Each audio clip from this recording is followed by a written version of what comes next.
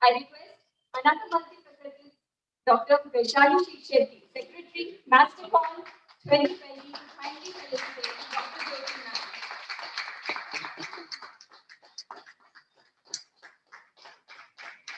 May I now request all the dignitaries to step forward to light the lamp.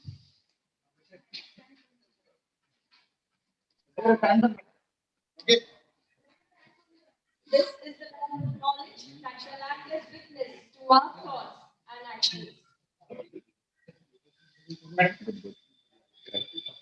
The flame burning upwards indicates that knowledge takes us to higher ideals. Indeed, the brilliance of this light in the candle does not diminish, despite its repeated use to light many more lights. Just like knowledge, which increases in clarity and conviction when shared.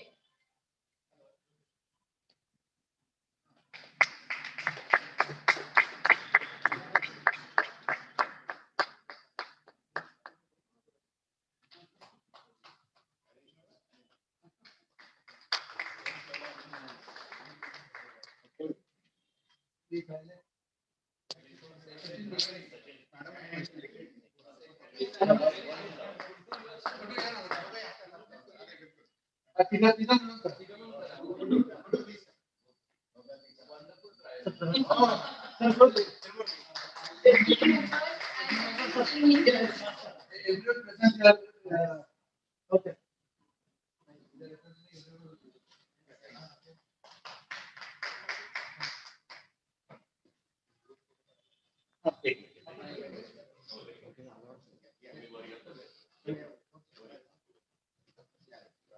I think चालेल चालेल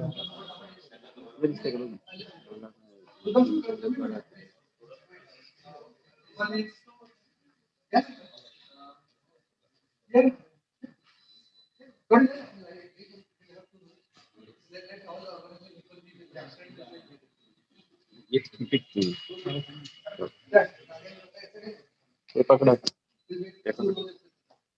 हेच नाही चालू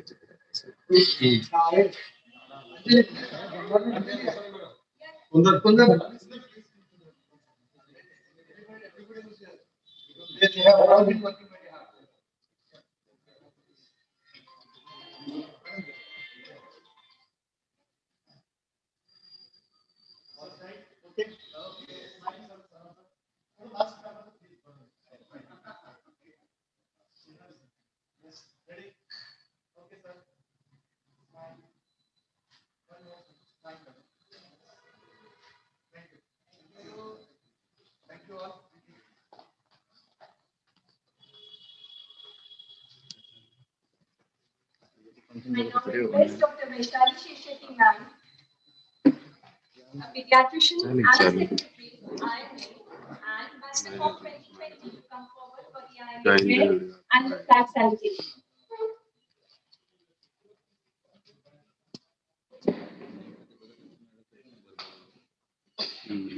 ठीक आहे नाही माझं तर Good आहे morning, everybody.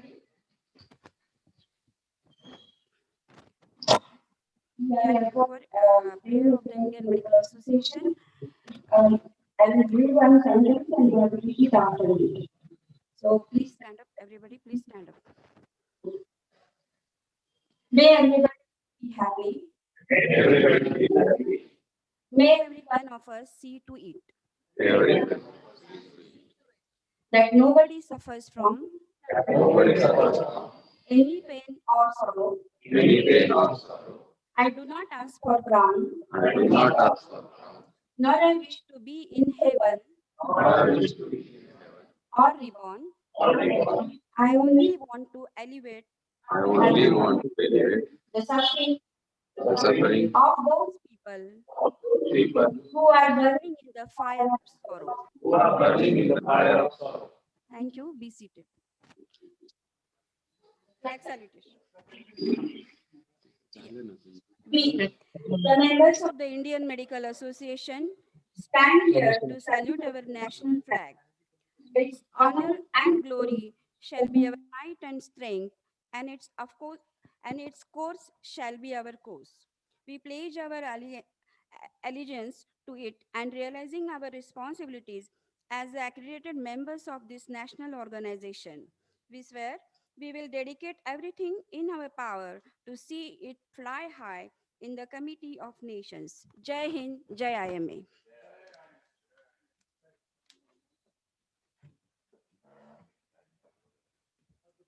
At the help of affairs, as the chairman of organizing committee of MASTACON, President, IMA Solapur, Dr. Harish Raichur, with his zeal, zest, enthusiasm, and experience, has been the brain and the soul behind the virtual conference.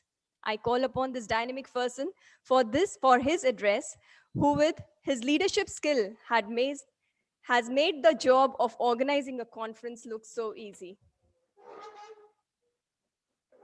Thank you, Anshu. But with people like Anshu and everybody here, my job is already very, very easy. So with such dedicated people, there's no question at all. Uh, as the local organizing committee chairman and president of IMA for this year, it gives me immense pleasure to welcome all the delegates and faculty of MASTACON 2020. Uh, it has been a challenging year. It has been, in a way, a great year that we have come to with very new things. We have had a virtual conference. There are a lot of positives to this virtual conference in the sense that for the first time, we have faculty from all over the world, and we have delegates like our Maharashtra state president says, Tanda te Banda, full Maharashtra across आपण cover करतोय. So that is our range, and I think we are reaching lots of people through this. And all Maharashtra IMA members, 45,000 of them, will have a will be participating in this conference. My job today, I just would thought that being in Solapur, I should introduce to you about IMA Solapur. Hey, Saminder. Next. IMA Solapur was started in 1935 by Dr. B.V. Mode, and we had All India annual conference where he was the chairman in 1950. Next, please. We had the honor of hosting the 40th MASTACON, or I don't know whether it's called MASTACON that time, the Maharashtra State Annual Conference. By chairman was Dr. Venkatesh Yajurvedi. It was held on the 18th and 19th of November 2000. Next, please. These are the organizing committee, and if you look very, very, very closely, it's a little difficult, a 20-year-old photograph, you might see two faces which are familiar, and it's really a great thing that those two today are the chairman and the vice chairman of the conference. That's me and Dr. Milin Shah. So the tradition goes on. Next, please. We also had a wonderful Evicon 2018, which was organized by Dr. Jyoti Chirgupkar. Nearly 500 delegates attended that. It was along with Women's Wing and the Akluz IMA. Next, please. This is the team and the inaugural function. Here all the these are known to you, all the dignitaries. Next, please. IMA has been presented with a lot of awards, IMA Solapur, over the years. This is a big list. I will not go through the list, just to give you an idea that we have been a vibrant branch throughout. Next, please. We do conduct a lot of activities over the years. IMA, at least, we meet once in 15 days or so. And these are the few activities that we do yearly. Two orations, one Raghavendra Elocution Trophy, of course, the flag celebrations, and most important, as I feel that IMA, apart from academic, is also to bind the members together. And so we do have some social and cultural programs like IMA Day. Next, please. And this is our MASTACON 2020. These are the people who are responsible for bringing this conference to you virtually, and I'm very thankful to all of them. And again, on behalf of IMA Solapur, I welcome President Dr. Bondwe as who has consented and come all the way in spite of all the problems to inaugurate, Dr. Londe, the president-elect, and Dr. Pate. So all with these three dignitaries, we are having a small virtual function. I again welcome you, sir, and I welcome all the delegates and the participants of this conference. Thank you very much. Thank you, sir. This conference shall surely be a feather in your cap. I now request Dr. Sachin Murray, Dr. Milind Shah, to formally introduce the State IMA President, Dr. Avinash Bondwe. Thank you, Anshu. Good morning, friends. It's my pleasure and privilege to present in front of you our dynamic IMA president. Suppose I go through his biodata, it's a very exhaustive biodata. But what I noticed in last 1 year, whenever there was all those problems of corona pandemic, the one man was always there in the media, always there with us to face all those controversies and the problems related to the pandemic. Whenever there were attacks on the doctors, there were always and always media coverage of that with Dr. Avinash presenting in very positive way to stop that. Whenever there are some decisions which were anti-doctors or something very controversial, immediately I was to find the letter written by Dr. Avinash and Dr. Pankaj for government as well as the authorities and policy makers. This is what leadership is. And that's why it's really my privilege to present in front of you Dr. Avinash Bhondwe. He is MBBS FCGP from University of Pune in 1983, practicing family physician in Pune for last 36 years. He's panel consultant as physician on various hospitals, medical activist with motto to increase health literacy of educated people and masses. Speeches, workshops are n number on his credit.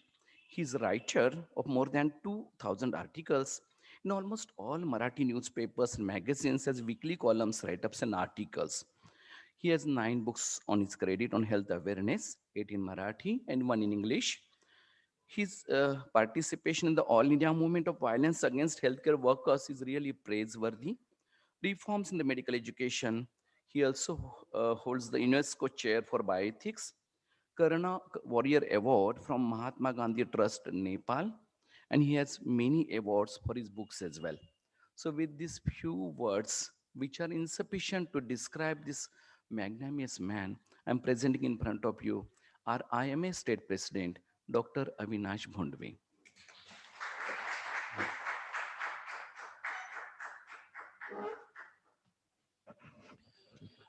Thank you, Dr. Sachin, for very kind words of introduction, kind as well as very brief.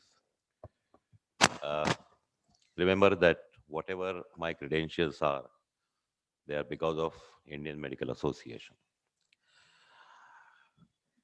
President of IMA Solapur and organizing chairman, Dr. Harish Raisur, co-chairman, Dr. Milind Shah, organizing secretary and secretary of IMA Solapur, Dr. Sachin Mule, organizing secretary, Dr. Vaishali Shirshetty, treasurer, Dr. Guddu Babladi, our state leader, Dr. Jyoti Chidgupkar, and all the members of IMA Solapur, and of course, all my uh, co-office bearers and my supporters in IMA Maharashtra State, Dr. Ramkrishna Londe, President-elect, Dr. Hozi Kapadia, immediate past President, Dr. Pankaj Bandarkar, my honorary State Secretary, Dr. Dhiren Kalavadia, our honorary Treasurer, all the Vice Presidents, all the Joint Secretaries, all the other office bearers, Chairman of Wings and Schemes of IMA Maharashtra State. Right now, Dr. Mangesh Pate, the Chairman of HBI IMA Maharashtra, is here. And of course, all the past presidents of IMA Maharashtra State, and of course, the national leaders, Dr. Ashok Adhav, Dr. Ravi Wankhedkar, all the other past presidents, and our MMC chairman, Dr. Shivkumar Utture, and of course, all the leaders of IMA Maharashtra State. I'm really happy to inaugurate this MASTACON 2020.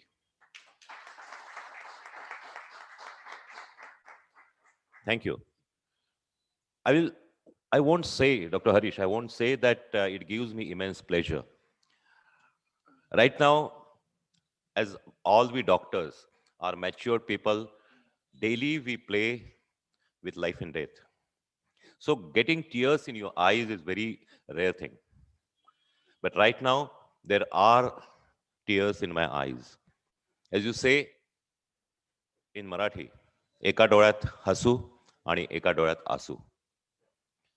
The sorrow because all this year we lost 62 of our doctors, many of our IMA members, while fighting with this COVID-19 pandemic.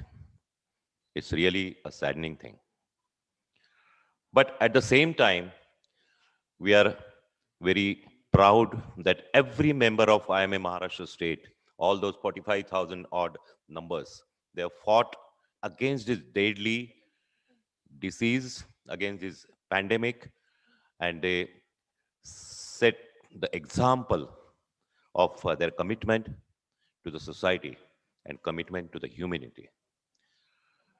On one side, I really have, I really feels very, very much sorrow because in the beginning of year, we had planned lot of academic conferences, lot of activities throughout the year, but we could not do it. Again, the villain was this COVID pandemic. We couldn't meet each other at the same time. But on the other side, in spite of all this, we continued a large number of webinars, large number of gatherings on digital platform. There were webinars at every branch. There were a lot of webinars. I just cannot count right now on at state level. Of course, there were many webinars we organized at the national level, and while well, we have organized few international level webinars. And that was really one achievement. I feel very happy and proud about it. When we planned this MASTACON, I'm really rather apologize all these grassroots workers and fighters of IMA Solapur that you had planned this MASTACON 2020 in a very beautiful way. The program, the academic program, we had planned on digital platform, which was really a nice one. Rarely we see such type of speakers, such array of speakers in which this academic feast is given. There are so many names. It will take another 10 minutes to name all those people and talk about all those speakers of not only national, but the international repute. It was really a saddening thing that because of the unseen, unforeseen events and all these things beyond our control, we had to postpone our physical meetings of IMA State Executive and, of course, the IMA Maharashtra State Council meeting, the inauguration ceremony, which would have been a very large one with all those faces uh, in front of us. And of course, the most coveted thing of the year, the installation of new president, Dr. Ramkrishna Londe.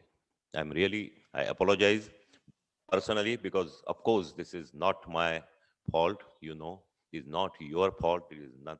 This is what all called as a destiny.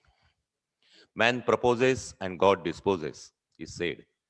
But in this year, every day, our members have gone through these feelings.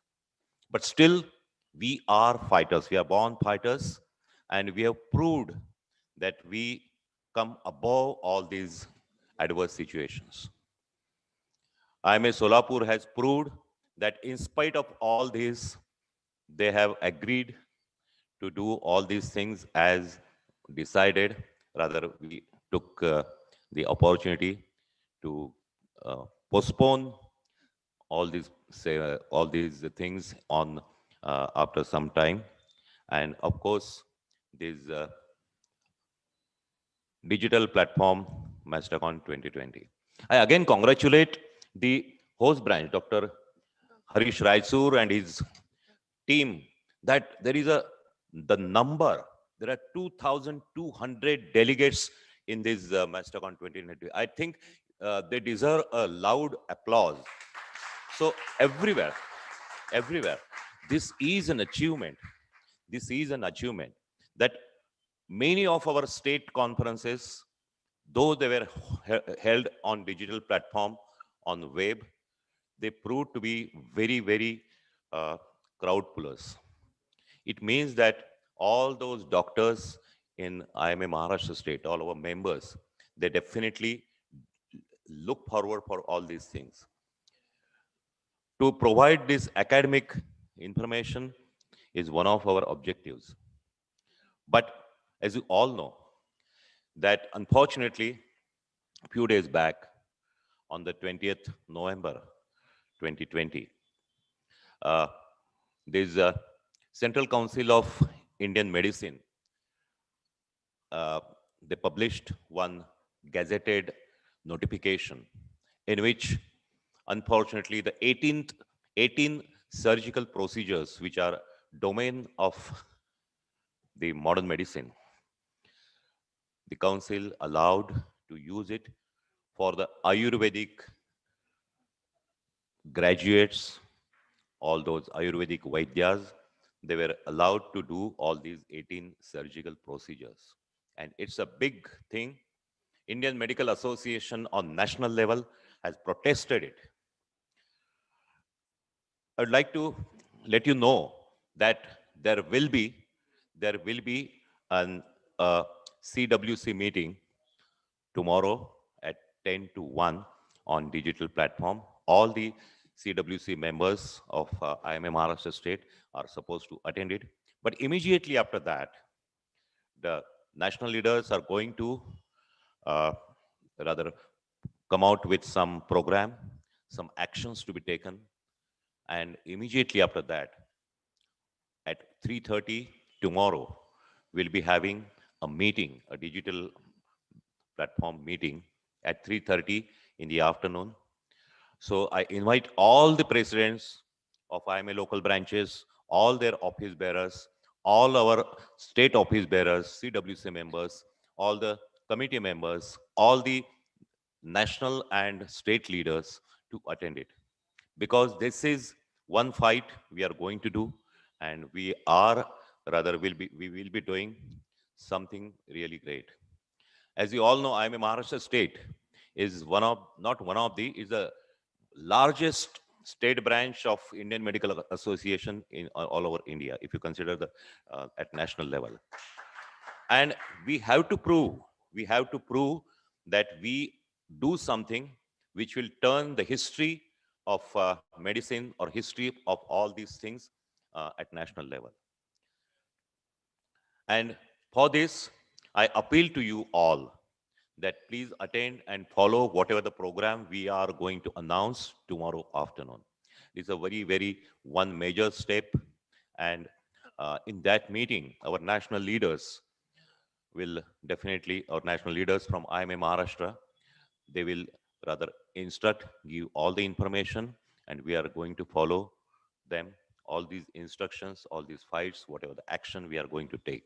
Remember, that is a question of life and death, or you can say is par ya us par. So with this, I again congratulate IMA Solapur branch for conducting this marvelous, and we'll always remember, because for the first time we have conducted this MASTACON, which is the 60th MASTACON, 60th annual meeting of IMA Maharashtra State. But for the first time, it is held on digital platform, and the first time we have seen such a large crowd, the 2,200. My heart is I'm really impressed. And this is the moment which I will cherish throughout my life. So thank you very much. Yeah, it's a very good news, Doc. Just now the treasurer has announced that we have crossed the figure of 3,000. It's a really It's a sixer. Yeah. A sixer by Sachin Tendulkar will look very small in front of your work. Yeah. So with this, I really uh, congratulate you. I really give all the best for all the delegates of IMA Maharashtra State. And of course, I give good wishes to my successor, Dr. Ramkrishna Londe, and of course his team of office bearers will soon rather will have this installation program. And I pray God that may our IMA will work as we have worked. And remember, we are all the grassroots workers of IMA. IMA is not only an association, it's a movement. It's a movement. And we have to stick to it. We have to work for it. And it's a fraternity call that I will say that we are all together and will fight against all the odds, maybe it because of the nature, because of the God's will, maybe because of it's a government's rules and regulation. Maybe it's against the society who is rather creating the violence in our hospitals and doctors. And of course, all those political leaders, all those so-called social leaders who always say, they just ignore the fact that what doctors are giving, what doctors have sacrificed, but they are saying that the doctors are looting people. So we have to fight at every level. So I will say, Raja झोपू नकोस, रात्र वैरायची आहे, जागा राहा. Thank you very much.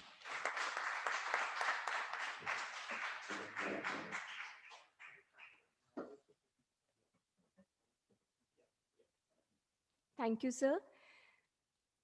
Remembering the unsung heroes of the COVID war, let us all stand in silence for a minute in prayer and seek strength for their family members and loved ones. May these great souls be remembered always.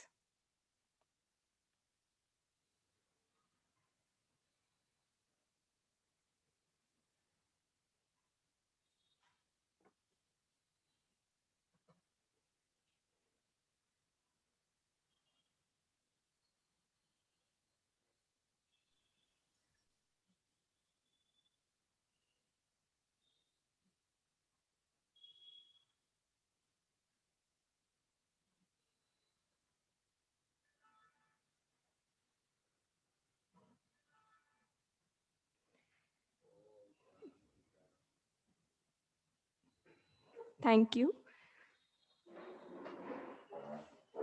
An integral part of any conference is the audiovisual section.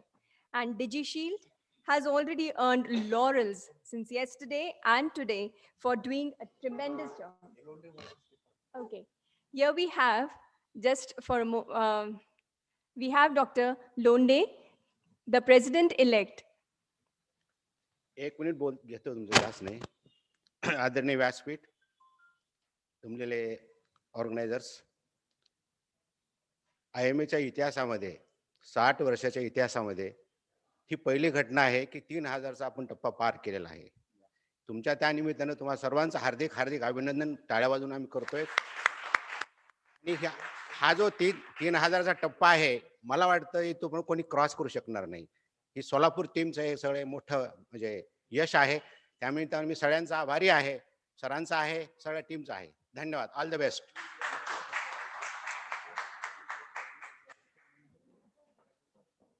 So setting the standards as benchmarks with 3,000 participants and delegates, we have DigiShield helping us through this. And now I request Mr. Shailesh to kindly felicitate the dignitaries. Before that, I would like Dr. Avinash Bonde to please felicitate Dr. Harish Raichur. Yes. Yes.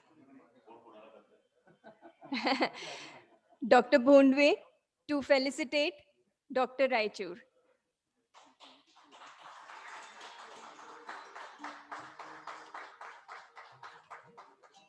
State President and IMA Solapur President.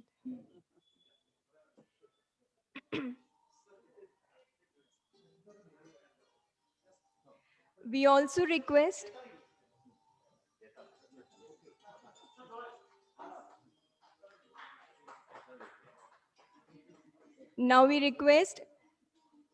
Dr. Londe, President-elect, to kindly felicitate President-elect Milind Shah, sir.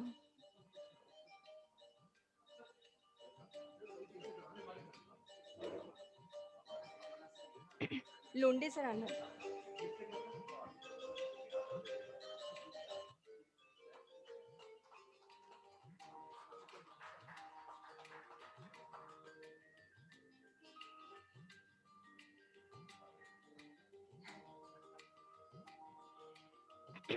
I request Dr. Guddu Babladi, Treasurer MASTACON 2020, to felicitate Pate, sir.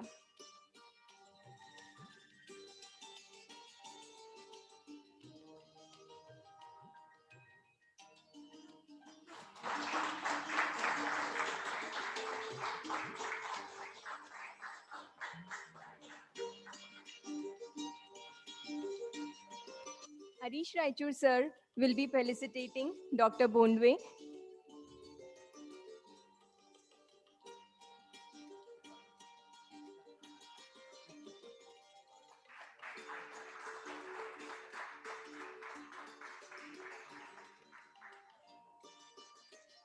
And Dr. Milind Shah to be felicitating Dr. Londe.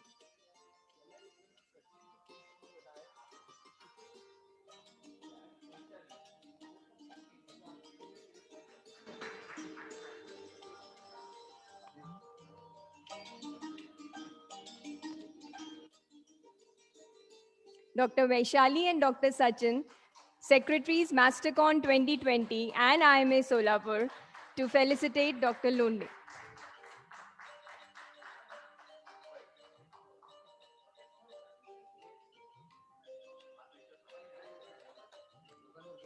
Sir, please, 2 minutes if you could wait. Shailesh, the representative of DigiShield, will be felicitating Dr. Sachin, sir.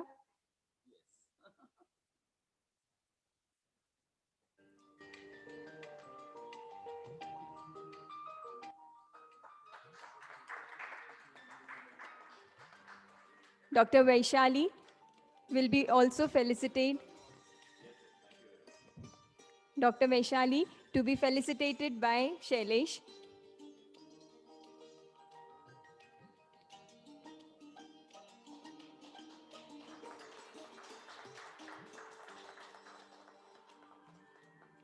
And our treasurer, Dr. Guddu Babladi, also to be felicitated by Shailesh.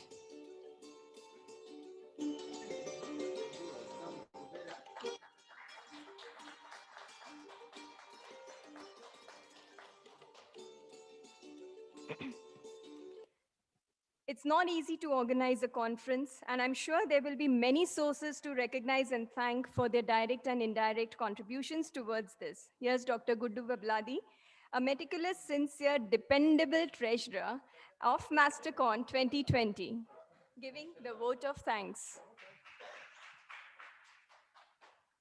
Good morning. I thank State IMA and Dr. Jyoti Chudupkar Madam to give us the opportunity to conduct this conference. I thank Dr. Bondwe sir, Dr. Ramkrishna Londe sir, and Dr. Mangesh Pate sir, who have come all the way from their destination to witness this inauguration. I thank Dr. Rupali Raikelkar Madam to give us a wonderful feast all these days, and which has really increased our, motivated us to work properly.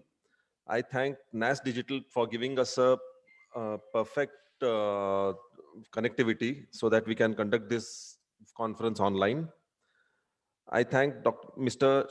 Samendra Shedjale, who has given us a wonderful audio visual, and also Dr. Sudhanshu, who has coordinated everything with Shedjale, DigiShield and NAS to conduct this conference online. And any conference, along with the feast, the most important thing is the academic feast. And our scientific committee, who is headed by Dr. Kiran Sada, they have given a wonderful program. And I really thank all the members of IMA who have brought speakers from all over the world and given us a feast of uh, knowledge from all over the world. And I really thank the delegates who have given a tremendous response to this conference, and more than 3,000 members they have registered for this conference, which has made it a landmark conference for the coming years. Thank you.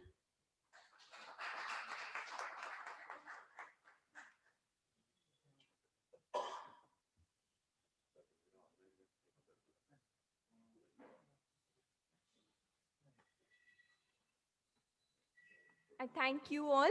We would now be beginning with the academic session. I request the dignity. Okay, we would begin the academic session at dot 9:30. Till then, you're requested to please join for breakfast. Okay.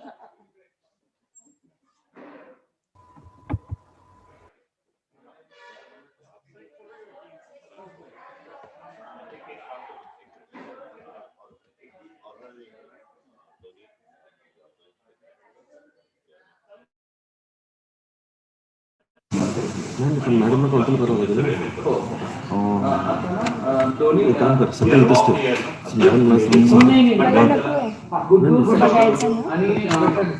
मी काय म्हणतो, इकडे ठेवू का मध्ये? मी करतो.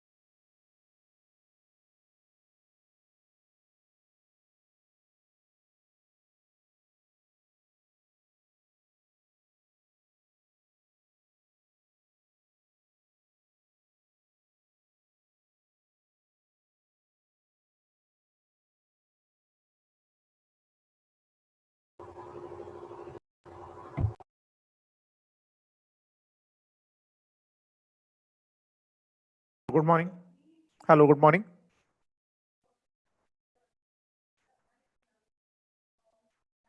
Hello, good morning. Am I audible? Yes, sir. Yes, sir. No talk is going on because it was supposed to Yeah, start we at 9 are o'clock. starting at we are starting at 9:30. Okay, we're going to start at 9:30. Fine. So the schedule about other speakers, is it same or different? So 9 to 9:30 there was one talk. It is. Hello? Yeah, actually, it is slightly. It's just shifted by 30 minutes. Actually, we were facing some technical issue in the morning, but Okay. yeah, So now my that talk it will is also, running smooth, what will be the we have timing of, just uh, sorry. So what will uh, happen to other talks? They will also be shifted yeah, according. yeah, 15 to 20 minutes. Consider that.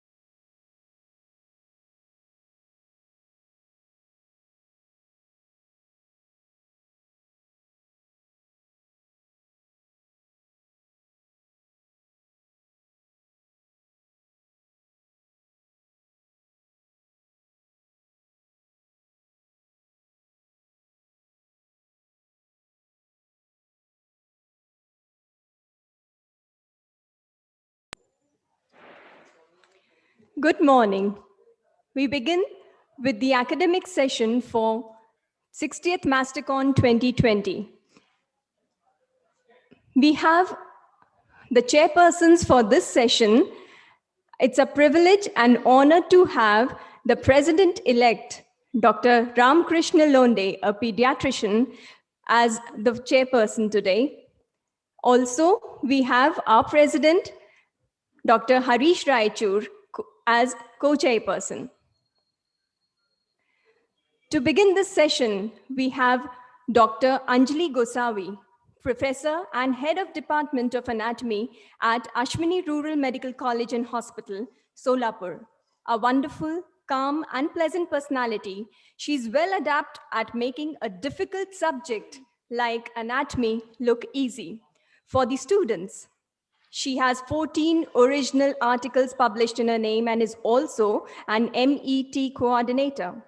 Today, she'll be telling us about competency-based medical education. Over to you, Raichur sir.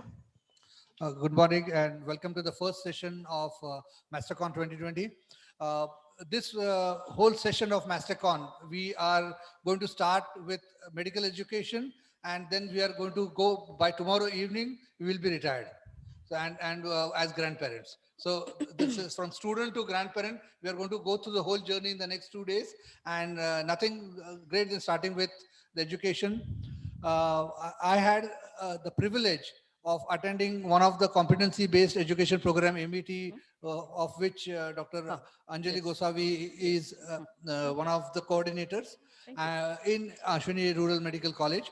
She conducted a 2-day wonderful program, and for the first time, I was introduced to the new education system that has been brought up by the government of India. It's an excellent system where it's going to depend on the competency of the student, and it involves a lot of work in it. I was so impressed, and I think with this start, with this competency-based start, we are going to have the quality of medical education is really going to go high. It has always been very high. It is going to go higher.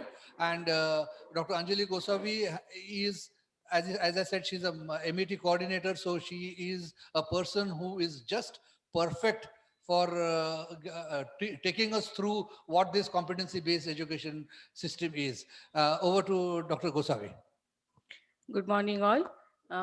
Thank you, Dr. Raichur, sir, to giving me this opportunity and a platform of IME. Thank you, all the members. Good morning to the delegates. There is change in MBBS curriculum, and I'm here to answer some doubts in your mind. So the topic is competency-based medical education, CBME.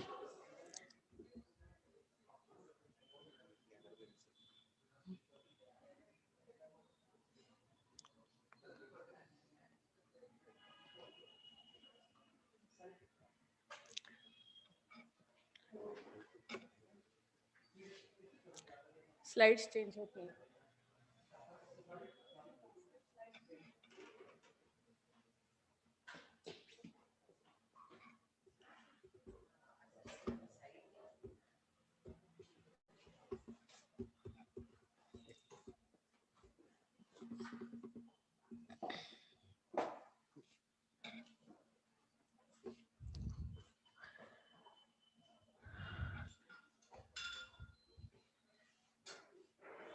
Competency-based medical education.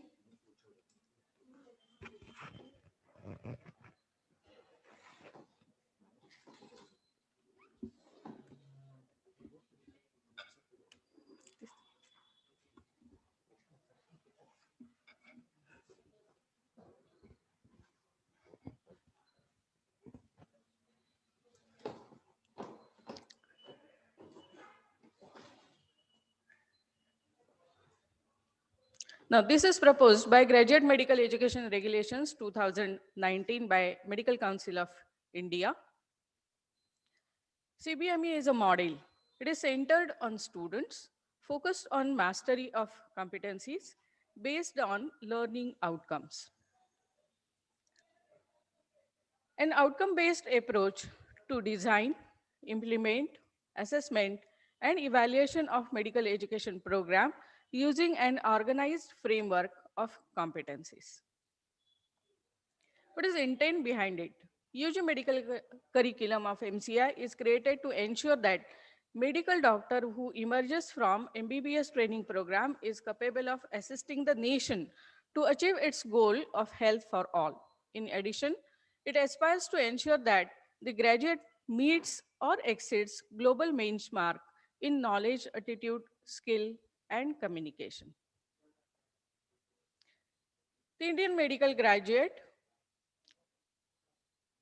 the undergraduate medical education program is designed with a goal to create an Indian medical graduate possessing requisite knowledge, skills, attitude, values, responsiveness, so that he or she may function appropriately and effectively as physician of first contact of community being globally relevant. So to achieve this goal, it has some roles, and these roles are clinician, leader and team member, communicator, lifelong learner. As a clinician, little detail. As a clinician, he should understand and provide preventive, promotive, curative, palliative, holistic care with compassion. Leader and team member of healthcare team and system, he should be able to collect, analyze, synthesize, communicate health data appropriately. As a communicator, he should be communicating to patients, families, colleagues, and community. As a lifelong learner, he should be committed to continuous improvement of skills and knowledge. As a professional, he should be committed to the excellence, should be ethical, responsive, accountable to the patients and community and its profession. Now, last revision was in 1997, so that there was necessity to relook all the aspects. As there is a changing demography, socio-economic context, changing perceptions, values, expectation of stakeholders, there are healthcare issues of newly emerging diseases. There are advances in science and technology. So, Graduate Medical Regulations 2019 has made this job easier. Now, this curriculum is learner centric, is a patient centric, is gender sensitive, outcome oriented, and environment appropriate. So, coming to basic, what is competency? It is an observable ability of health professional integrating multiple components like knowledge, skills, attitude, and values. So for example, Indian medical graduate should be able to provide first aid to the victim, trauma victim. So this is one competency. Now such small competencies are defined for each discipline. Now, these are some key features of new curriculum, what it provides to us. It provides orientation and skill necessary for lifelong care of patient. It provides early clinical exposure, electives, longitudinal care. Skill acquisition is an its indispensable component. This curriculum reinforces this aspect by necessitating certification for certain essential skills. Use of skill labs, simulated and guided environment are encouraged. It has introduced a foundation course, self-directed learning and co-curricular activities. They are defined in the timetable. One more new thing is introduced by curriculum is a AIDCOM. It is longitudinal program called as a Attitude, Ethics and Communication Competencies. Curriculum provides dedicated time for AIDCOM.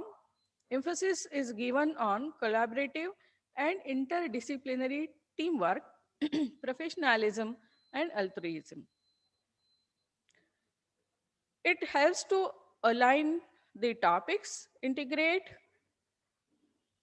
The alignment will be the temporal coordination in same phases or sharing or correlation or a nesting.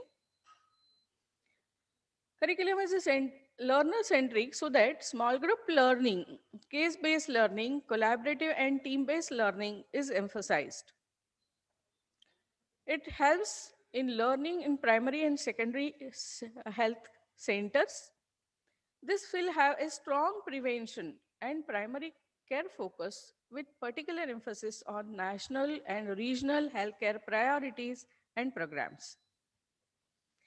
One more thing introduced is a student doctor method of learning, which will be introduced from second clinical posting, in which this provides students to function as a member of clinical team, work with patients, follow them longitudinally. In supervised manner, students will take part in admission day activity, follow patients in the course of hospitalization, writing and maintaining case records, participating, observing, and assisting in procedures in a graded manner. Skill acquisition is emphasized with the skill labs. Students should acquire and practice important skills in safe and supervised environment. Institutions are mandated to create skill labs. List of certifiable skills has been developed. Skill acquisition time for basic skills is appropriated in timetable. Early clinical exposure, where first MBBS students are exposed to the patients. Basic science is correlated with clinical skills, including authentic patient contact, humanities in medicine. Foundation course is introduced. This course will allow students from diverse backgrounds, languages, varying degree of technical and communication skills to adapt and enhance required skills. There is a provision for continued longitudinal instructions in language and computer skills following foundation course. Now, this is 1 month course where 155 hours are identified and those are divided into different modules. So these modules are orientation, skill modules, field visit to community health center, AIDCOM, sports and extracurricular activity, and enhancement of language and computer skills. This course will start just before first MBBS actual course. Then next is a self-directed learning, which is emphasized in this. Dedicated time for self-directed learning is provided for each subject and every phase. Graduate medical regulations, they ensure the shared responsibility in the learning, which involves the students and teachers. Next new thing is electives. 2 months brief course is identified. Elective can be defined as a brief course made available to the learner during his or her undergraduate study period, where he or she can choose from available options depending upon their interest and the career preferences. This provides an opportunity in the form of elective course where an undergraduate medical student can explore his or her deeper interest areas by working in a medical specialty in hospital or in community setting, or to undertake a project under identified expert, which can be an important component in undergraduate medical education. Sports and extracurricular activity, protected time is given in the timetable. Yeah. Most important is changes in the assessment. Pass score of internal assessment must be to appear university examinations. Formative assessments are streamlined. Continued internal assessment is taken by logbooks, documentation reports, which has given additional importance. Viva marks will be added in the practical exams course. A provision for skill assessment and assessment of outcome competencies is added. Now this is timetable. The first MBBS course will start from foundation course of 1 month. The actual course will be starting from the September and students will have to appear in the next September. Second MBBS will start from October and they have to appear in next September. Third MBBS first phase will start in October, they had to appear in the next October, after which they had to do for electives for 2 months, November and December. Third MBBS Part 2 will start in January and they have to appear in January, and Feb onwards will be the internship. So this is a skeleton. Amongst the principle, it is contextual, focus is on outcome, formulated as specific competencies, independence of length of time in the training.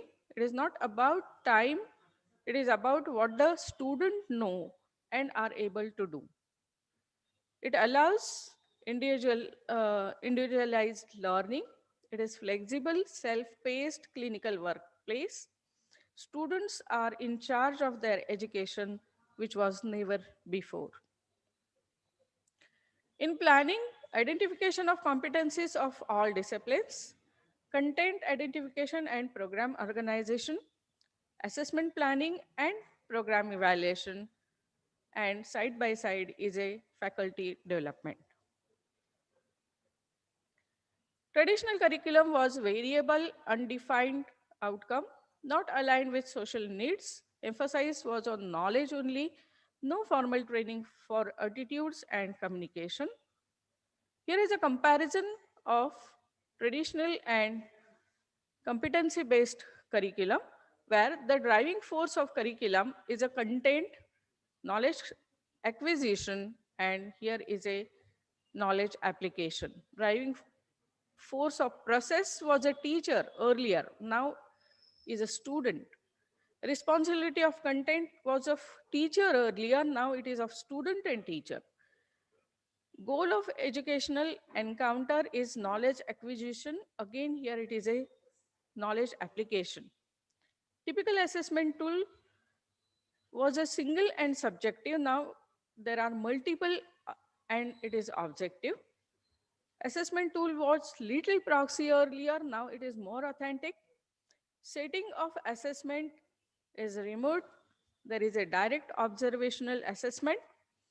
Assessment is norm referred earlier, now it is criteria referred. Time of assessment emphasis was given on summative exams, now emphasis is on formative exam, and program completion is in fixed time, and here the time limit is not given by CBME.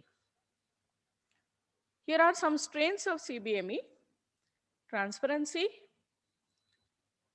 curriculum management, good blueprinting of assessment. Weaknesses are oversimplification of complex tasks, time-free course may not be acceptable, relaxation between competencies and performance not clear, and prescriptive. Now this is phase distribution. For first MBBS, it is 13 months. For second MBBS, about 12 months. For phase 3, third MBBS, part 1, 13 months, 2 months electives, and the third MBBS second part will be having 13 months. Now, curriculum has given the hour distribution also subject-wise. For example, for anatomy, total teaching hours will be 675.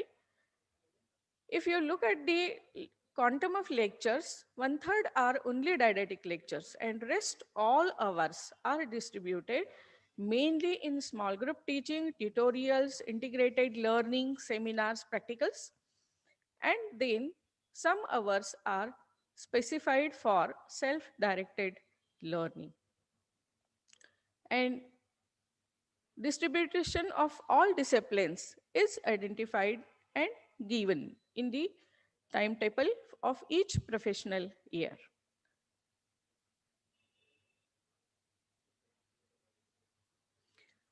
Number of clinical posting, number of hours for each discipline, it is also decided. And then changes in assessment. Earlier, for each discipline, we were having theory examination of 100 marks, now it is double. And even for same for practical, it was 50 marks, now it is double. Internal assessment, will be having 35% separate passing in theory and practical, and in university 50% passing separate for theory and practical. And one major change is practical marks will be including practical as well as viva. Now viva marks will not be added in theory. So these are the highlights of curriculum. Thank you.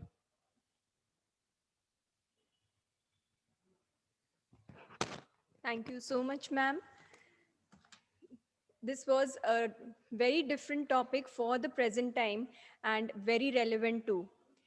I have the chairperson as Dr. Mrs. Kiran Sarda. She's the chairperson of Scientific Committee of MASTACON 2020. She's the present president of Solapur OBGY Society, past secretary of IMA Solapur, and director of Sarda Hospital.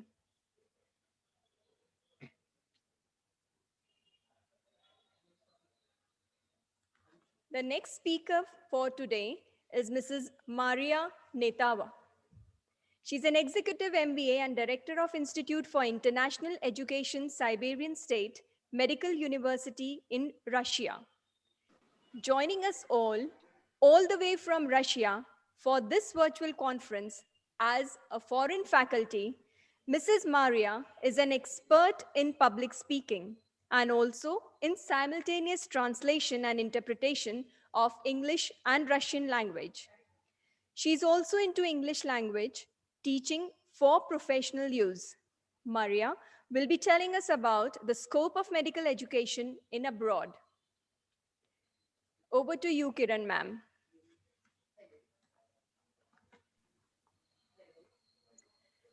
Good morning, dear colleagues. Hello. Let me Good hello. morning, one and all. Thank you, Dr. Anjali Gosavi, madam, for excellent presentation. As short of time, we are proceeding to the next lecture. Welcome, Dr. Maria. She is going to speak on scope of medical education in abroad. We know there is, because of some reason, there is some problem of getting medical seats. So we should know getting medical seats in India. So we should know what is the scope of getting medical education in abroad. Over to Dr. Maria. Mistress Maria. Thank you, dear colleagues. Good morning. Let me share the screen with the presentation. Just one moment. It's starting. Is the presentation visible? Is it on? Yeah, yes. All right. Good morning, dear colleagues. Again, let me first of all thank you for having me here. Thank you to the IMA Maharashtra State President and office bearers, and to IMA Solapur President and Organizing Committee. It is a great privilege and honor for me to be here with this beautiful audience today. Thank you for the introduction. I do have a brief bio here. So one thing that I would add here is that I do a lot of volunteering. I am a member of Rotary International since 2008, and we do a lot of community service projects related to healthcare. Today, I would like to share with you a few things of how the medical education looks in several countries. I will talk about Russia, the United States, and generally about Europe. And then I would like to share some of the trends and some of the things that are going on that would affect the way that we see educational system and the way we change and we teach healthcare and medical education. So and of course, what will happen next, how it is changing in the nearest future. So let me first give you a brief explanation of the Russian medical education system. And I will start with saying that we have over 100 schools that offer medical degrees. Among those are medical academies and departments, medical departments at universities, but also there are medical universities that are focused solely on providing medical programs.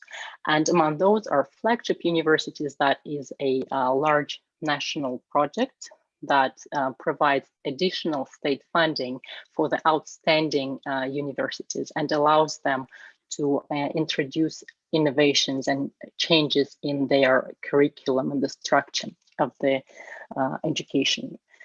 In terms of the degree, how do you obtain a medical degree in Russia? That is done directly after secondary school. So we take state exams and then based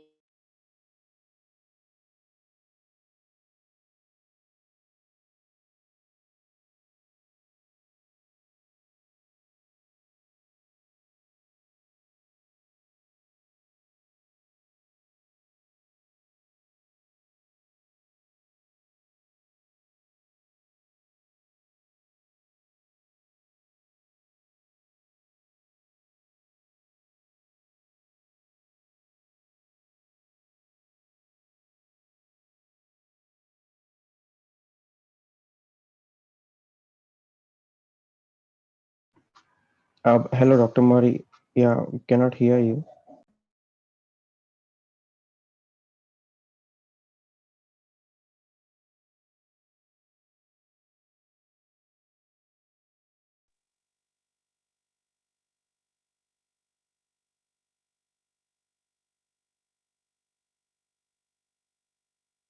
Hello.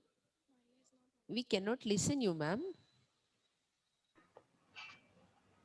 There's some internet connection problem from your end, Dr. Maria. Mrs. Maria, we cannot listen you.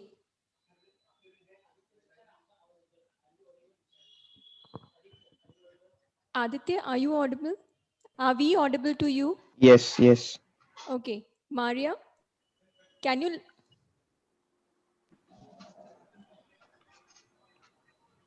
Could you Hello. please reconnect? Could you Maria, please? are you reconnecting?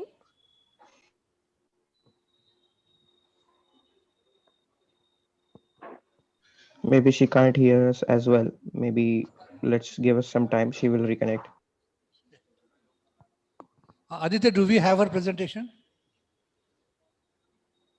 Sorry, sir. Which one? Do we have her presentation? No, we don't. Okay. We will. What we'll do is we'll go to the next speaker. In the meantime, we'll connect to Dr. Maria again, and then we will restart her lecture after the next speaker. We'll All be in right. contact with Dr. Maria. Okay.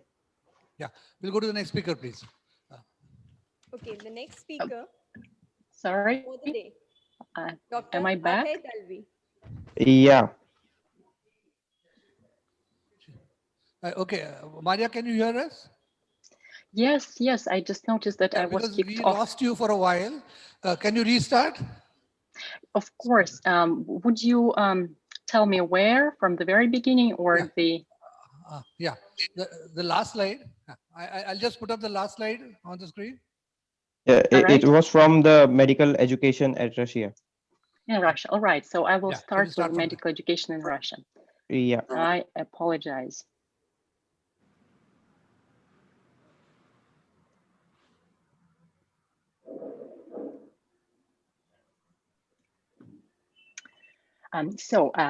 Once again, medical education in Russia.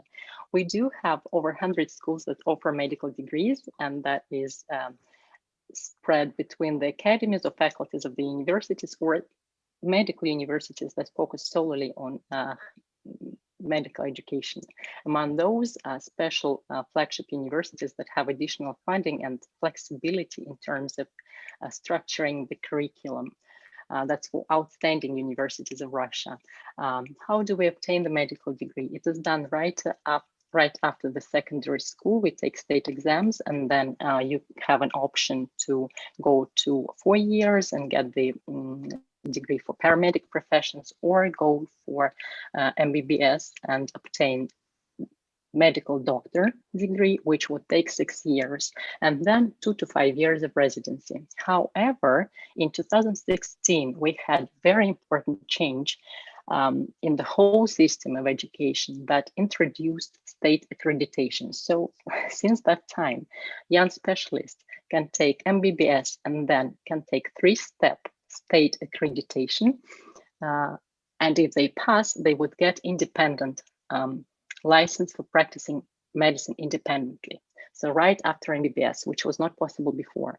Or there is an option to continue education and go to residency and get subspecialty. So that's 2 to 5 years. What happens with doctors after that?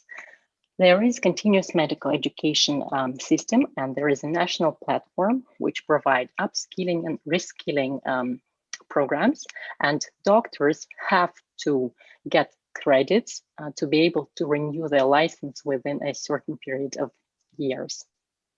In terms of the curriculum, that is standardized across Russia, and it is set by federal standards.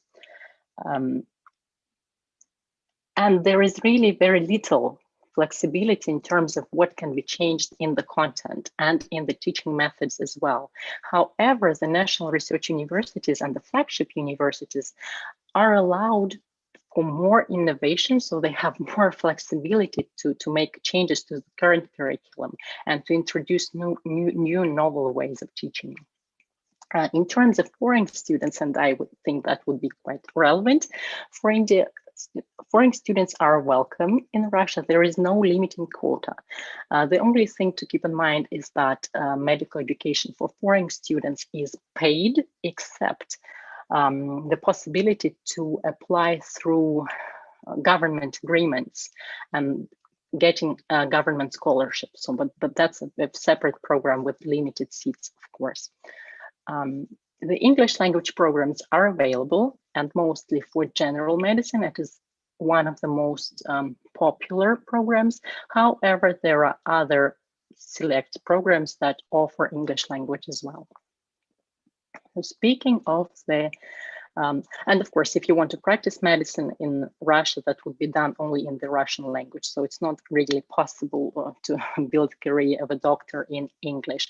However, for instance, in our university, we have a teaching hospital, and there is English speaking medium, and we accept international patients as well. So this is starting to change in Russia as well. Speaking of the United States, I do believe you probably are more familiar with this system because it is very well known and quite notorious in terms of its costs and duration, one of the most expensive and lengthy and demanding education processes. Just briefly, there are over 150 universities that grant medical doctor degree and over 30 more to grant doctor of osteopathy degree. In terms of obtaining the degree of a medical doctor, it would take no less than 9-10 years to be able to practice medicine. So that starts with 4 years of pre-medical education, that is doing bachelor's degree, preferably in sciences, and then going off to a medical school, which would take another 4 years. And then 1 year of internship, which would lead to a medical license. And I believe this is bound to change. So this 1 year is now fluctuating, that they are incorporating it in either residency or the medical school program. Then after that, you would get 3 to 7 years residency, depending on the specialty, and the final stage of their type of accreditation, a huge test that, in fact, everyone, even foreigners, would have to take to be able to continue education or obtain state license. And also, it's interesting that in the United States, they can only practice within a specific state, so they obtain the license for a specific state.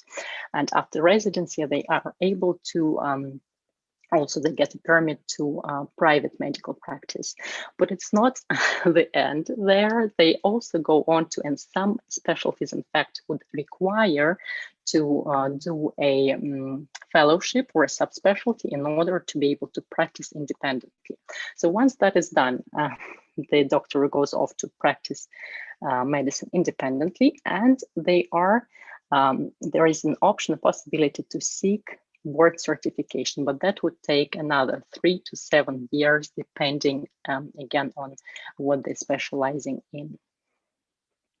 Currently, this is changing as well because they realize this is quite a lengthy and demanding process, and some institutions offer dual degrees. They, for instance, offer MD PhD or MD MBA, MD Masters of Public Health, and others, or Masters of Communications and other programs that are related to healthcare in some way. Now I'll move on to the medical education in Europe. And I was planning to give you an example, one country as an example, and then realized that it's not really very helpful because every country would have its own specifics. There are some things that are in general, but it's really difficult to generalize there. So usually you would go to obtain medical degree there after secondary school, but duration of the secondary school differs by country. So that means that you would have to see whether the education in your home country really matches to what they accept. In some countries, you can only choose one school at a time, so that would be really a lifetime, very serious and responsible decision, and you better get into the medical school if you aim at it. In terms of the degree and how to obtain that, the admission tests are done in the native language only. I believe in most of the countries that I am aware of, so you would have to know the local language. The MBBS lasts from around 6 years, also pretty similar to what we have in Russia, and that would depend, the duration would depend on the specialty, and again, varies by country, to 8 to 10 and more than 10 years to be able to finally practice medicine. That, of course, including the residency. Most countries have programs available only in their native language. English language programs are available at some institutions, and more programs in English are available at postgraduate level, master's level, like Masters of Public Health, Masters of Global Health, and similar. But really, if you are seeking MBBS, that would mostly, not all countries, not everywhere, but in most cases, that would be done only in the native language. An interesting thing is that they do have a possibility to study free of charge in the native language, but that also an option that is available to international students. So that is quite a rare case. For instance, for Russia or the United States, that's practically impossible. But then again, you will have to know the local language.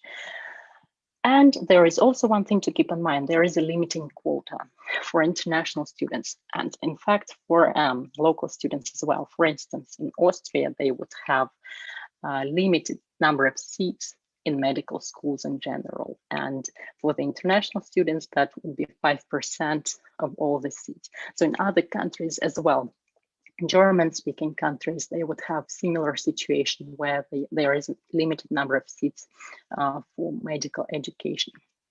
So there are things that are very different, and the education systems are different. So it's really a challenge to find the balance and to find the match, especially if you want to do international collaboration in terms of education. But there are, of course, many things that are similar to all of us. And what I would like to share with you is some of the trends that are similar to all of us and that would determine the way the educational system is going to develop or is already developing and changing. So first of all, that's shortage of doctors. Even though the medical degree, medical education is very prestigious and in very high demand, but the selection process is very strict. It takes the most talented people, and it's very demanding process. So it's a challenge for countries to close the gap between the need and the supply of doctors. And of course, the policies would very much depend on this factor, and the changes they introduce in the system would very much depend primarily on the need domestically for doctors, and then we would think about globalization trends. Another trend that is common to all of us across the globe is the exponential rate of change. The world we're living in today is going and changing in a tremendous, mind-blowing speed. And the knowledge gets outdated so fast that we cannot even keep up with it.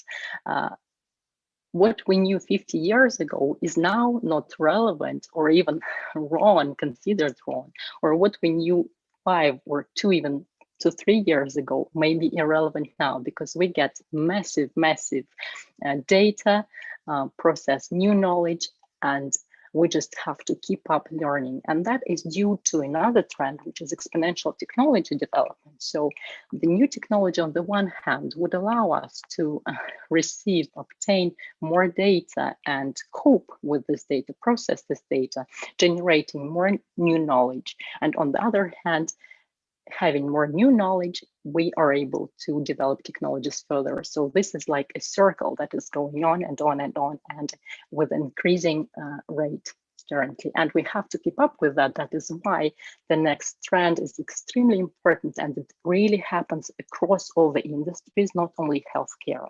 That is lifelong learning. So today we cannot think of ourselves and we cannot expect our students to come out of the university with a know-it-all attitude, right? As the CEO of Microsoft said, now extremely valued is a professional who is not know-it-all, but who is a learn-it-all.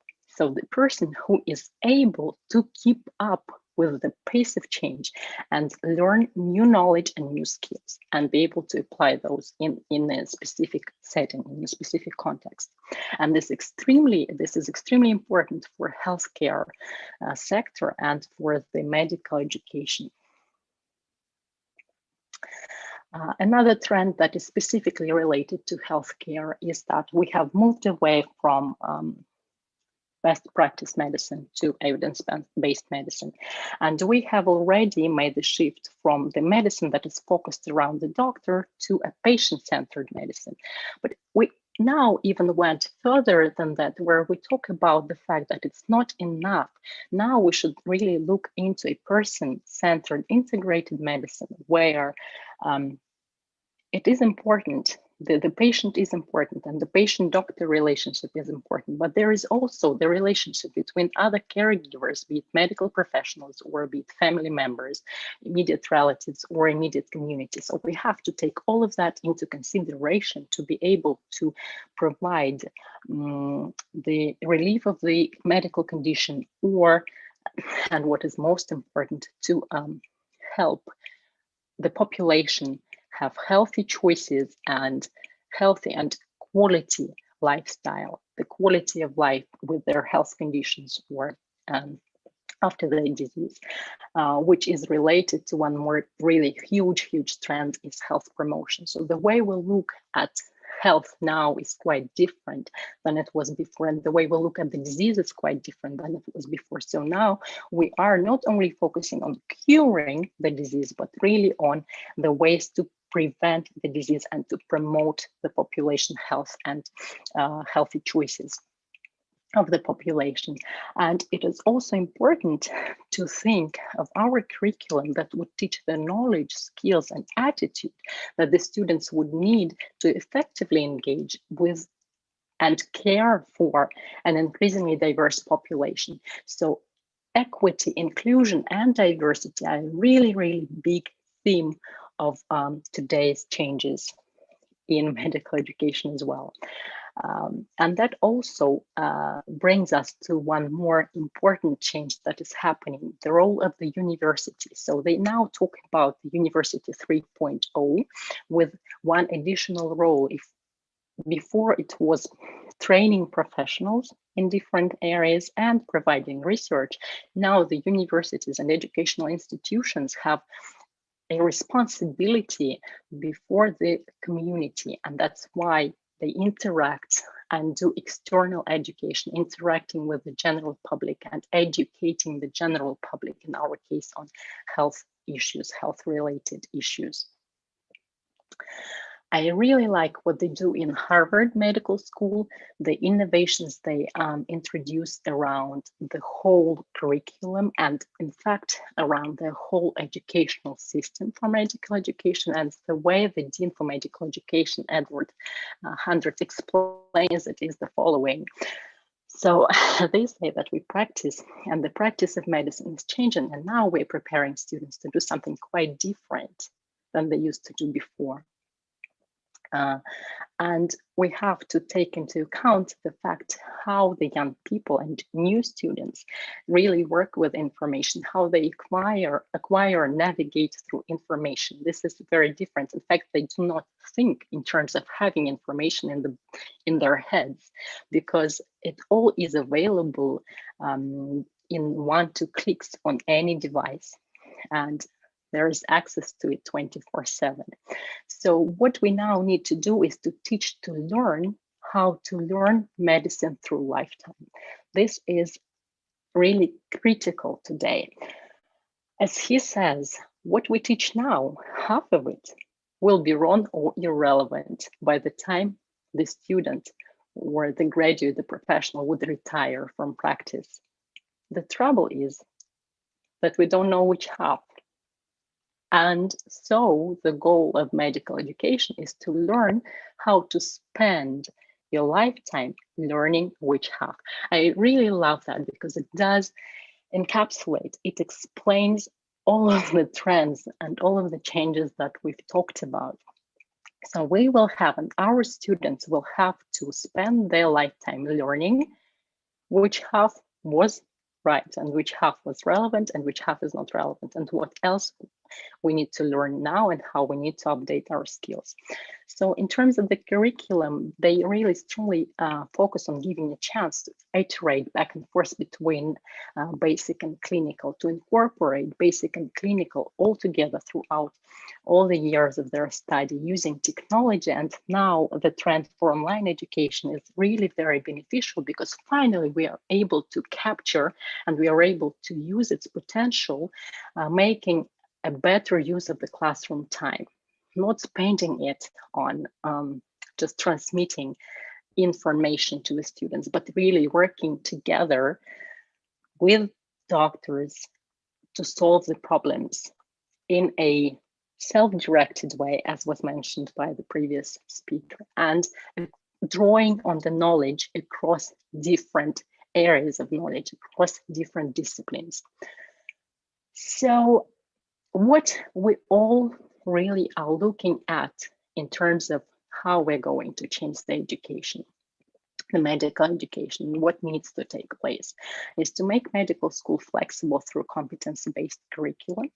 And we have partners in Ireland, and Ireland, if we take the European Union, is well known for setting standards and best practices specifically for competency-based curriculum. It's very interesting what they introduce in their education. They also have a notion of action research that allows to do research and pilot it right away in specific context and make research actionable and applicable in different settings. Then we teach, how do we teach new content areas with the new understanding of the world, with the new understanding of the health system, with the new understanding of what is affecting our health. We do need to think about new content areas that need to be introduced into our curriculum. Working with healthcare delivery systems in novel ways and creating innovative uses for technology. That is very well seen again in Europe. The United States is, they are very great about using technology. They incorporate all the new technology right away. In Russia, the process is a little slower, but we are trying to keep up with it. And in Europe, there are brilliant examples of how they built the whole educational system and the whole curriculum around harnessing the power of technology, flipped classroom, and self-directed learning. So for instance, our partners in the University of Maastricht, they focus their whole system of medical education on problem-based and active self-directed learning. So everything is built around that approach. And of course, we have to keep in mind and we have to think about the wellness of our students. because of the stress and the demanding environment that they have to work in and study in. So there are courses and coaching programs that are starting to be introduced in different institutions and countries that focus on students' well-being and lifelong learning skills. So what is our challenge? How to graduate new physicians who are system-based thinkers, change agents, technology champions, and interprofessional team players, and who are also lifelong learners. So this is our goal as medical education institutions, to think how we can provide and how we can achieve this goal. And I also liked one more idea of the Harvard Medical School professor. He said that we should think about teaching our students as if we are teaching our own doctors, because one day they might as well become our own doctors. With that, I would like to just give a few examples of what we do in Siberian State Medical University in regard to these changes. We have a standard program, MBBS of 6 years, but we introduced an honors program for our students from 4th to 6th year, where we focus strongly on developing soft skills. So there would be such subjects as time management, project management, then some research focused subjects such as academic writing and others, and also the subjects that introduce innovation in healthcare and medicine and really innovative approaches and innovative ways of thinking. We are focused on research strongly. We are a research university, and we introduce strategic academic units that allow us to work with interdisciplinary teams from different faculties and in fact different ages with professionals, and look at the specific needs and problems of the community to find a solution and then to pilot this solution on our ground and in the community. And there is a number of interesting solutions that came out, different applications that allow to work closely with the patients and to monitor their health and conditions and so forth. So it has so far been quite an interesting approach for us and very effective, especially in specific areas of research. So it's something like action research that is done in some of the European countries. We are also a teaching hospital, and that allows us to provide this very tight relationship with the education and expose our students to clinical experience as early on as possible. And also this allows us to really be strongly focused on our community and take care of the wellness of the whole area, setting up the trends and promoting health and healthy lifestyle in the area. And one other thing that is, I believe, of crucial importance is international collaborations. We focus strongly on that because we truly believe that our students, they learn most and best, not only from the professors, but from each other. And it is very important for them to be able to have this diverse experience and see diverse populations and different professionals in different countries and different practices in different countries. So even though it is very challenging to find common ground with other countries, we still try to do that and do internships and international programs for our students, and also international projects that are focused on research, the medical research, and also research in education and educational technologies. So with that, I believe these are just a few examples of what we're doing at Siberian State Medical Universities. There are more, and I would be happy and open to take any questions and further ideas and exchange further on this topic. Once again, thank you very much for hosting me here. It is a great pleasure and it's been a great honor for me to be here with you today. Thank you, Maria, for wonderful presentation. there is one question for Mrs. Maria. Why the basic Yes. degree in Russia is MD and not MBBS? Yes, MD is MBBS. So we have, it's just different ways how it is called in different countries. So I usually refer it to obtaining medical degree, the degree of medical doctor, and in Russia that would be 6 years. That's MBBS. I think that's something like equivalent to India, but that is 6 years right after secondary school. Our secondary school is 11 years. Then after receiving diploma, there is a state exam, and then depending on the score, you get admitted or not admitted in a medical school. So for foreign students, that would also be the case. We do work with India. We have students from India, and what happens is that they take their state examination after secondary school, then put in their application. They would have to take exams from the university, that is chemistry, biology, and I think that's 2, but that might have changed. I would double check on that. And then 6 years of education, that you get medical, the degree of medical doctor. But in Russia, you would have to do the accreditation to be able to practice independently. And if you plan to go back, if we talk about foreign students, if they plan to go back to their country, they would have to take their own examination, or accreditation process in their countries. But in Russia, 6 years, that is a medical doctor degree. Okay, thank you very much. There is one question from Dr. Sachin Jama. We Indians are not up to mark in research in our country. Do you suggest any changes in our education system so that research will gear up? So how to boost the research, right? Yeah. I do believe that in this case, one thing I would look into is international collaborations. There are even different programs that are state-based. For instance, there used to be a program, the government program, India-Russian collaboration. And within that, they were helping to, there was an agency that was helping to set up partnerships with India. So you really have to work closely with the partners and choose the partners selectively, but there is an option. So I would double check on what is happening with the state and what are the cooperations with which countries.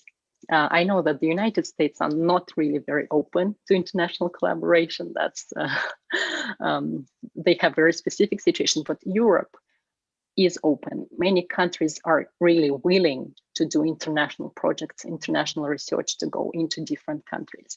So that's amazing opportunity. For instance, we had last projects that we had, we would have 7 to 10 countries working together on drafting new curriculum for our MBBS programs or for master's level. And that was incredible chance to do research in education and also to think what is done in medical research at the university. So I would think this is, for me, of course, that's my area of focus, but for me, this would be the first step to look into international partnerships. Okay, thank you very much. The last question now, because we are running short of time. How much is the fee? Is a question from Umakant Karmalkar. How is the total fees for MBBS curriculum there? And did you have any scholarship exam for that? So that would depend on the city. In the capital in Moscow, the education would be, I believe, around $10,000 US dollars. In regions that's less. So in Tomsk, but you have to keep in mind it changes every year. So there is increase every year, but this really is slight. It's not major change in the fee. So in regions, for instance, in Tomsk, that would be around $5,000 to $6,000. I would have to go back to check the figures, but not more than that, definitely. And sorry, the second one was, I think I missed something else. So you were asking about the fee, It was about the right? scholarship. The scholarship, right. So there is, it's a complicated process, but it is possible. There are agencies that work with inter-country agreement. And there are agencies that represent students and country. For instance, there is, I would have to provide the information of the exact name of this agency, but what they do is they have their representative office in different countries. For instance, in India, they would have even several, I believe they do have one in Delhi, definitely. And they promote the programs and they announce the deadlines when you can apply. And then I do not know the process, how they select the students, because that's their specifics, I'm not sure. But what the universities would get, we would just get a list of students who is willing to come to study at our university and who would be funded by the state. So we don't know the process of selection, we just get the students. Usually I'm not sure, we don't have in our university. Yeah, thank you. Thank you very much, Maria, to be here from Russia. You are connected with us. Very nice to see you there. Now we will conclude the lecture, and may I request to present, because this is conference, so we will present memento also, memento to you. May I request to present this? Thank you, I appreciate that. That is beautiful. We also I made a screen. Thank you. We also present an e-memento to Mrs. Anjali Gosavi, Dr. Mrs. Anjali Gosavi.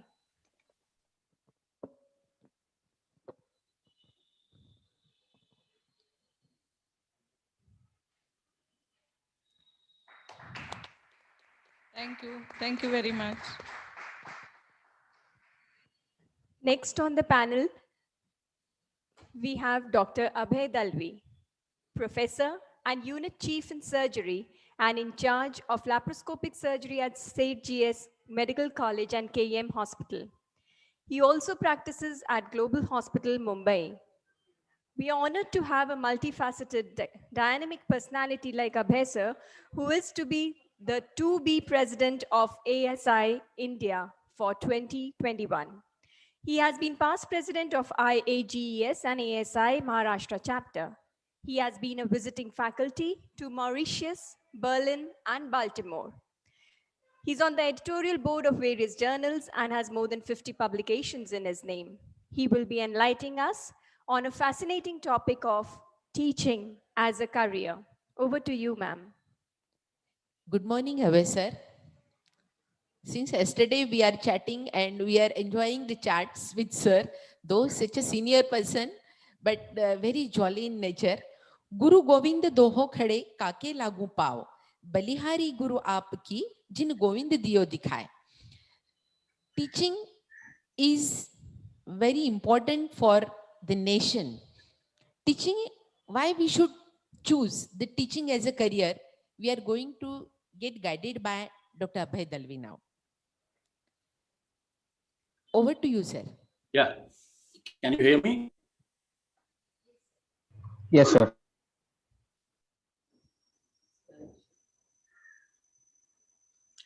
Yeah. Good morning, everybody.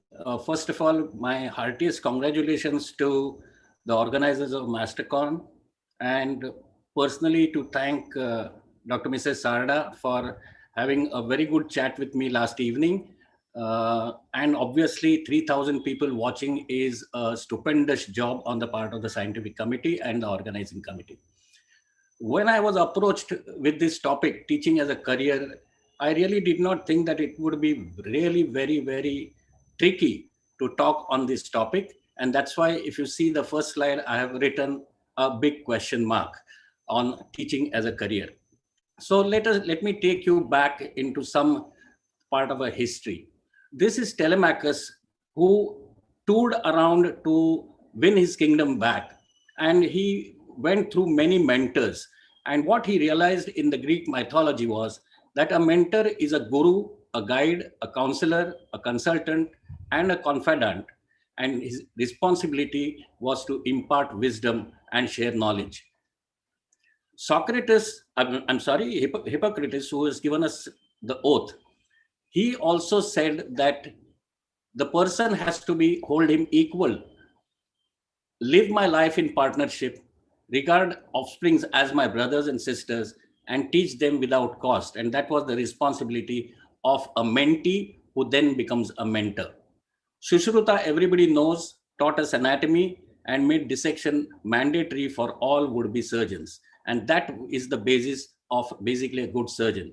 I think Dr. Gosavi showed us a slide where anatomy has been given and physiology and biochemistry have been given the maximum number of hours in training of a medical graduate.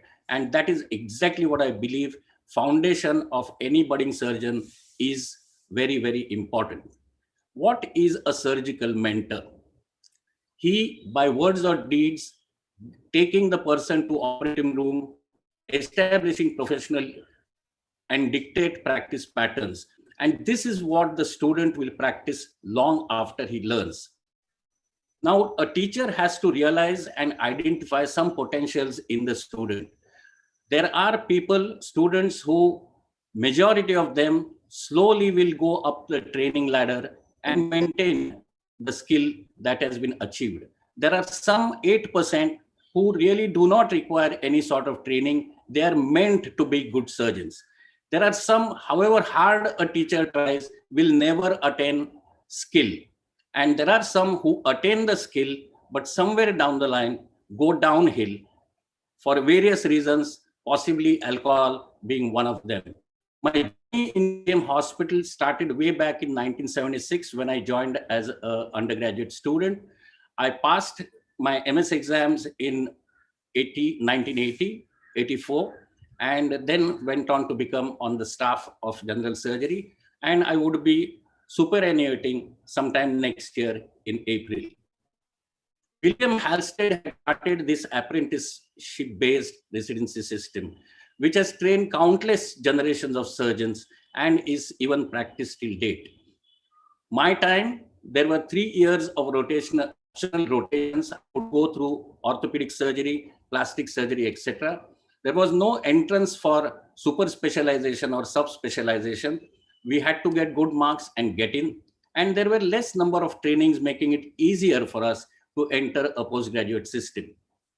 The requirements of the teacher at that point of time were formal teaching in the form of completion of syllabus, dissertation, follow the set programs, give them assigned tasks, and also involve us in research and publications. I can proudly say that my teachers actually taught me to how to publish papers, and till date I have more than 50 publications in peer-reviewed journals. The informal teaching also came into picture. They told us that you have to develop them on your own, mingle with seniors, residents, and students, and also paramedical staff. The teachers' responsibilities were to give us good technical skills, clinical knowledge, judgment of a patient, make a decision, have good dexterity, and have correct knowledge of use of equipment that we are going to use. They also taught us that there has to be ethics, logic, psychology, communication, teamwork, and situation awareness in life of a surgeon. If I have to comparatively analyze between a full-time teacher and those in private practice, full-time teacher had academic position, fame, but less remuneration. In private practice, you had work satisfaction, access to recent technology, which actually does not happen in government-run places, and plenty of income. When I passed my MS exams, I was something like this. My legs were taking me toward private practice, and my head and heart was taking me towards teaching, which ultimately I thought I will do. Through my life, I saw specializations into plastic surgery, neurosurgery, and what have you, and then surgical gastroenterology fanning into upper GI specialist colorectal surgeons and hepatopancreatic biliary surgeons. The world changed for everybody, every surgeon, with introduction of laparoscopic surgery. Carl Langenbach, who performed the first open cholecystectomy, had kept his patient nil by mouth for a complete 3 weeks. And then only when the patient went home after 6 weeks, advertised it. It was Kurt Sem who introduced laparoscopic surgery, a gynecologist, to the world. Eric Muhe and Philip Murray were the people who are claimed to do the first laparoscopic cholecystectomy. And it was my dear Professor Udwadia who performed the first laparoscopic cholecystectomy in India in 1990. The time has run very fast through this decade that I have seen as a teacher. Lot of innovations and instrumentation has come into picture. The use of ultrasonography, which was non-existent when I was learning my surgery, the CT scans, minimally access surgery, newer energy sources like harmonic scalpel, single port surgery, nodes, and now robotic surgery. Obviously, in one's life, which has been understood by the Medical Council of India, now National Commission, is that there is a learning space. You become proficient, you become mature, and something suddenly new comes up. You have to either renew or you have to go into obsolescence. And this is what has actually become the problem of the new people. There is clamor to learn advanced laparoscopic surgery all over. I was also one of them. I have tried to go and learn retroperitoneal surgery, laparoscopic, obviously, which I am still in the learning phase. And this is the patient whom we had done a bilateral laparoscopic, retroperitoneal laparotomy, who is walking around. But there have been more rapid developments in life. Use of 3D in minimal access surgery, therapeutic endoscopy has gone up like anything, and obviously newer models of robots have come up into market. So let us see what is the scenario today for a teacher or anybody who wants to become a teacher. The mentee is looking at all India entrance examination and enters as a PG. He comes from anywhere across the world, giving us a big language barrier. There is focus towards CET for subspecialty, and the mentee is just not interested in general surgery. There is inadequate OR time because the number of seats have gone up. Whereas the teacher is still trying to cope up with the new scenarios and have themselves become mentees. The challenge for a teacher or a student today is that there is a stressed and compressed curriculum. Learn all in 3-year time frame. Just saw Maria telling us that a graduate in Russia takes about 6 years, America takes about 8 years, but here is a postgraduate who has to learn everything in a 3-year time frame. There are no rotations in subspecialties, no curriculum change during PGs that has happened for years. Eyes of the mentee is on the NEET and nothing else. And obviously, there is less OR time. And this is the type of world that the mentee works in and the teacher is supposed to teach. We are going towards competency-based medical education. Is this the environment in which the teacher is supposed to teach? Look at that shiny gown. That is the accommodation given to a student who is doing postgraduate in one of the medical colleges in Mumbai. No doubt there are lot of problems that are there to tackle. So for a teacher and a student, there are too many things to learn. There is no time to read for them and attend conferences. Poor accommodation, as I said, and no family time, leading to emotional exhaustion and depression. There is revolt, there is politics, and obviously if something goes wrong, everybody has seen the relatives' wrath that comes on the resident doctor. Corona has exaggerated problems that are made to do, including teachers, are made to do corona duties. All routine work has stopped. Wards have been taken over by corona patients. And we all know that many doctors have lost their life trying to do duties in corona. Vision 2015 is the one which has been put forward by Ministry of Health. It says health for all. Dr. Gosavi already covered it. An Indian medical graduate should be a good clinician, leader, communicator, professional, and lifelong learner. And that is the principle. But what is the problem?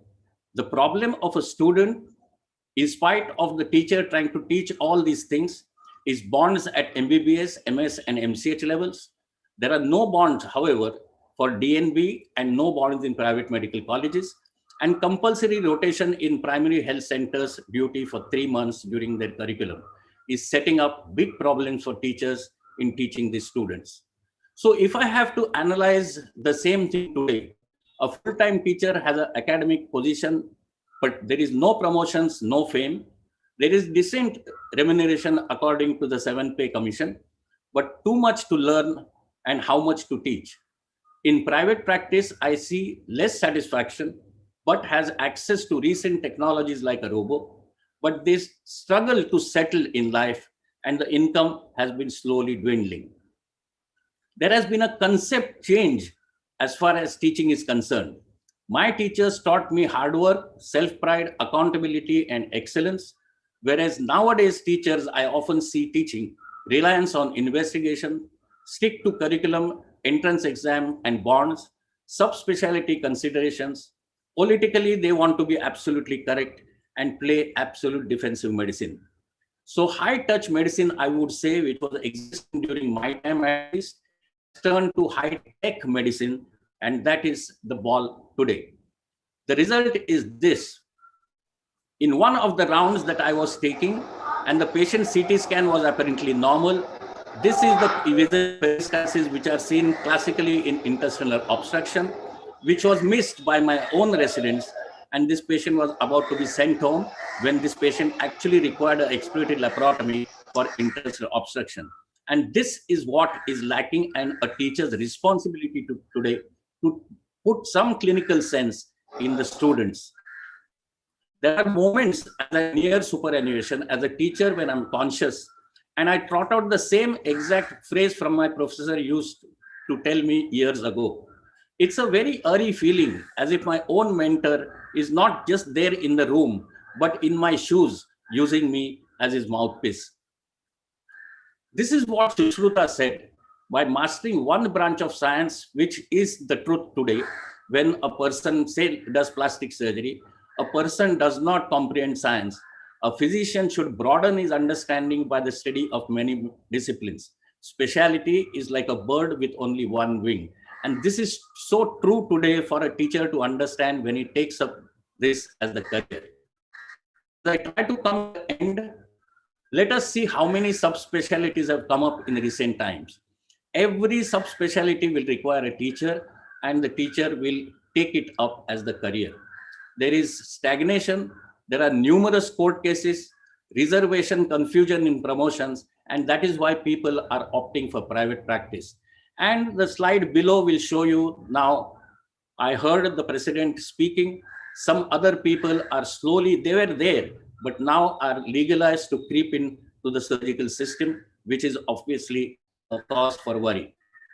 The role of associations, as I stand here as the Vice President of Association of Surgeons of India, seeing the problems that the teaching is undergoing as far as the students are concerned, we have started since last 2 years skill enhancement programs for the PGs, regional refresher courses, and obviously state level and city level conferences, especially on PG teaching. And that should be the responsibility as teachers that we should take towards PGs otherwise who are suffering. Teaching as a career, a question mark.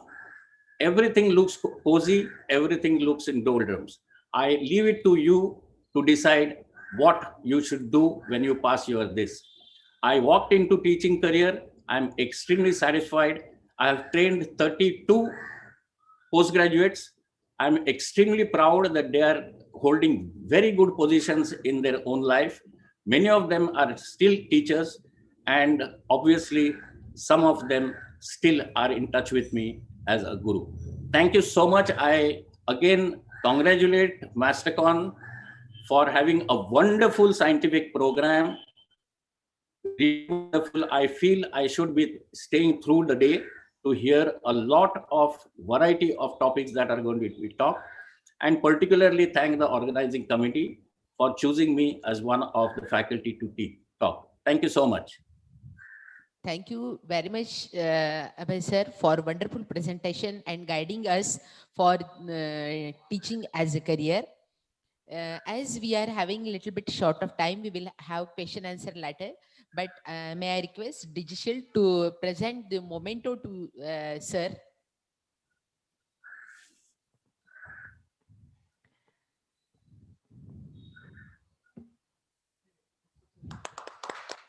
Thank you so much. And I shall be personally there in Sholapur to collect it and have nice Kima days. Definitely, sir, definitely, surely. Next on the panel, we have Dr. Saurabh Sajanwala, Honorary Secretary of IMA Maharashtra State Hospital Board of India, Vice President of IMA Mumbai West Branch. He would be telling us about the Hospital Board of India, whose Sholapur branch was launched yesterday. By profession, he's a consulting general and GI and laparoscopic surgeon, endoscopist, and male infertility specialist in Cooper Hospital, Juhu, Mumbai. He's also an approved CPS teacher. Over to you, ma'am. Hello, welcome, Dr. Saurabh. Yesterday only, we have installed here branch of HBI. So we want your guidance on this subject. Over to you, sir.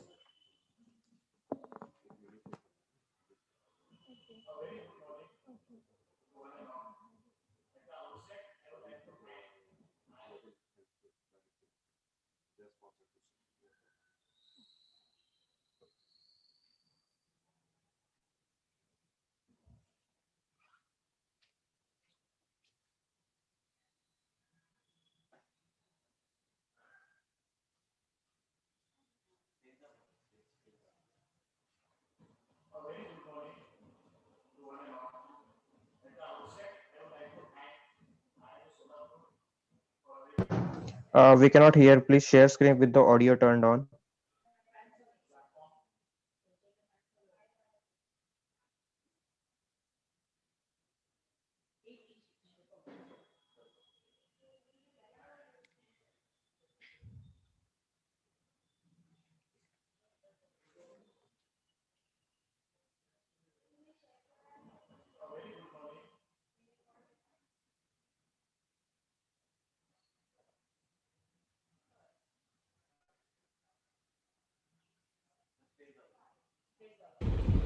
To one and all.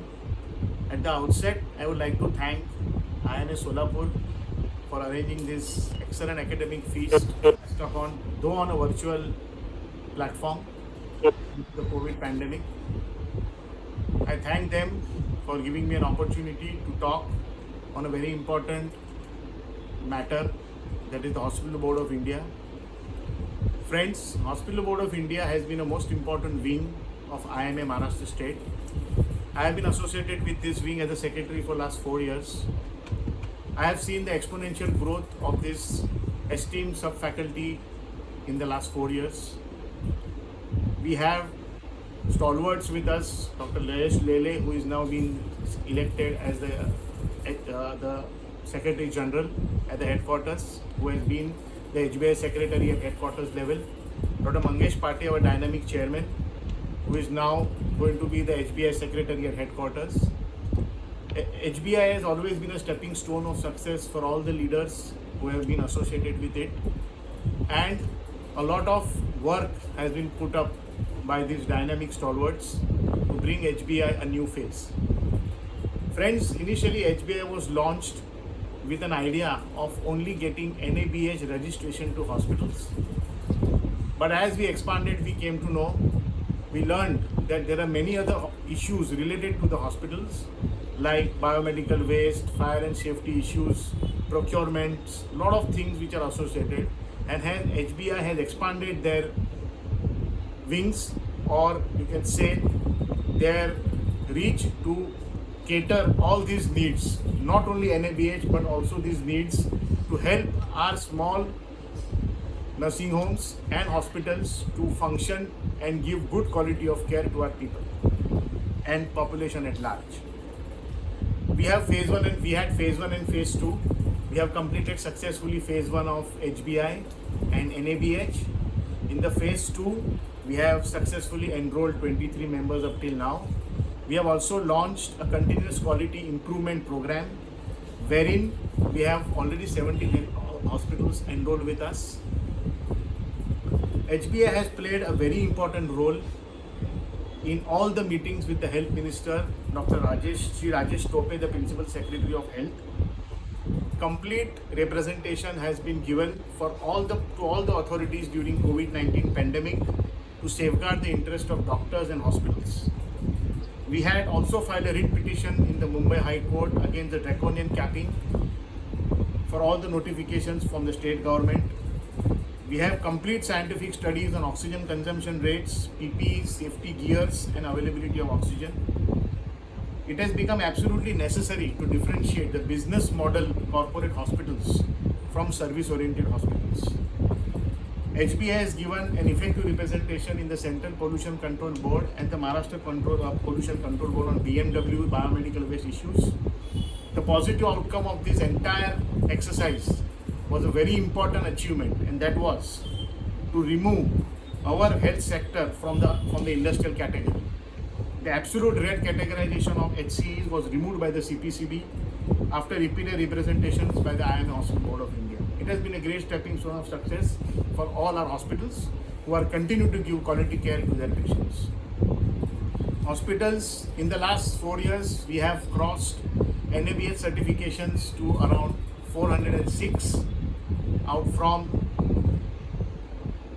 a scratch which we began 4 years ago. I am proud enough to say that more than 60% of our hospitals who are registered with us have achieved their NABH certification in spite of the COVID pandemic which has hit our country in a bad way in the last 8 months. All the credit goes to the dynamic and continuous, untiring, relentless efforts of our stalwarts who have been working continuously and in touch with the higher officials at a higher level to get our certification done and ensure that the hospitals are NABH certified and give good quality care.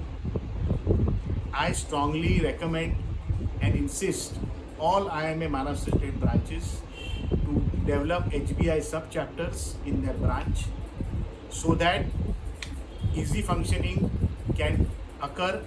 A subcommittee should be formed which can look into all the matters like NABH, enrollment, procurement issues, safety, fire safety measures, biomedical waste issues, and we are always there at the Maharashtra state level, office bearers, to help them and guide them in any issues which come across. Last but not the least, I would say IMA Maharashtra State Hospital Board of India has been a very dynamic wing, and we hope more and more members join us, get registered for the Hospital Board of India, and take the NABH accreditation so that across the country, our aim is not only across the state, across the country we can provide good quality of health care and at a standard reasonable rates to all our patients. With this, I would end my presentation here, and I hope I have been able to convince and convey my thoughts regarding HBI. In case of any queries and doubts, you are please free to contact any of our office bearers at the Maharashtra state, and we welcome suggestions are welcome at every level, and we would try to improve and give best as the time progresses. Take care in the COVID-19 pandemic, and I wish everyone to stay safe and take care. Thanks a lot. Thank you. Thank you, Dr. Saurabh.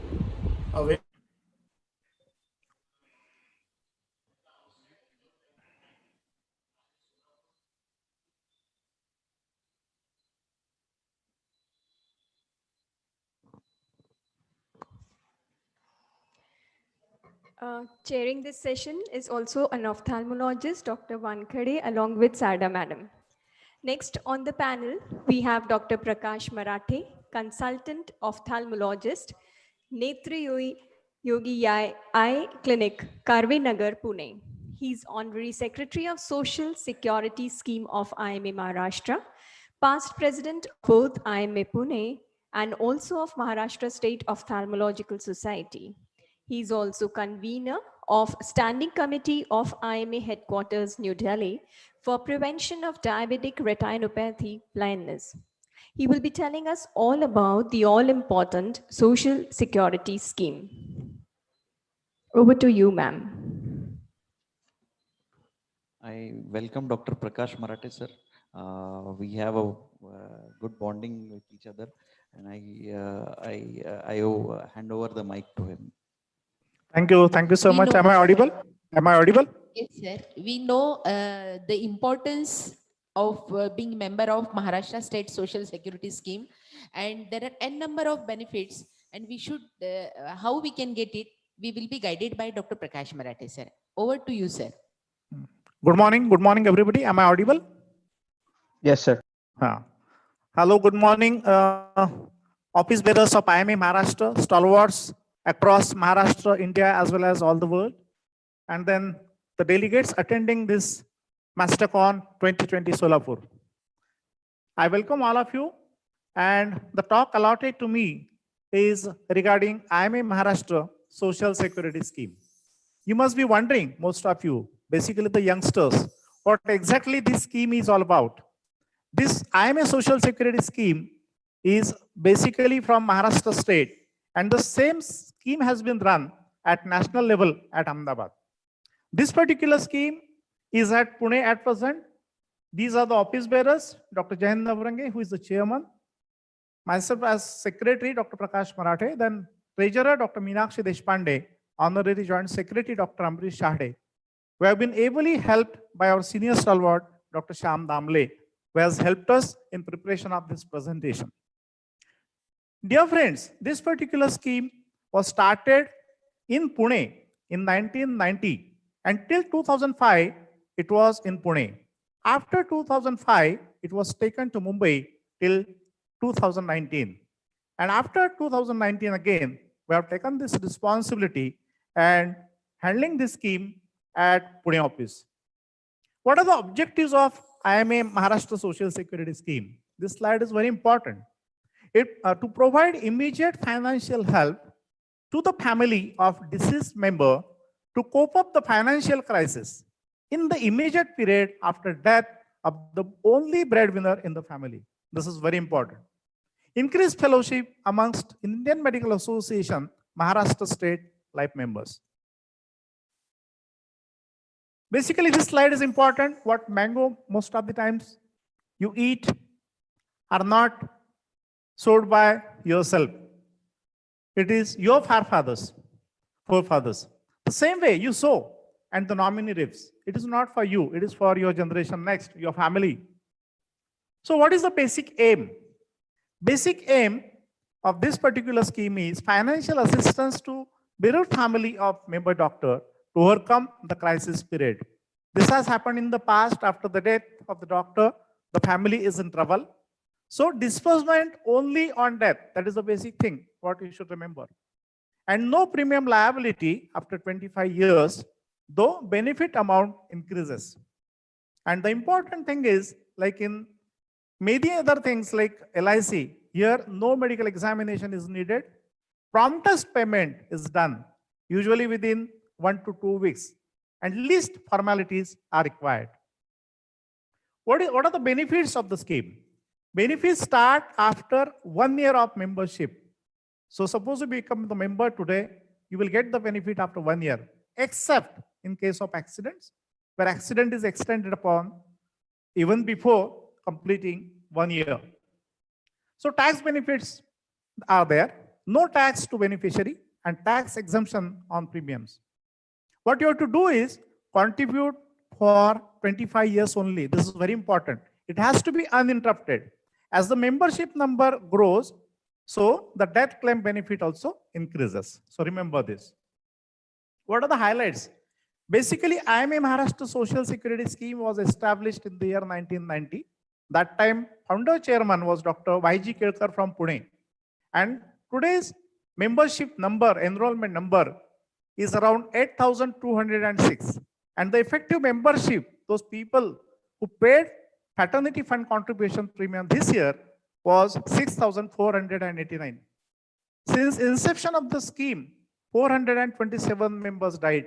But so far, their family members were benefited. Our goal is to reach the number 10,000. So minimum 500 members must enroll every year. And this is my humble request for all juniors. It is not too early for them. And to all seniors, it is not that late for them to get membership. And this is the mission of IMA Maharashtra State, to get membership of Social Security Scheme and get this amount of number, that particular 10,000 minimum. And today's scenario, the death claim benefit which is given to the family members is rupees 8.5 lakhs for year 2020-21.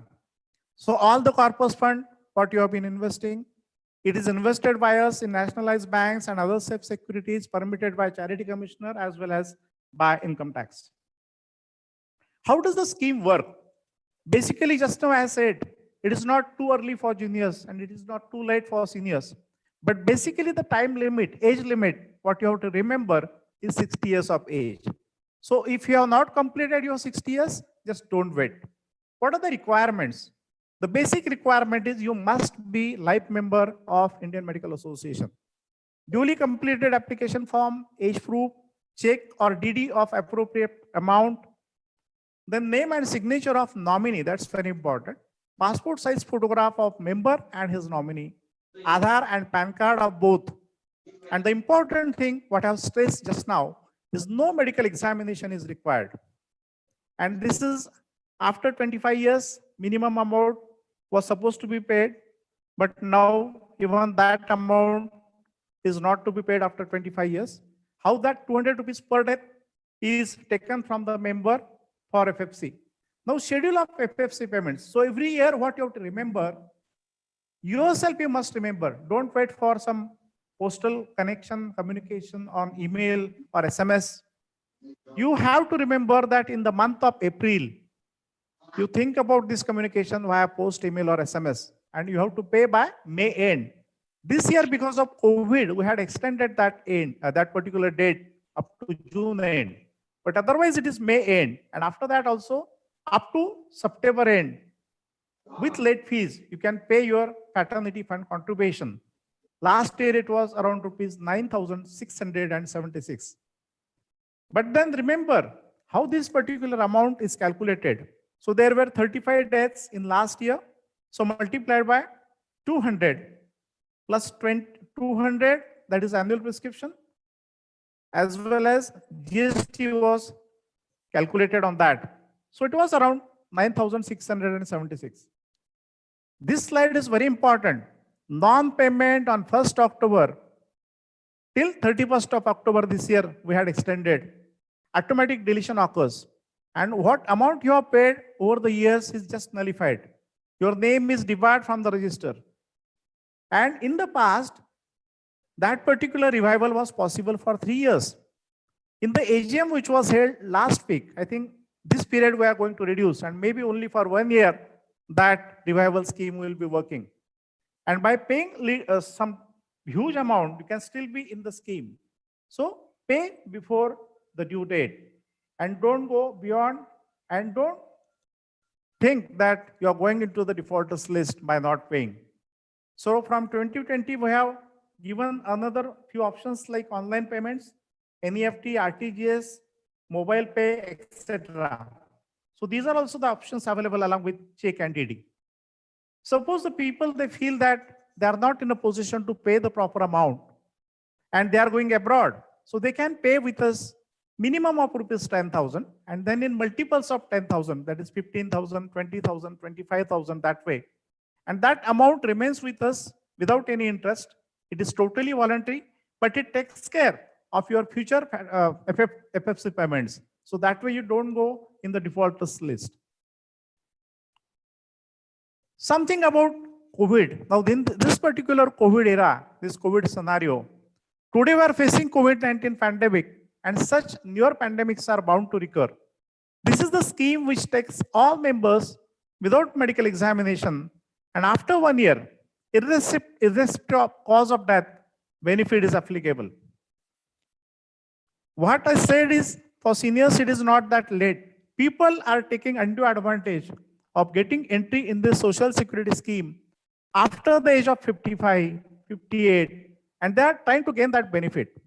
But then in this AGM which was held in the last week, entry load of members joining after the age of 50 and 55, that is one group, 50 to 55. Then 55 to 60, it has been increased. So the admission fee along with that 4,000 amount is increased to 10,000 and 5,000 amount for 55 to 60 is increased to 20,000 respectively. But there is some gap period. We are not implementing this today. Implementing date will be from 1st of April. So take this opportunity, get enrolled yourself, join today, take advantage of this because this is the early intimation what we have been giving to you. This is our team. I am thankful to IMA Maharashtra State office bearers, basically Dr. Avinash Bondwe, who is the president, then secretary Dr. Pankaj Pandarkar and treasurer Dr. Dhiren Kalavadia. The backbone and stalwart of IMA Maharashtra Social Security Scheme is Dr. Jayan Navrange, who is the leader and who is the main force behind the success of IMA Maharashtra, basically run very well at Pune office. Along with me, our treasurer, Dr. Meenakshi Deshpande, and Dr. Amrish Shade, who is the joint secretary, they have been helping me a lot in successfully running the scheme at Pune, that is the Maharashtra State IMA Maharashtra Social Security Scheme. I think with these words, I hope I have conveyed the message properly to all of you. So join today. It is a joint responsibility of all of us, all presidents and secretary across Maharashtra State should motivate members to get this membership of IMA Maharashtra State Social Security Scheme. Thank you. Thank you so much. If there are any queries, I can take the questions. Thank you, Dr. Prakash Marathe, sir.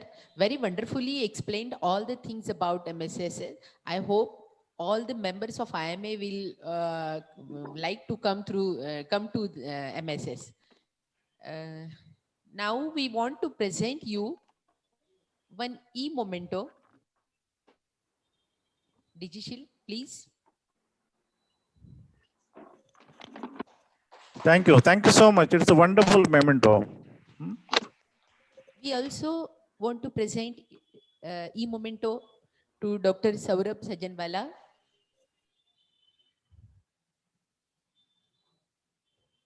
Is he online? He's not. Okay. Yeah, it was recorded. We'll send him the moment. Thank you very much. Thank you very much, organizers, for making here us as chairpersons. I request Dr.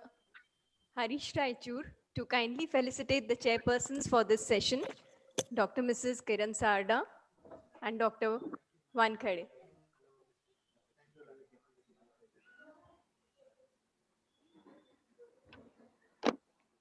Now we begin with the next session.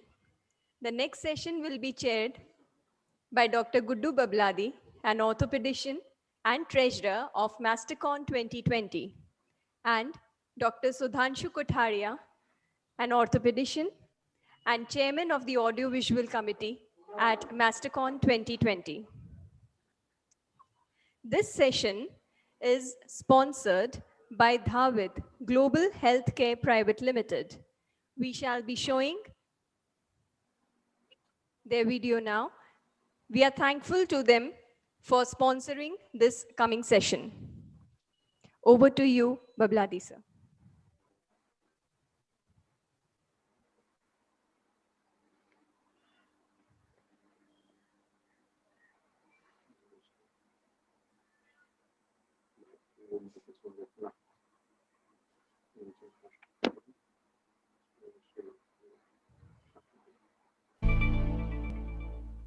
Hello, this is H. Rajiv, Director, Dhawit Global Life Sciences Private Limited.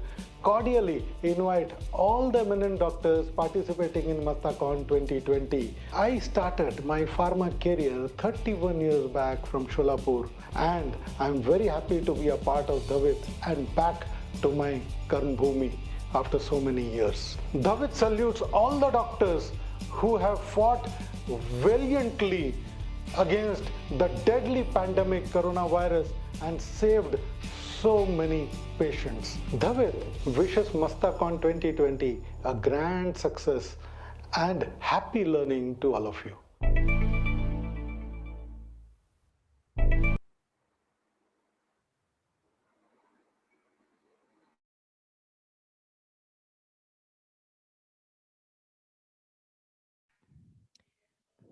We begin with this session with Dr. Sudesh Doshi, a gynecologist from Pandharpur and secretary of Pandharpur OBGY Society.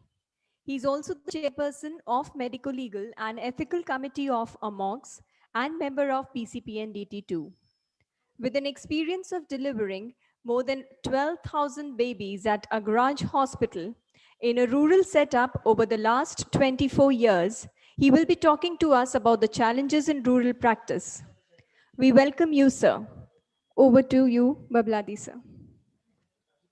There has always been a issue about people going towards rural and not going towards rural and settling in an urban area.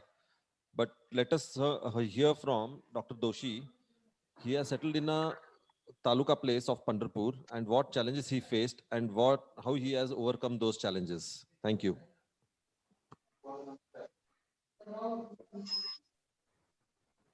Dr. Doshi, please share your screen and please talk.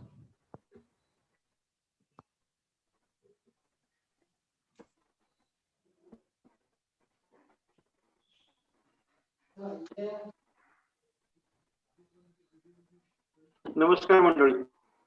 भारतीय वैद्यक संघटना अर्थात IMA यांचं महाराष्ट्र प्रकरण आणि सोलापूर शाखेने आयोजित केलेल्या मस्तकॉन नावाच्या वार्षिक स्नेहसंमेलनामध्ये मला बोलताना खूप आनंद होतो. Am I audible? Yes, sir. Yes, you are audible, perfectly audible. मी सर्वप्रथम आयोजकांचे आभार मानतो की त्यांनी मला मराठीमध्ये बोलण्यासाठी संधी दिली आणि परवानगी दिली. मला वाटतं आपण महाराष्ट्रात राहतो, मराठी बोलतो आणि महाराष्ट्राची जर स्नेहसंमेलन असेल तर यामध्ये मराठी बोलायला काहीच हरकत नाही. विशेषतः मी आता ग्रामीण भागाचं प्रतिनिधित्व करत आहे, ज्या ठिकाणी ग्रामीण भाषा किंवा बोली भाषा मराठी भाषा बोलली जाते. म्हणून मी मुद्दाम ग्रामीण भागातील वैद्यकीय व्यवसायांचे जे काही दिशा आहे आणि त्याच्यासमोरची आव्हाने I think we have lost him due to some technical issue. Yes, I think he was trying to share his screen also. Does he have some slides to show? Because he tried to share the screen, but it was blank. Yeah, but I think he has a weak internet connection. Let's wait for him to reconnect. No problem. We'll wait for 1 minute. Let him get in. Is the Marathi sir, are you online?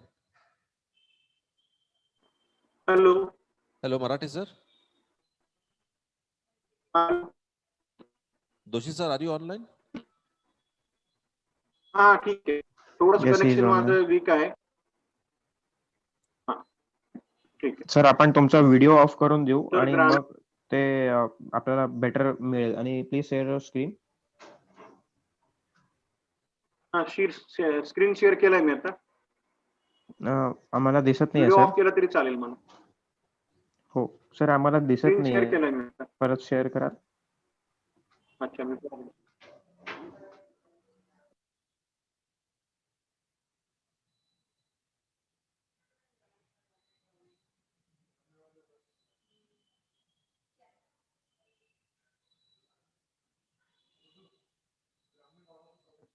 Hello.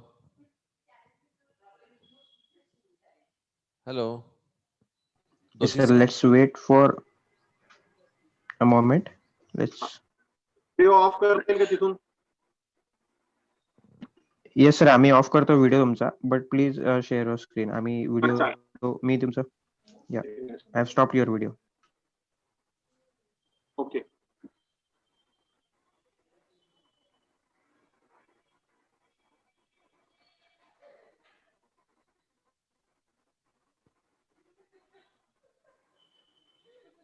Screen दिसतो माझा आता? नाही sir, तुम्ही sir green button दाबल्यानंतर तुम्हाला presentation select करावं लागेल, तरच आम्हाला स्क्रीन दिसेल. युअर स्क्रीन शेअरिंग असं मला इथं युअर स्क्रीन शेअरिंग असं इथे येतंय मला. Okay, but we can't see your screen actually.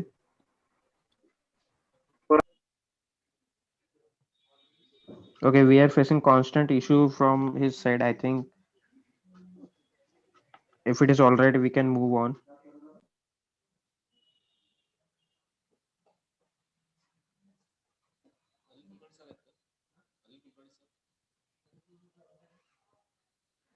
Dr. Anil Kulkarni, are you online? Yes, sir.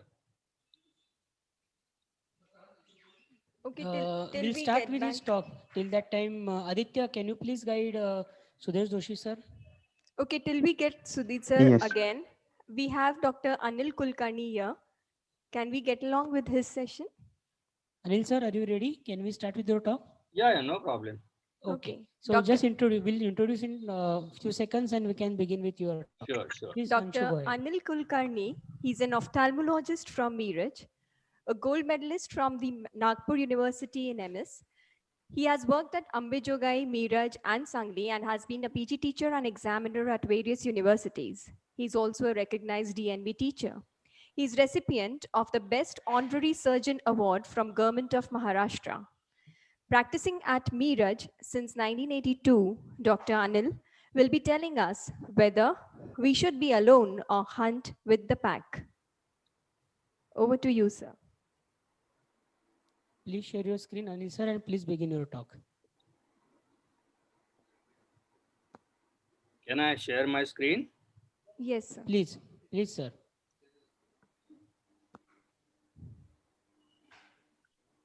Hello. Yeah, just a minute. Okay, shall I talk after Dr. Anil Kulkarni then? Yes, yes, sir.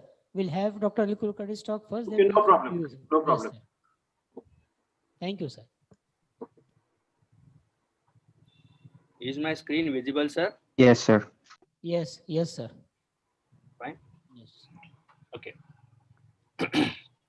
So basically, the title given was something to do with hunting or something. I think let us be more practical rather than hunting. Let us talk about practicing only. So I'll be basically talking on how the group practice is going to be beneficial than the solo practice, which most of us are doing. Basically, when we say that solo practice, particularly in relation with the eye specialist, of course, this is something which can be applicable to each and every specialty of our IMA. You will realize that after some time, we get converted to capital I specialist. Why? Because most of the times the people and the patients keep faith and a godly image which is conferred on us. So sometimes we start feeling that yes, we are next to God. Fortunately, not up to the God itself. And in any specialty, this particular capitalized specialist then has to exert and does so much of efforts to see that he excels individually, and then it loses its quality of life. It's a compromise. Very rarely, but still practically, it may compromise with ethics, and then a knowledge updating, which is really required in our branch every time, sometimes is compromised because you don't find time once you are a busy practitioner. Now, due to the fear of being overtaken by our fellow colleagues, surgeons, and other people, we keep on buying very high-end cost machines. Why? Because we start feeling that now in the era of investigations and advertisement, you require a high-cost machine to impress on the patients. Patients also get impressed and pay more if they see that you have a five-star facility as well as the high-cost machines. Obviously, they remain grossly underutilized because how much a solo practitioner is going to utilize these machines is really a matter of concern. Only thing who gets benefited is the corporate companies who then treat us as a potential customers and go on telling you that doctor, you are one of the best.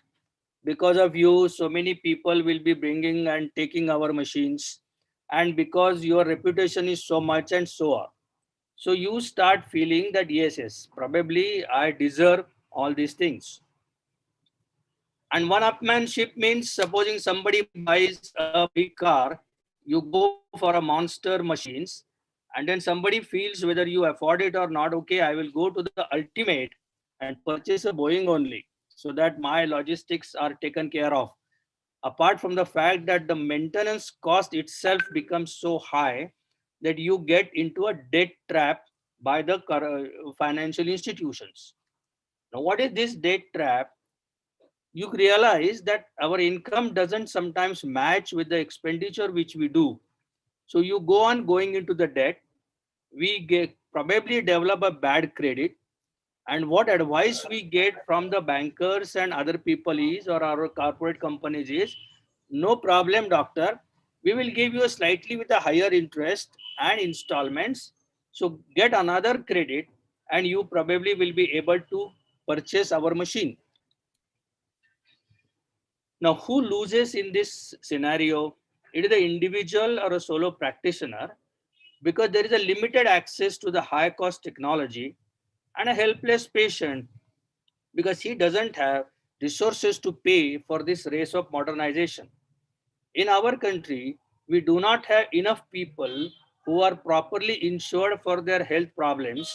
And when somebody has to pay through his pocket each and every time, he's going to feel the pinch. And that's one of the reasons why most of the times there is discord between the doctors and the patients. One of the solution is, of course, a group practice.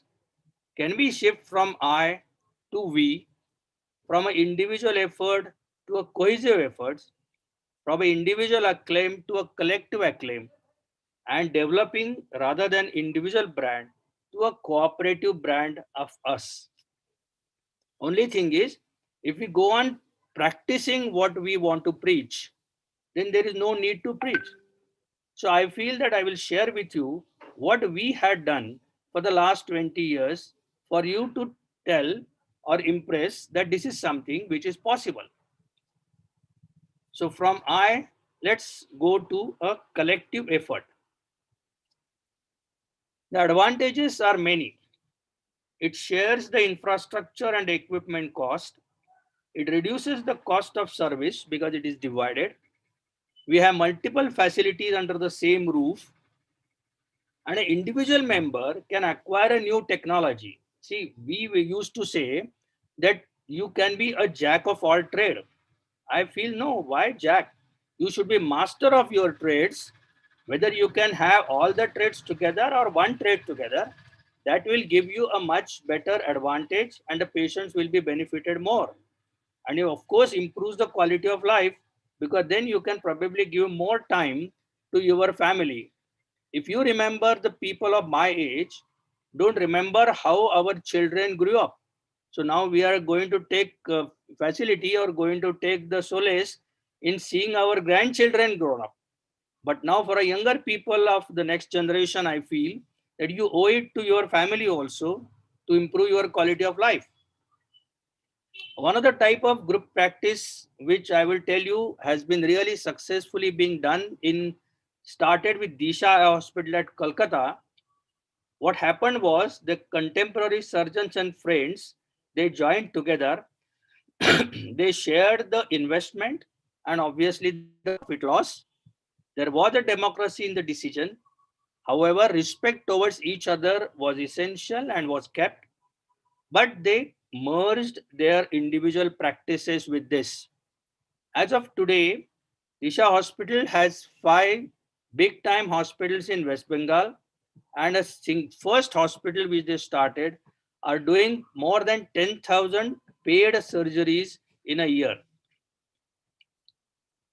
The one which we started was a concept of a group practice where the surgeons continue their individual practice, but they join hands for specific activity like laser center or ultrasound clinic or operation theater facilities. Now this was started as a separate entity as private company, but this company is controlled and was controlled by clinicians. This has given additional facilities for the patient. Supposing some of us had these equipments, this was a standby equipment provided, and majority of us did not have these equipments. So this was something which probably we could utilize. So this was called as a Prathamesh Laser Center, which started in Sangli. This was the initial team in 1996, which we started.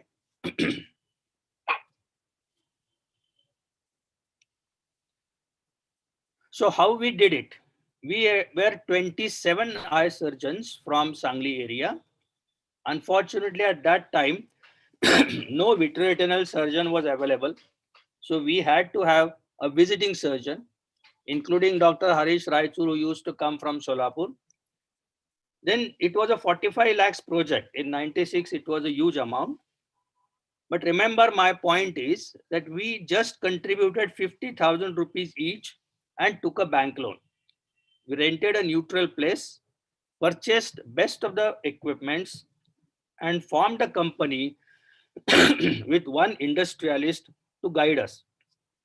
Why I'm writing about one industrialist is that basically doctors are, let it put it very mildly, are foolish people as far as finances are concerned. We have more emotional decisions in purchasing rather than a practical decisions. So you need somebody to put you on a proper path. Even if you don't earn too much, it has to be a self-sufficient and survival-oriented company whenever we are forming this kind of idea.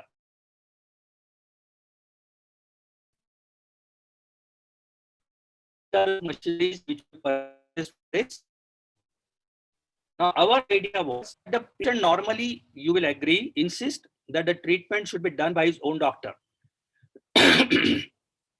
And our benefit was that there was no further investment in diagnostic equipment needed. We could concentrate on modernization of other things like our OT equipments, or sometimes we could even plan for holidays. We were seeing in that time patient with diabetic retinopathy coming with hemorrhages and getting blind because the facility was not there.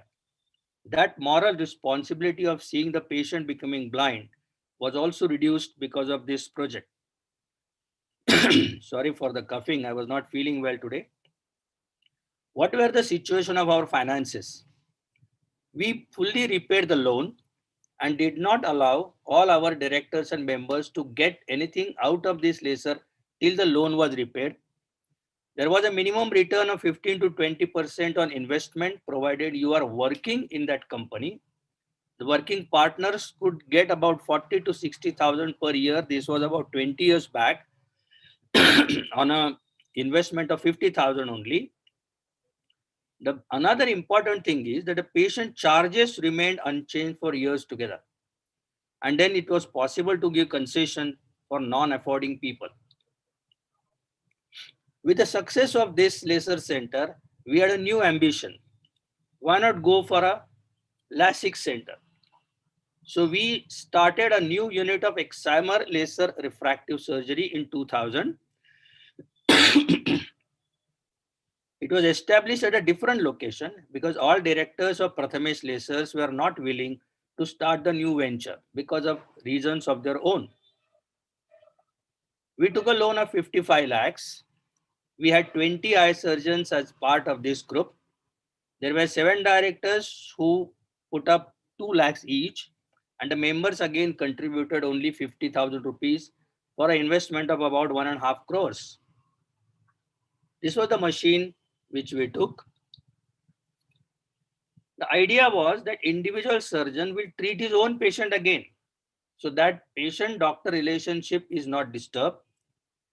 Unfortunately for others and fortunately for us, we never paid any charges for referring the patient, and a strict quality control and high level of rejection of cases was possible because the reduction in economic pressure which gets distributed because of the so many people who are contributing. The reduced income initially was compensated by interest-free advances by directors, but we got all latest equipments and the best results were procured. We were hoping that every member will need at least one patient per month.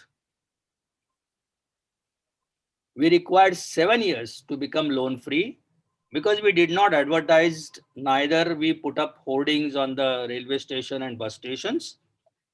We did not give referral charges or cut practice. And there was another competition from adjoining districts, which was offering similar services with additional benefits.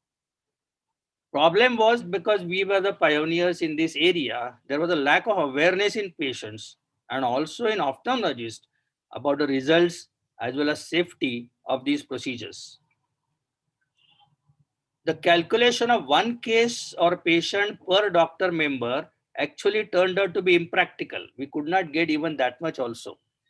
The chair time required of the young patients counseling is much more. And today's practice we faced is more cataract oriented.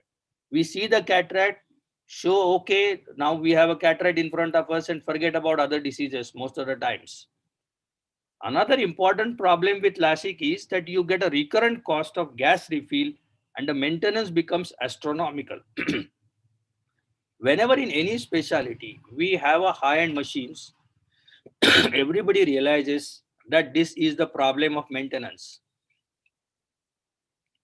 Then we started on a third type of group practice where there was one senior surgeon and others contributed on a very small amount, but they had access to all the latest technology. So the main surgeon has major share. Other can develop their subspecialties like cornea or uvea or squint, etc. The responsibility of burden from on them was much less. And obviously, there is an option of taking over the practice from the senior person when he retires. This was started as a term of Amaya lasers, and we had one branch at Mirrors, another at Satara. This was started in 2012. We were 10 eye surgeons, and again, one industrialist. I told you the reason. And we took all super specialty setup, which was difficult to take by individual loan taking because there is a limit to how much you can take and sleep quietly in the night. So these were the kind of equipments which we purchased. The investment here was about 1 crore in 2012. The loan was of 45 lakhs and rest was contributed by the individual members. Major contribution was by myself and we started a branch in Satara in 2013.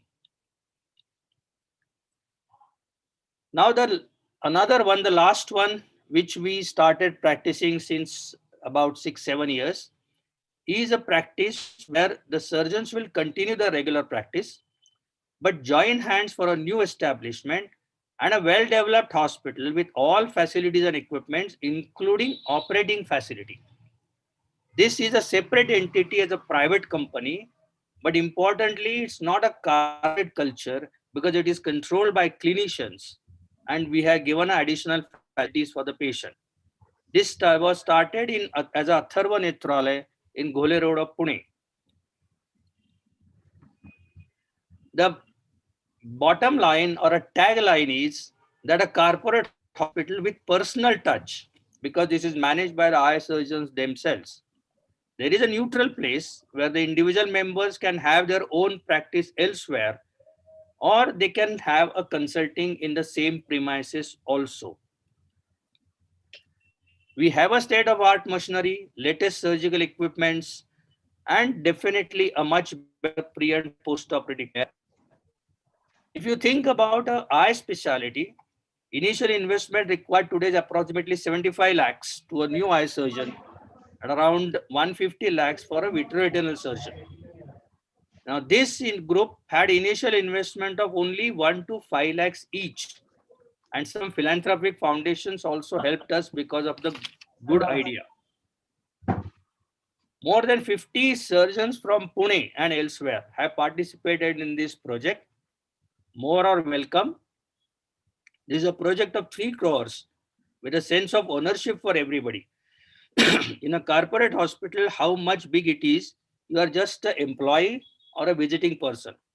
This is something where you are an owner of this particular project. Obviously, with ownership comes responsibility and a satisfaction that you are doing the best for your patient and you are earning out of it also.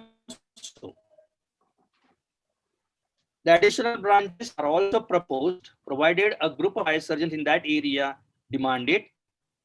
This is ideally for individual practitioners because they to unreal large setups, as well as for young patients.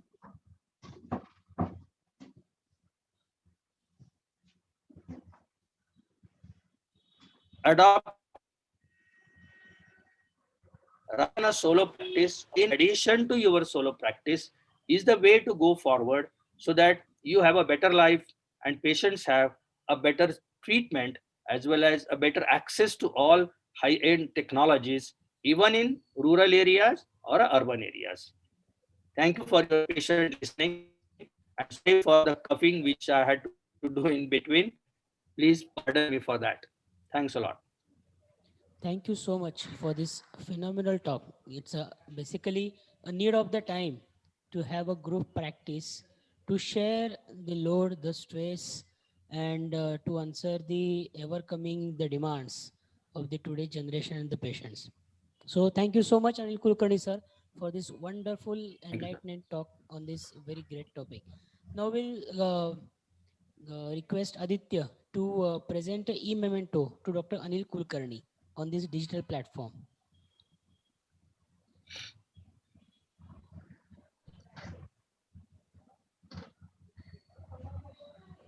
Oh. Thank you, sir. Yeah. And thanks for the opportunity given. So there's one question. Yes, sir.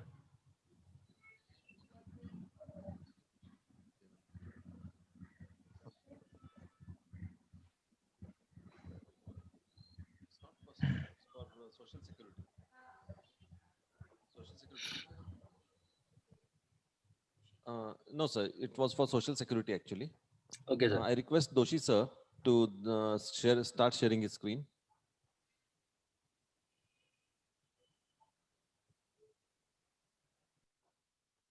Doshi sir, are you there?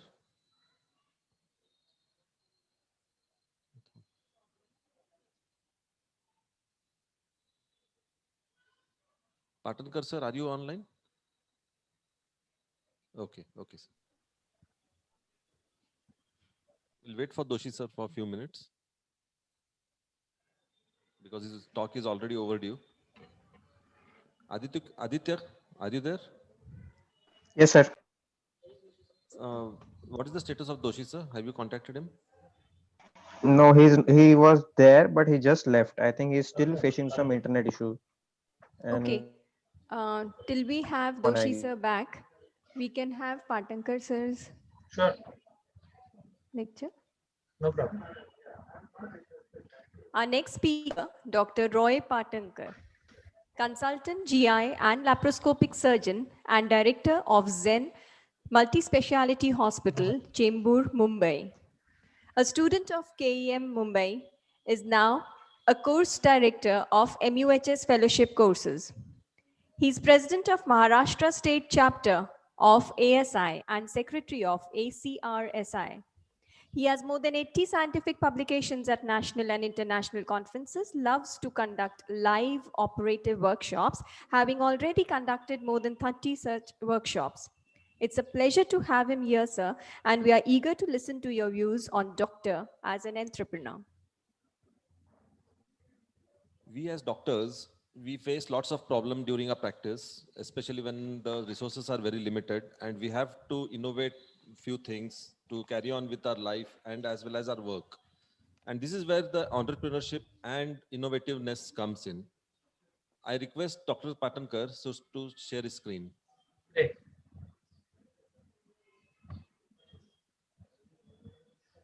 You seeing my slides, doctor? Yeah, yes. And is the audio clear to you? Yes, sir. Yes, Great. sir. It's quite clear. Thank you, IMA Solapur, Maharashtra IMA. It's a pleasure being with you again today. This is the theme of my talk.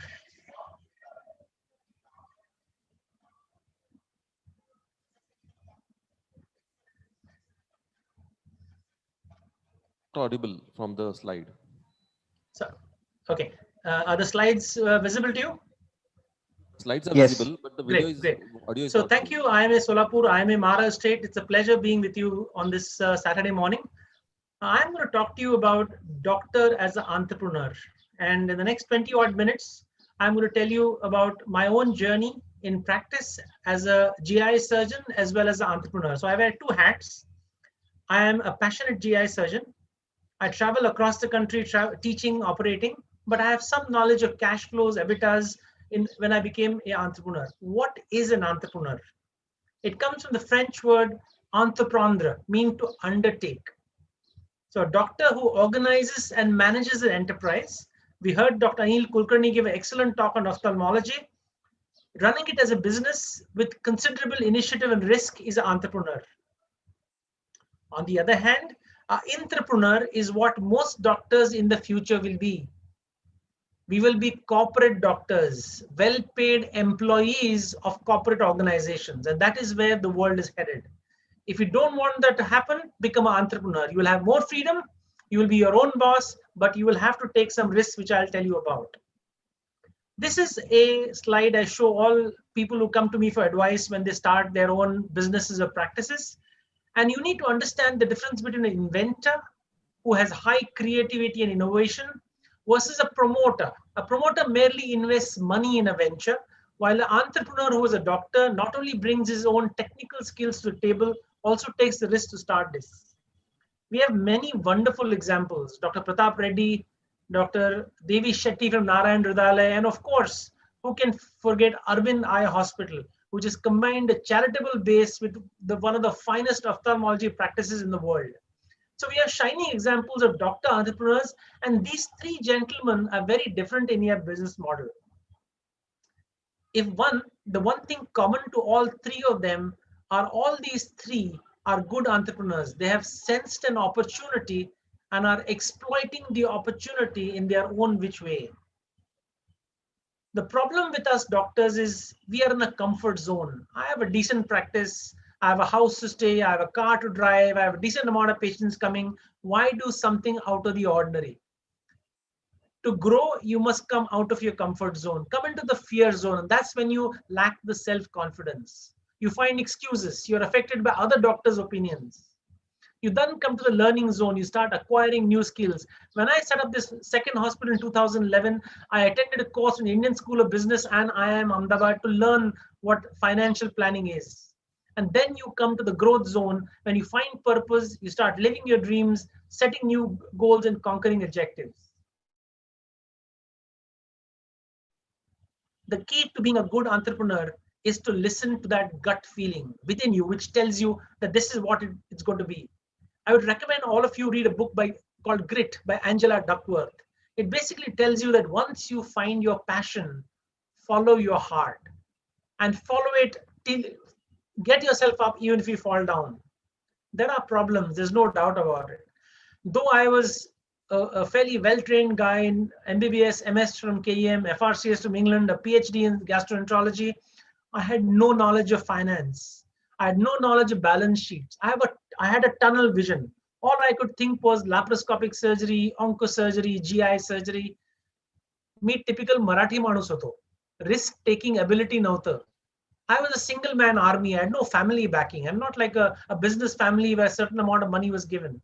There was a single person dependency. I could not have Zen Hospital and Joy Hospital depend on one person. So the key thing I realize is you need to succeed, you need to build a team. To be an entrepreneur, you need a lot of talented individuals with you. You must prevent attrition of these individuals and take care of medical egos. You need to understand what return on investment is, what your EBITDA is, what debt equity ratio is, what your payback time is. And unfortunately, many doctors take very large loans and enter into debt traps.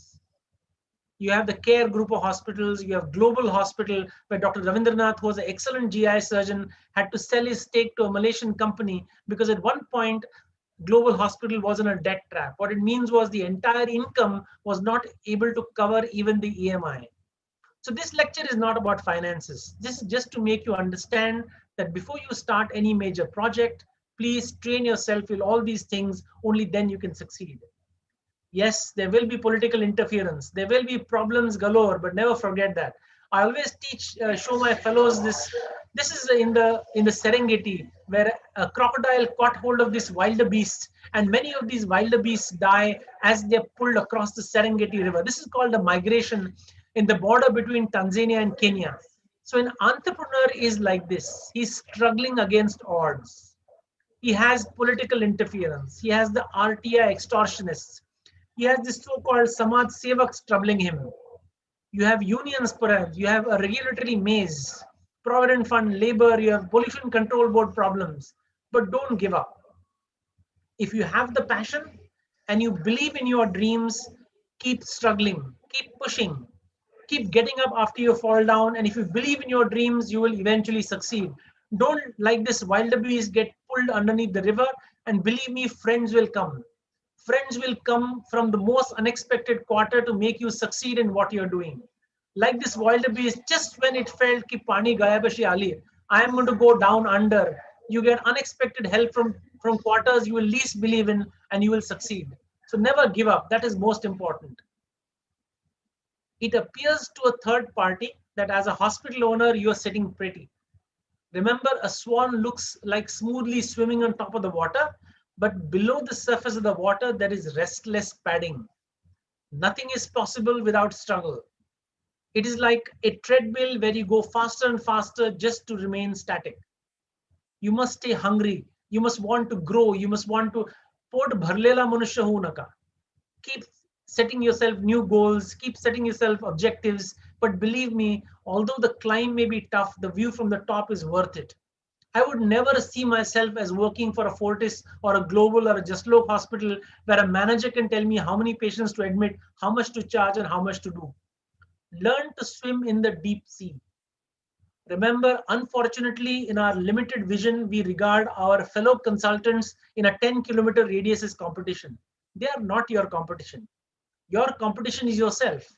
Set yourself benchmarks. Never mind the income follows. Keep doing better and better. This is a picture of a bridge built in Paraguay in South America. So a large bridge was built spending almost 40 crore rupees, and over time the river changed its course. As the river changed its course, the bridge became obsolete. So remember, look at your business model carefully. This is the age of digital innovation.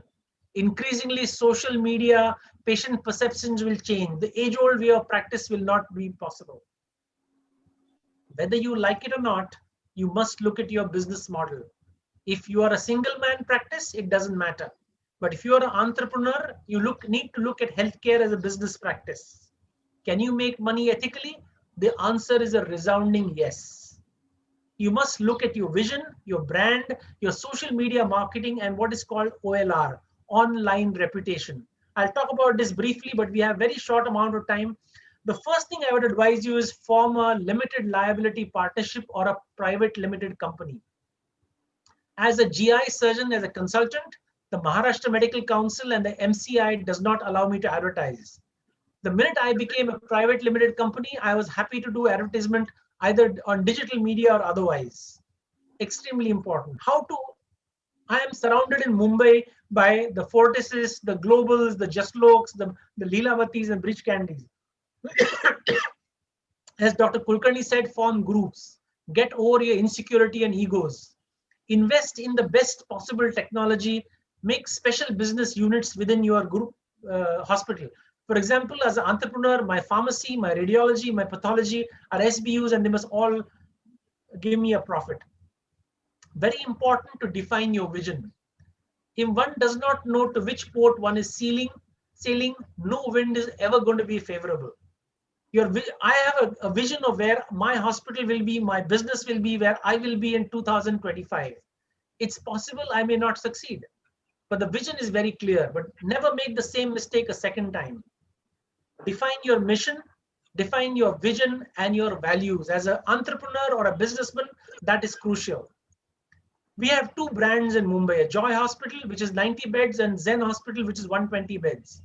Make a brand. You need to create a logo, a website, and publish material. The key issue, ladies and gentlemen, is use social media to your advantage. As Dr. Kulkarni mentioned, you have to handle the corporate onslaught. What you can do is intelligently use social media, and you don't have a choice. It's not whether you will be on social media, it's how good you will be on social media. This is data from 2016 clearly showing that WhatsApp and Facebook is a preferred for all people in India, and that's where your attention should be.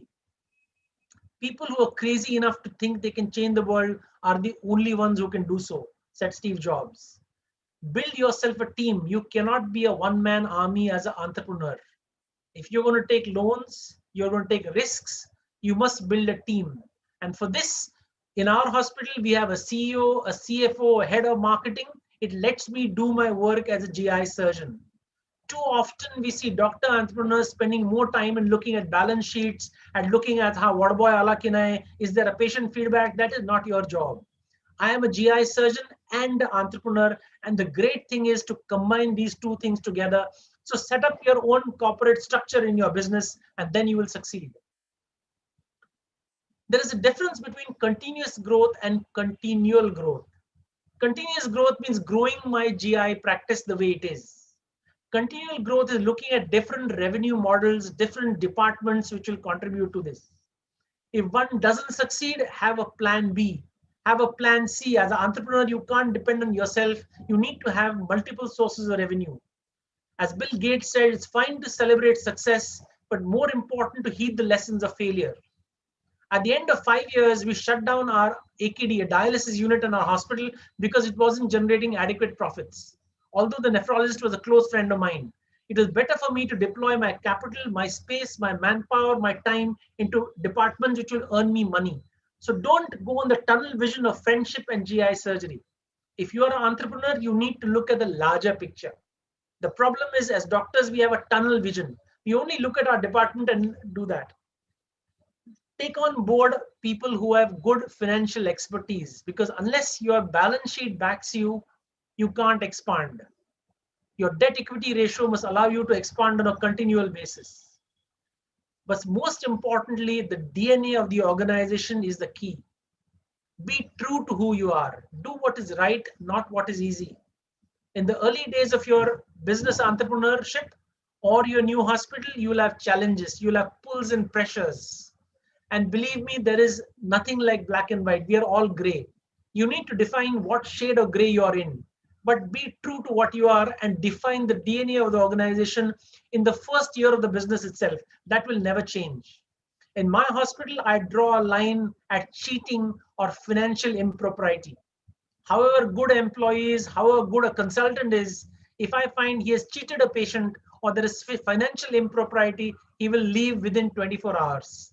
That is the DNA of my organization, but you need to define what is right for you. What are the lessons I have learned in the last 20 years? We started from a 15-bed nursing home, then became an 80-bed multi-specialty hospital, then put in a second multi-specialty hospital of 120 beds. We now have 200 beds and 350 employees.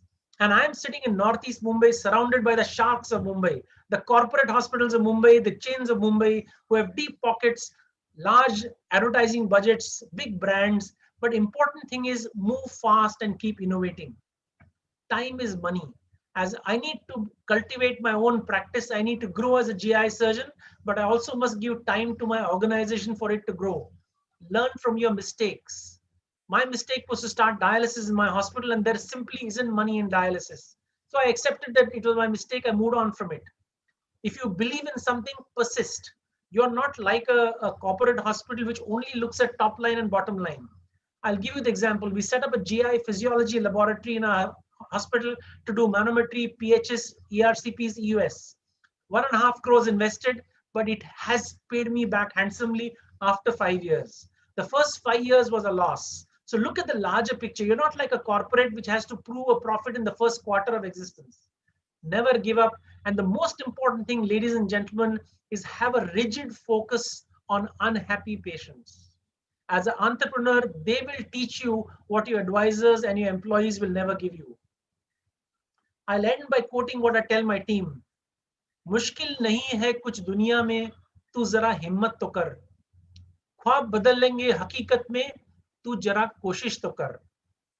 आंधियां सदा रहती नहीं, मुश्किलें सदा रहते नहीं.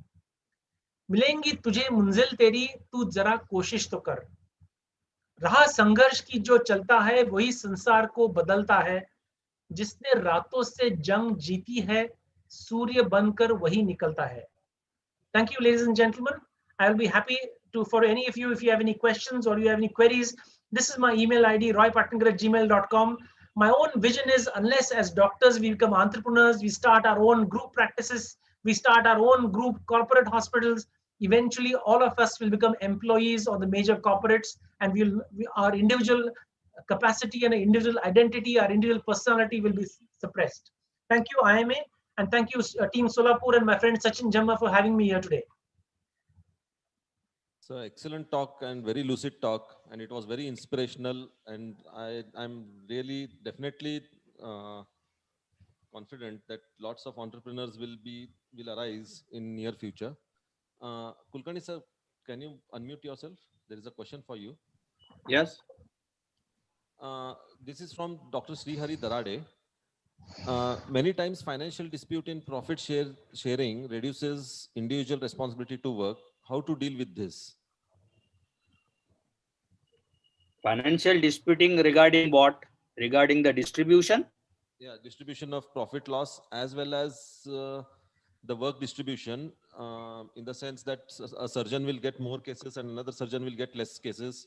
And how are we going to distribute the work as well as the profit and loss at the end of the year? Basically, you have got two separate things. One is when a person brings his own patient to the facility, then obviously the percentage which is offered to him is different. Whenever there is a walk-in patient, then the walk-in patient gets distributed depending on the time slot which has been allotted to the members who are coming and sitting at that particular area. So if somebody comes with a referral sheet or a doctor himself is sending, that's a different way of sharing the profit. And if it's a walk-in patient, there's a different percentage which is given to the person. And then it is always given in the form of a patient. Supposing there are two people available at the same time, it will be alternate patient which will be sent to those people if they are walking. May I make a comment, sir, with your permission? Yes, sir. Yes, sir. My own feeling is most groups fall apart because of egos. Money is really the problem. For your money, you have a MOU with clearly defined distribution. One copy of the MOU should, I always tell people I have about 40 consultants working with me. So the money sharing is the least problem. The problem is our egos. As doctors, we all feel that we have the final word, and that's where most groups fall apart. Financial things should be in black and white, and you should follow that to the letter of the law. What is important is how to manage people. As Aziz Premji said, the head of the organization should hold with him people below him who are superior to him. That is the key. There's another question. How can You are absolutely right, Dr. Patankar, because as I said, respect to each other is more important rather than only having the corporate structure. There's another question. How can the royalty fees of a doctor be decided once he's worked for the institution for long years? This is for whom, sir? For both of them. Okay. No, what we do in our organizations is that the royalty fees is fixed, whether the person is a senior person or a junior person. And as for newer, the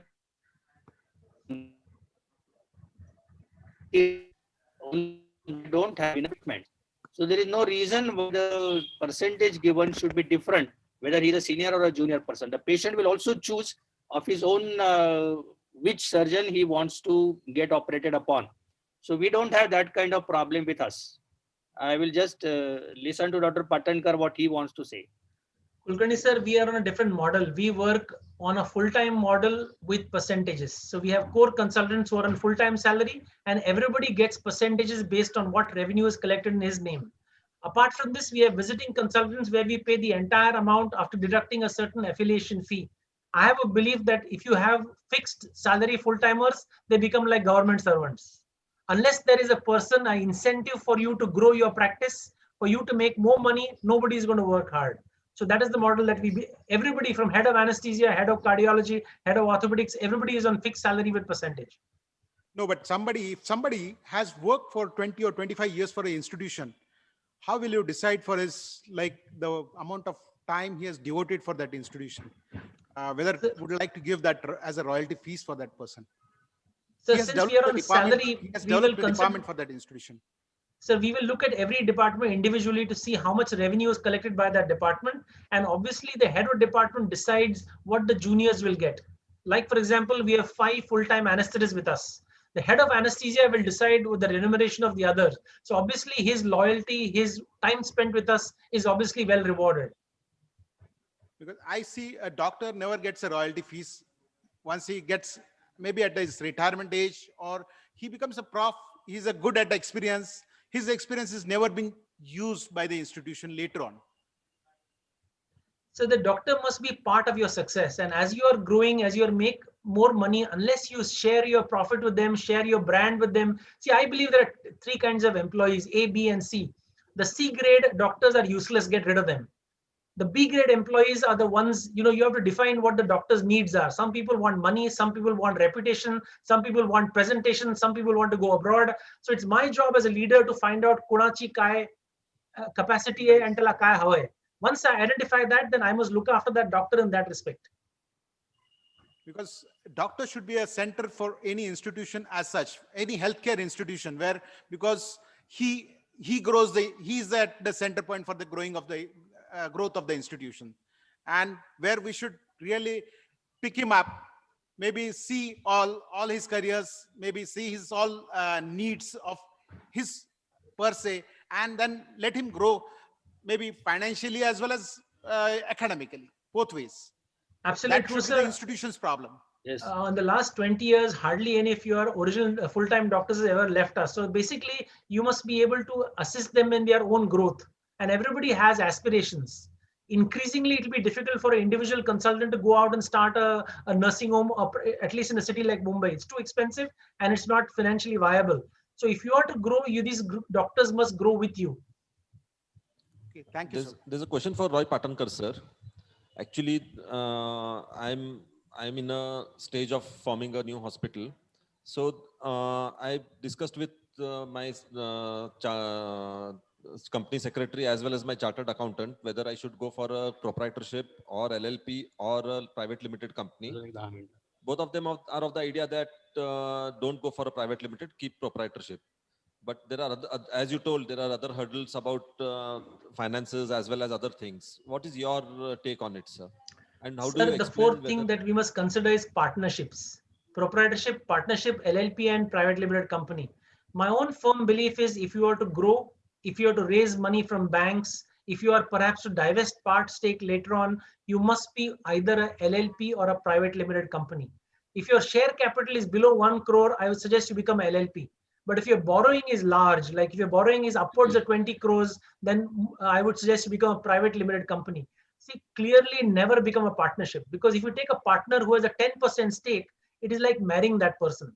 So divorcing him is as difficult as divorcing a wife. Proprietorships are useless, because what can happen is if you get into legal liability in your hospital, your own personal assets will be attached. Every rupee, every house, every car of yours will get attached.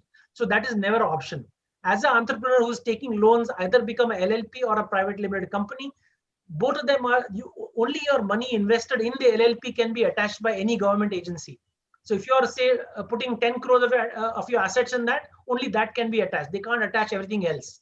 Today, medico-legally, sometimes courts will give 1 crore, 5 crore damages. If that happens also, they can't attach your personal assets if you're a LLP or a private limited company.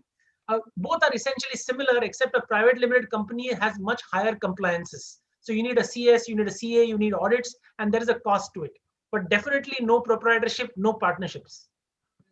And another thing, sir, about raising money from the market or from the capitalists or from a bank. What do you prefer, a loan from a bank or a director who is investing, giving an unsecured loan, or raising it from the market? What do you believe in, sir? Sir, there is no easy answer to this. You need to look at, generally, you don't want your debt equity ratio to be more than 1:2. Basically, if you're putting in 10 crores, you should raise 20 crores from the market. If that is getting more than that, if it's more than 1:2, then you need to divest equity stake. But if you give somebody equity stake, every minority shareholder has rights.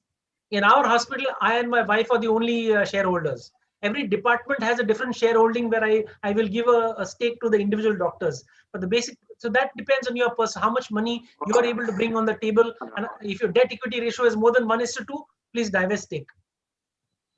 So this is a question to Dr. Kulkarni. How to get funding for group practice? Whether you should ask your members to fund it, or you should take a bank loan, or how to raise money for a group practice, sir? Sir, I think he has left. So I will advise, I was saying that, best way is to go to a bank and raise money as a debt. Debt is pure vanilla debt is probably the best option. If you feel your debt equity ratio is stretched, then either borrow from the market or you give equity to somebody.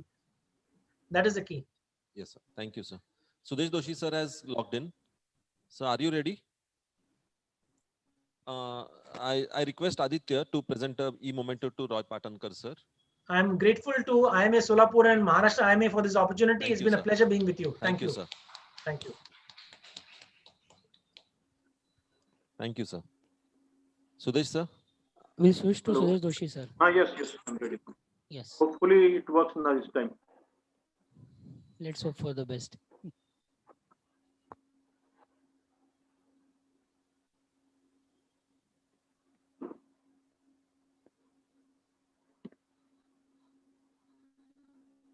Is my screen visible now? Yes, sir. Yes, sir. Okay, I stopped my video. I'll be talking on my audio only. Okay.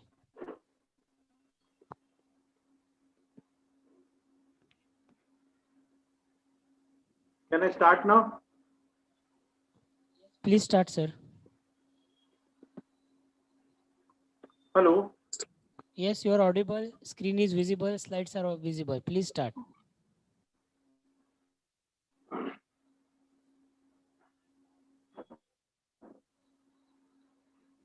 ग्रामीण भागामध्ये पंढरपूर सारख्या छोट्या गावात गेली 25 वर्ष वैद्यकीय व्यवसाय करत असताना या वैद्यकीय व्यवसायाची दिशा गेल्या 25 ते 30 वर्षामध्ये किंवा 50 वर्षामध्ये कशी बदलली आहे आणि या समोर कोणती आव्हानं आहेत या संदर्भात आपण चर्चा करणार आहोत. तर आपण जर सांख्यिकीकडे पाहिलं तर 2020 सांख्यिकीमध्ये अख्ख्या भारतात 12,55,000 वैद्यकीय व्यवसाय सुमारे एक घेतलेलं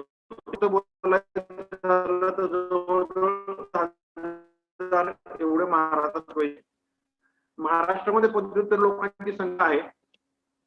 असा गांधींचा संदेश 1930 पासून आहे.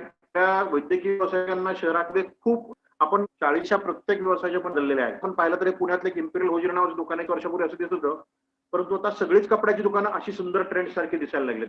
मग त्याप्रमाणे वैद्यकीय व्यवसाय पण आपल्याला बदलणं गरजेचं आहे. खोकल्याची औषध मिळायची, जवळ बाटली घेऊन जावं लागायची. जुने वैद्यकीय व्यावसायिक जे आहेत ज्यांचं वय 70च्या आसपास आहे त्यांना आठवत असेल पिवळ्या रंगाच्या फिनिलब्युटाजनच्या गोळ्या 2-3 रंगीत औषधं आणि एखादं टोचन म्हणजे इंजेक्शन असेल तर काम भागून जायचं. परंतु नंतर दिशा बदलत गेली. उत्तम प्रकारचे क्लिनिक्स आले. त्यानंतर छोटी छोटी शुश्रूषागृह आली. नवरा बायकोने एकत्रित चालवायच्या पद्धतीची साधारणपणे प्रसूतीगृह आली आणि आता बहुआयामी बहुव्यावसायिक असलेले मोठमोठे मल्टी स्पेशालिटी क्लिनिक सुद्धा आले.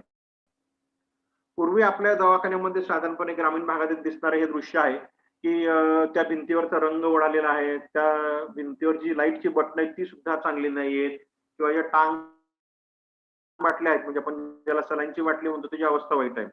परंतु आता ते चित्र बदलत बदलत आपल्याला अशा पद्धतीने करावं लागणार आहे ज्या ठिकाणी खूप अतिशय वातानुकूलित यंत्रणा असलेली सुंदर फॉल सिलिंग असलेले आणि त्या खटा आहेत आणि विविध प्रकारचे मॉनिटर्स आहेत. तर असं बदलत जाणार आहे.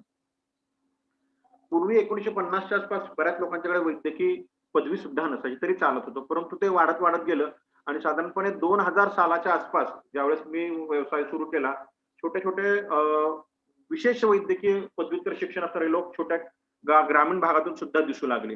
आणि आता 2025च्या आसपास तर बहुतेक वेळेला मोठी मल्टी स्पेशालिटी हॉस्पिटल सुद्धा ग्रामीण भागात तुम्हाला दिसणार आहे. मग आता काय झालेलं आहे, या ग्रामीण भागातून व्यवसाय करताना तुम्हाला काय फायदे आहेत किंवा तोटे नक्की काय असतात? तर फायदा हा असतो की तुलनेने तुम्हाला स्पर्धा कमी असते. ज्या ठिकाणी पेशंटला, ज्या ठिकाणी रुग्णाला गरज आहे अशा ठिकाणी तुम्ही पोहोचलात तर नक्कीच तुम्हाला खूप मोठ्या संख्येने रुग्ण मिळतात. तुलनेने तुम्हाला खर्च कमी असतो. आज मुंबईमध्ये किंवा पुण्यामध्ये जर एखादं रुग्णालय चालू करायचं, मोठमोठे कॉर्पोरेट लोक सोडले तर वैद्यकीय व्यावसायिक विचारच करू शकत नाही. छोट्या शहरांमधून ते काही प्रमाणात शक्य आहे. हा, थोडासा तोटा असतो की तुमच्या पैशाच्या स्वरूपात मिळणारे तुमचे जे तिथनं मिळणारं उत्पन्न आहे ते थोडं कमी असतं. परंतु माझं असं म्हणणं आहे की अजून सुद्धा ग्रामीण भागातून वैद्यकीय व्यवसायांना पुरेशा प्रमाणात पैसे मिळतात. पुण्या किंवा मुंबई एवढ्या लोकांचे नाही मिळाले, परंतु पुरेशा प्रमाणात पैसे मिळतात. हा, ते पैसे कदाचित तुमच्या मुलाला खाजगी वैद्यकीय शिक्षण घेण्यासाठी नाही पुरे पडणार, परंतु शासकीय वैद्यकीय संस्थेत शिक्षण घेण्यासाठी नक्की पुरे पडतील, एवढे पैसे नक्की मिळतात. या ठिकाणी आकर्षण कमी असतं खेडेगावातून. नवीन पिढी खेडेगावात यायला तयार नसते. आता आपल्यासमोर आव्हानं काय आहेत? गेल्या 25-30 वर्षामध्ये कोणकोणत्या प्रकारची आव्हानं बदलत गेली आहेत? आता एक मोठं आव्हान हे आहे की साधारणपणे जे आयुष पद्धतीने वैद्यकीय व्यावसायिक आहेत, म्हणजे आयुर्वेदिक लोक, युनानी, सिद्ध, होमिओपॅथी हे लोक, या लोकांनी तुमचा जो सर्वसामान्य व्यवसाय होता, सर्दी, पडसं, खोकला, ताप, थंडी, छोटेसे मलमपट्टी करणे, हे त्या लोकांनी गिळंकृत केले. त्या लोकांनी गिळंकृत केले म्हणण्यापेक्षा आपण त्यांच्या हातात ते देऊन टाकले. आपल्यापैकी किती वैद्यकीय व्यावसायिक आता ग्रामीण भागात जरी असले तरी नुसते एमबीबीएस करून थांबतात. ते त्याच्यानंतर पदव्युत्तर शिक्षण घेतात. पण बऱ्याच वेळेला पदव्युत्तर शिक्षण घेताना आपण झापड लावतो आणि झापड लावल्यामुळं बाकीच्या स्पेशालिटी मधले जे काम आहे ते आपण बऱ्याच वेळेला कमी करतो. अजूनही अति ग्रामीण भागामध्ये कुठल्याही प्रकारची पदवी नसलेले बोगस डॉक्टर सुद्धा काम करत आहेत. हा, आता खाजगी वैद्यकीय व्यवसायांना ग्रामीण भागांमधून सुद्धा सरकारी यंत्रणा एक खूप मोठं स्पर्धक म्हणून उभी राहते. सरकारी यंत्रणा वाढलेली आहे, त्याचा दर्जा वाढतो आहे, त्याच्यामध्ये येणाऱ्या लोकांची संख्या वाढते आहे आणि दळणवळणाची साधनं वाढल्यामुळे सुद्धा वैद्यकीय व्यवसाय चांगला होत आहे. मग हे जे आपल्या समोरची आव्हान आहेत, त्या आव्हानांना आपण कसं पार पाडू शकतो? की बाबा आपल्या शेजारी एखादा आयुष प्रॅक्टिशनर आला, तो चांगला व्यवसाय करतो, आपण चांगला करू शकत नाही. याची मुख्य कारणे काय असतात? तर आपल्याला मानवी संबंधांमध्ये, मानवी संसाधनांमध्ये थोडीशी गुंतवणूक केली पाहिजे. येणाऱ्या रुग्णाशी नीट बोलणे, येणाऱ्या रुग्णांच्या नातेवाईकांशी आस्थेवाईकपणे चौकशी करणे, हे प्रत्येक वेळेला वैयक्तिक पातळीवर शक्य नसलं तरी तुम्ही तुमच्या कर्मचाऱ्यांद्वारे हे करू शकता. तुम्हाला देताना व्यावसायिकरित्या यश मिळण्यासाठी तुम्हाला व्यावसायिक दर तुमचे जे आहेत ते तुम्हाला स्पर्धेत ठेवलेच पाहिजेत. तुम्हाला लोकांना योग्य त्या किमतीत जर तुम्ही सेवा दिली, ती कोणतीही असो, वैद्यकीय सेवा असो, कोणतीही सेवा असो, तर ती नक्की टिकते.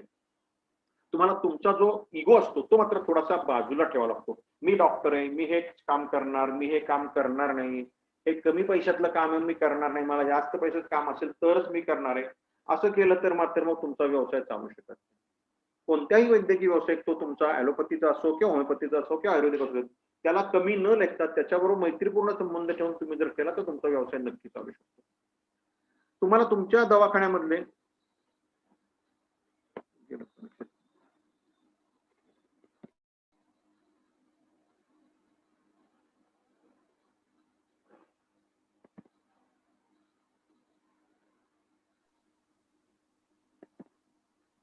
Doshi sir, you are here?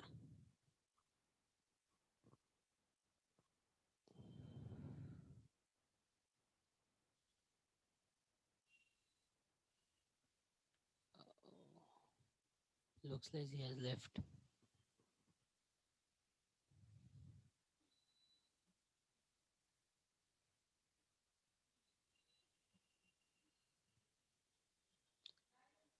Aditya? Yes, sir. Has Doshi sir left again? Yes, yes. We'll wait for a minute. Yeah. To rejoin. Otherwise, we'll move on. Yes.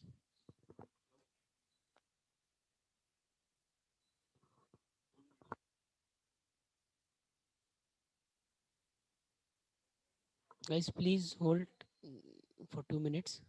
We'll guide Doshi sir.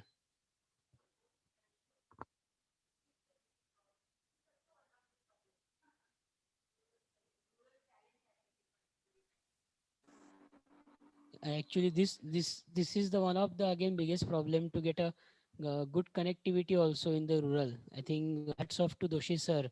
He's trying his level best to share his the most needed talk, the how to manage the challenges in rural practice. I think this is also one of the challenge to have a good even a Hello. broadband or connectivity. Hello.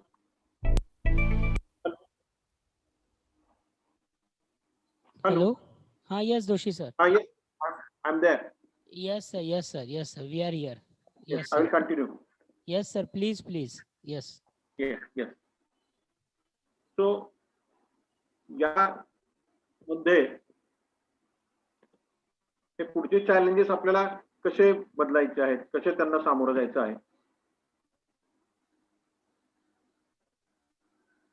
Doshi sir. Yes. I was just talking right now कि this is also one of the challenge to get a good हो नक्कीच broadband नक्कीच. services and connectivity at the rural setup. Hats off to you and अगदी your बरोबर great आहे, sir. efforts. Hats off to तर you. पुढचं आव्हान आपल्या समोरचं कोणतं आहे, तर हे मी थोडक्यात एक यादी काढलेली आहे की आपल्याकडं व्यवस्थित प्रशिक्षित केलेला कर्मचारी वर्ग मिळत नाही, लाईटच्या अडचणी असतात, रक्तपेढीच्या अडचणी असतात, भूलतज्ञ मिळत नाहीत, समुपदेशक मिळत नाहीत आणि दवाखाना एक खांबी तंबू असल्यासारखा चालवा लागतो. मी या सगळ्यांवर आपण कशी मात करायची आहे, तर आपल्याकडे जर प्रशिक्षित कर्मचारी नसतील तर आपल्याला आपले प्रशिक्षित कर्मचारी तयार करावे लागणार आहे. त्याला आपल्याकडे दुसरा पर्याय नसतो. मग त्यासाठी त्यांना ज्या ज्या ठिकाणी मार्गदर्शन उपलब्ध आहे, प्रशिक्षित मार्गदर्शन उपलब्ध आहे त्या ठिकाणी हॅलो येस त्या सर, ठिकाणी त्यांना मार्गदर्शन करावं लागणार आहे. IMA चे किंवा फॉक्सीचे असे अनेक मार्गदर्शन शिबिर असतात. त्याच्यामधून आपण आपल्या जर कर्मचाऱ्यांना मार्गदर्शनासाठी पाठवलं तर नक्की त्याचा फायदा होऊ शकतो. याच्या पुढचं काय करताय, तुमच्या कर्मचाऱ्यांना तुम्ही स्वतः प्रशिक्षित करायचं आहे. आठवड्यातून 1 तास जरी कर्मचाऱ्यांना प्रशिक्षित करण्यासाठी दिला तरी त्याचा निश्चित फायदा होतो. आणि याच्यामध्ये त्यांना फक्त वैद्य किंवा शस्त्रक्रियेचे शल्य शिकवायचे नाहीत, तर त्यांना मुख्य करून त्यांचं कौशल्य जे आहे ते पब्लिक कम्युनिकेशन म्हणजे हॉस्पिटॅलिटी स्किल्स, रुग्णाशी कसं बोलायचंय, रुग्णाची बेडशीट कशी लावायची, दवाखान्यामध्ये वातावरण शांत कसं ठेवायचंय, मोठमोठ्याने बोलायचं नाही, या सगळ्या गोष्टी त्यांना प्रशिक्षित करावं लागतं. आणि एवढं प्रशिक्षण करून भागत नाही. एवढं सगळं प्रशिक्षित केल्यानंतर त्यांना योग्य ते मानधन दिलं तरच ते तुमच्याकडे टिकतात, नाही तर मग दुसरीकडे निघून जातात. तर हेही महत्वाचं आहे. विजेसाठी काय करू शकतो, तर आपल्याला जनरेटर लावावं लागणार. मायबाप सरकारने नाही वीज दिली तर जनरेटर शिवाय पर्याय नाही. रक्तपेढीसाठी आता बऱ्याच ठिकाणी जिल्ह्याच्या ठिकाणी रक्तपेढी उपलब्ध असते, परंतु तालुक्याच्या ठिकाणी रक्तपेढी उपलब्ध नसते. तेव्हा जसं मगाशी रॉय पाटणकर सरांनी सांगितलं, अनिल कुलकर्णी सरांनी सांगितलं, तसं आपल्या वैयक्तिक गोष्टीसाठी नाही, परंतु सगळ्याच व्यवसायाच्या वृद्धीच्या दृष्टिकोनातून आपल्याला कोणी हब तयार करून देणार नाहीये. तर लोकल IMA ब्रँचने एकत्र येऊन जर एखादी रक्तपेढी काढली तर उत्तमच. समजा रक्तपेढी काढणं शक्य नसेल तर आपण त्या ठिकाणी ब्लड स्टोरेज युनिट निश्चितच काढू शकतो. ब्लड स्टोरेज युनिट काढलं तर त्याच्यामध्ये आपल्या फूड अँड ड्रग ऍडमिनिस्ट्रेशन जे आहे म्हणजे अन्न आणि प्रशासन विभाग जे आहे त्याच्या अटी थोड्या कमी शिथिल असतात, त्यामुळे ते करणं सोपं जातं. भूलतज्ञ उपलब्ध करून घे. आता ह्याला काय पर्याय नाही, जे आहेत तुम्ही लोकल अनेस्थेशियाखाली तेवढ्या शस्त्रक्रिया करू शकता तेवढ्या करा. शक्य नसल्यास भूलतज्ञाला मग जसं आठवडे बाजार असायचा की रोज बाजारला एवढं गिराईक नसतं, त्याप्रमाणे एका दिवशी शस्त्रक्रिया एकत्रितरित्या ठेवून तुम्ही भूलतज्ञांना पुरेशा शस्त्रक्रिया देऊ शकता. आणि सगळ्यात महत्वाचं मी सांगितल्याप्रमाणे भूलतज्ञ जे आहेत त्यांना तुम्ही सन्मानाने वाजवलं पाहिजे, मग ते तुमच्यावर नक्की कामाला येतात. आता अजून कोणकोणत्या गोष्टी आहेत ज्या जे आपल्याला आव्हान आहे, की शहरी भागातून ग्रामीण भागापर्यंत सुद्धा पोहोचलेले आहेत, की रुग्णांच्या आपल्याकडनं वाढलेल्या अपेक्षा नुसत्या वैद्यकीय क्षेत्राबाबतीतच नाही, तर रुग्णाला पूर्वीसारखा नुसतं जर लाकडी बाक असलेला दवाखाना चालत नाही, त्याला मोठा सोफा लागतो. मग हे आपल्याला अपग्रेडेशन करणं गरजेचं आहे. त्याला पर्याय नाही. आपण पूर्वी त्या अँबॅसेडर कार मधनं दर अमावस्येला नारळ फोडून वापरत होतो, आता वापरतो आपण अँबॅसेडर कार नाही, आता आपल्याला इलांट्रा लागते. त्या पद्धतीने तुमच्या दवाखान्यात सुद्धा तुम्ही अपग्रेडेशन करणं गरजेचं आहे. NABH गाईडलाईन्स येतात त्या वापरावं लागणार आहेत. एक विमा व्यावसायिक जे आहेत इन्शुरन्स सेक्टर त्याला आपल्याला तोंड द्यावं लागणार आहे. त्यानंतर मी मगाशी म्हटल्याप्रमाणे सरकारी यंत्रणा जी आहे ती खूप चांगली काम करायला लागली, ते आपल्याला एक प्रकारचं स्पर्धात्मक आव्हान देत आहेत, त्या आव्हानाला पुढे जावं लागणार आहे. आणि आता नवीन एक गोष्ट जी आपल्या ग्रामीण भागात कमी परंतु शहरी भागात जे आहे, ज्यांना बेवकूफ किंवा बेवकूफ असं म्हणतात, आंतरजालावरनं काहीतरी माहिती वाचतात आणि 15 मिनिटात त्यांना डॉक्टर झाल्यासारखं वाटतं आणि आपलं डोकं खातात, पण हा त्रास शहरी भागातल्या लोकांना जास्त आहे. दुसरा एक मोठा आपल्याला अडचण असते ते म्हणजे ज्यावेळेस तातडीची गरज असते त्यावेळेस एक्सपर्ट हेल्प आपल्याला अवेलेबल नसते. तर ते उपलब्ध असते, परंतु बऱ्याच वेळेला आपण आपल्या इगोसाठी ही उपलब्ध करून घेत नाही. जे काही तुमच्या शेजारचे वैद्यकीय व्यवसाय आहेत, तुमची IMA ची ब्रांच मोठी करा, स्ट्रॉंग करा. माझ्याकडे अडचण आली, IMA चा शेजारचा मेंबर पळत आला पाहिजे. ही वैद्यकीय अडचण असू शकते, आर्थिक अडचण असू शकते, सामाजिक अडचण असू शकते, रुग्णाने गोंधळ असल्याची अडचण असू शकते. त्यावेळेस तुम्ही एकत्रितरित्या राहा. तुम्ही तुमच्या व्यावसायिकाबरोबर त्याला स्पर्धक म्हणून न मानता तो तुमचा मित्र म्हणून माना. Don't be rivals, be good friends. याच्यातून आपल्याला एकत्रितरित्या होऊ शकतो. आपल्या डॉक्टरांचं लोक का ऐकत नाही या सगळ्याचं मोठं कारण एक म्हणजे आपल्यामध्ये एकी दिसत नाही, हेच खूप मोठं कारण आहे. दुसरी गोष्ट, तुम्हाला इमर्जन्सी मध्ये ज्यावेळेस लागणार आहे तर तुमचं जे रेफरल सेंटर असेल, समजा मी पंढरपूरमध्ये काम करतो आणि मला तातडी एखाद्या पेशंटची इमर्जन्सी निर्माण झाली, तर सोलापूर मधल्या ज्या ठिकाणी मला रुग्ण पाठवायचा आहे तिथल्या दवाखान्याशी, तिथल्या डॉक्टरांशी, तिथल्या कर्मचाऱ्यांशी माझा संवाद चांगला असला पाहिजे, जेणेकरून माझ्या पेशंटला तातडीने तिथे अटेंड केलं जाईल. ते करणं गरजेचं आहे. विविध वर्कशॉप करून घेऊ शकतात. दुसरी गोष्ट आपल्याला आव्हान असतं ते म्हणजे छोट्या गावात राहून तुम्ही मेडिकल कॉलेजमध्ये लांब राहता, अकॅडमिक्स मध्ये लांब राहता, पण हे तितकंसं खरं नाहीये. तुम्ही जरी मेडिकल कॉलेजमध्ये लांब असता, तुम्हाला एखादी ऑनररी पोस्ट जरी मिळत नसली तरी आता टेक्नॉलॉजी तुम्ही वापरली की टेक्नॉलॉजीमध्ये तुम्हाला लेक्चर्स, व्हिडिओ, झूमवर तुम्ही हवं ते करू शकता. आज मी पंढरपुरात बसून सोलापूरची कॉन्फरन्स अटेंड करतो आहेच ना, तर टेक्नॉलॉजीने तुम्ही याच्यावर मात करू शकता. आता काही काही आव्हानं असतील ज्याच्यासाठी माझ्याकडे पण उत्तर नाहीयेत. या ग्रामीण भागातली आव्हानं म्हणजे एक आहे टू जनरेट मोर इन्कम. आता हा इनफ हे खूपच व्यक्ती सापेक्ष असू शकतं. तर वैद्यकीय व्यवसायात अजूनही बऱ्यापैकी पैसे मिळतात, परंतु जास्त पैसे मिळायसाठी वैद्यकीय व्यवसायावर जर अवलंबून राहायचं नसेल तर मग साहजिक फार्मसी आहे, मेडिकल स्टोअर आहे, पॅथॉलॉजी लॅब आहे, alternate source of income shares मध्ये आहे. आणि शेती वडिलार्जित असेल तर विकू नका, जरूर ठेवा. त्याच्यामध्ये सरकारने विकत घेतले तर भरपूर पैसे मिळतील, आणि काहीच नाही मिळालं तर तुमचा टॅक्स वाचवण्यासाठी तर नक्की शेतीचा फायदा होईल. आता काही आव्हानं ज्यांना काहीच उत्तर नाहीयेत, त्याच्याविषयी मी फारसं म्हणजे मला तरी उत्तर सापडत नाहीयेत. एक म्हणजे ग्रामीण भागामध्ये तुमच्या मुलांना चांगल्या दर्जाचं शिक्षण मिळत नाही. मी वैद्यकीय शिक्षणाविषयी बोलत नाहीये, शाळेतले शिक्षण, शालेय शिक्षण. याच्यावर मग आपल्या मुलाबाळांना दूर ठेवून कदाचित वसतिगृहात ठेवणे हे एक उत्तर असू शकते. याच्या पुढचा प्रश्न म्हणजे तुमची पुढची पिढी जी येणार आहे ती तुमच्यापाशी राहू इच्छित नाही खेडेगावात, त्याला माझ्यापाशी काही उत्तर नाही.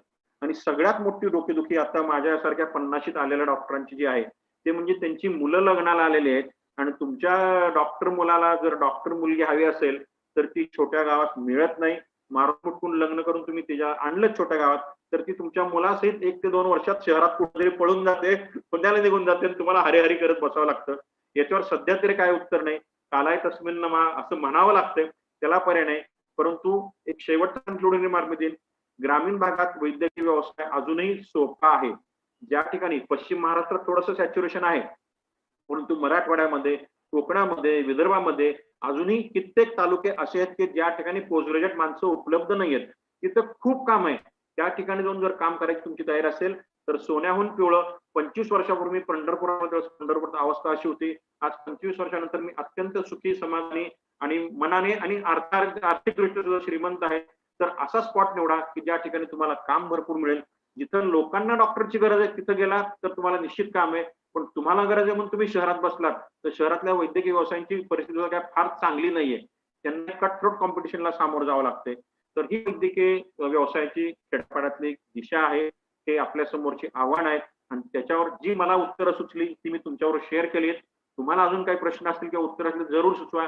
मी काय ब्रह्मदेव नाही की सगळं ज्ञान मला असणार आहे. माझ्या परीने मी सांगायचा प्रयत्न केला. पुन्हा एकदा सर्व संयोजकांचे आभार. आणि नेट बद्दल मी फारसं काही करू शकलो नाही, परंतु त्याच्यावर आव्हान चॅलेंज होतं ते मी मात केलेले आहे. हे नाही ते नेट, ते नाही हे नेट करून पूर्ण केलेलं आहे. आणि तुम्ही मला इथं संधी दिली त्याबद्दल धन्यवाद. धन्यवाद.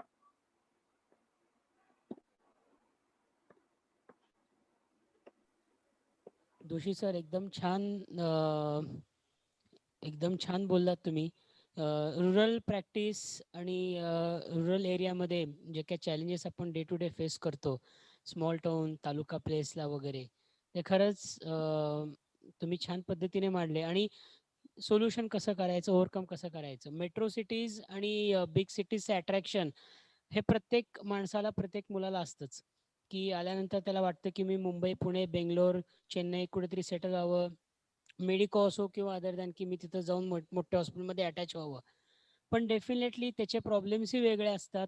म्हणजे तुम्ही एकदम छान एलबोर्ड केले की स्मॉल सेटअप किंवा स्मॉल टर्म मध्ये तुम्हाला ऑपॉर्च्युनिटीज ऍक्च्युली जास्त असतात, तिथं तुम्ही सेटल लवकर होऊ शकता. तुमचा स्ट्रगलिंग फेज हा थोडासा कमी राहतो, कारण तुम्ही तिथं असता, पर्सनलाइज केअर देऊ शकता तुम्ही पेशंट्सना.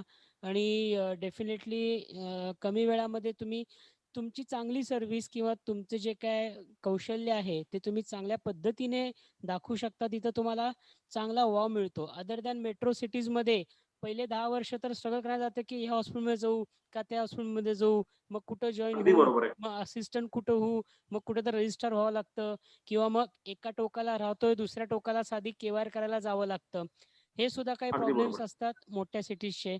सो खूप छान लेक्चर होतं की अपकमिंग जे काय डॉक्टर्स आहेत, अपकमिंग प्रॅक्टिशनर्स आहेत, त्यांच्यासाठी इथलं जे काय आय ओपनर की yes, you should come to the smaller places where you can set your own hospital, किंवा तुम्ही तिथं ऑलरेडी एस्टॅब्लिश हॉस्पिटलमध्ये राहून तुम्ही हेल्प करू शकता. You can even serve humanity to the very ground level. आणि एक जॉब सॅटिस्फॅक्शन जे आहे ॲक्च्युली, ते मला पर्सनली वाटतं की आपल्या या स्मॉल टाऊनमध्ये आजही आपल्याला मिळतं. कारण या स्मॉल टाऊनमधला आजही आपला पेशंट आपल्याला आशीर्वाद देऊन जातो की डॉक्टर तुम्ही माझं भलं केलंय. बहुतेक ही गोष्ट सन्मान आहे कदाचित अगदी. थोडीशी आपण मेट्रोमध्ये हरून बसलेलो आहे, असं मला वाटतं. दोषी सर, एक प्रश्न विचारायचा होता की हो आपण आपल्याला इतके रेग्युलेटरी अथॉरिटीज आलेले आहेत, एवढे रेग्युलेशन्स आलेले आहेत, गव्हर्नमेंट कडून रेग्युलेशन्स येतात, त्यामुळे आपल्याला खूप सारे इक्विपमेंट्स विकत घ्यावे लागतात, जसं की जनरेटर बरोबर. आहे, डीसी कार्डिओ व्हर्जन आहे, ह्या सगळ्या गोष्टी, अगदी आणि बरोबर. प्लस आमच्या ऑर्थोपेडिक्स मध्ये सियाम आहे किंवा आर्थ्रोस्कोपी सेट आहे, ह्या सगळ्या गोष्टी आपल्याला घ्याव्या लागतात. आणि मग ह्याच्यासाठी आपल्याला एक टेक्निकल सपोर्ट पण लागतो मागे. तर how do you manage those things, म्हणजे तुम्ही कसं मॅनेज करता, आणि ते वेळेवर मिळालं नाही तर तुम्ही कसं, म्हणजे आता सर्जरी चालू आहे आणि बंद पडला, तर तुम्ही how do you overcome those things and how do you manage these things as such. आणि पेशंट अचानक सिरियस झाला तर how do you manage those things also, because shifting from your centre to a higher centre in Solapur और Pune, how do you manage those things actually? याच्यामध्ये 2-3 गोष्टी आहेत. आता टेक्नॉलॉजीमुळे खरं तर भौतिक अंतर हे फारसं राहिलेलं नाहीये.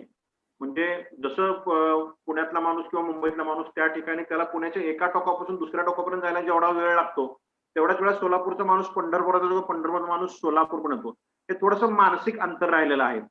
तर ज्या काही टेक्नॉलॉजिकल गोष्टी असतील, वेगवेगळ्या प्रकारची उपकरणं आहेत आपले, तर त्या कंपनीकडनं तुम्ही ज्यावेळेस एखादं साधन उपलब्ध करून घेता, तर त्यावेळेस त्या कंपनीची पोस्ट सेल सर्व्हिस छोट्या गावापर्यंत येते आहे किंवा नाही, हे बघणं फार गरजेचं असतं.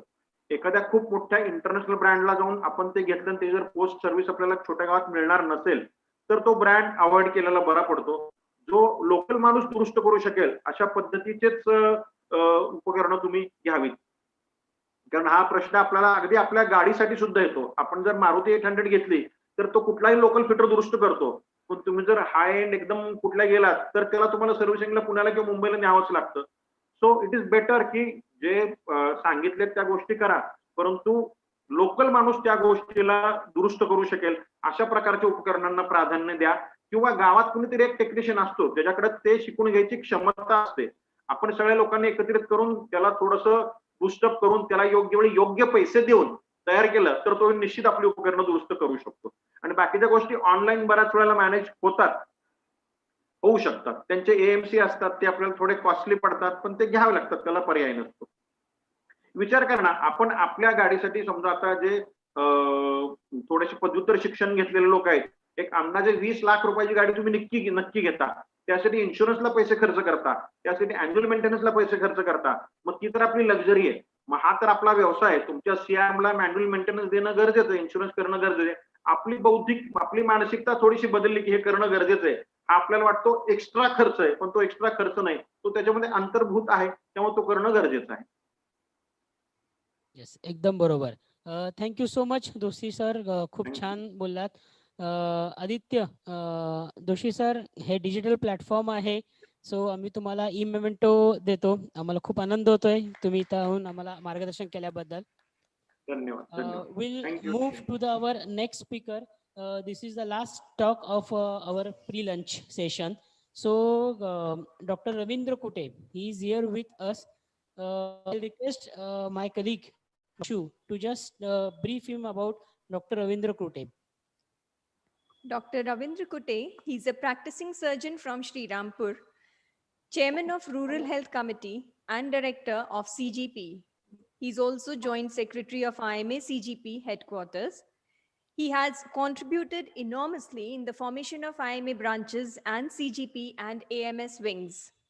He will be telling us in detail about the College of General Practitioners. Welcome you, sir. A warm welcome to Dr. Ravindra Kute on our digital platform of MASTACON 2020. So please start sharing your screen, sir. We are here to listen to you. Please go ahead. Yeah, good afternoon, sir. Good afternoon. Good afternoon, sir. Yes, sir. You are audible. Am I audible, sir? Yes, sir. Very clear. Hello, sir. Hello. Yes, sir. You are audible. Very clear. Yeah. Good afternoon, everyone. President, IMA Maharashtra, Dr. Avinash Bandwe, Organizing Committee, MASTACON, Solapur, distinguished guests and members. It's my proud and privilege to present a small presentation on GP. And I'm thankful to the organizers for giving me this opportunity. My presentation will be an introductory presentation on CGP. Now, when I go to the interiors of Maharashtra or micro interiors or small branches, I saw that most of the members, they are not aware of the terminology, what is CGP. And secondly, they have got a confusion in their mind that if they are life members of IMA, why they want to become a member, life member of CGP. So my first slide, share screen, share screen.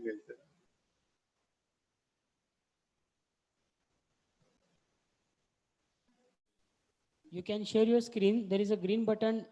Yes, yes, I will be sharing my screen. Yes, yes. Yes, sir. Yes, sir. Yes, it's visible. Please go ahead.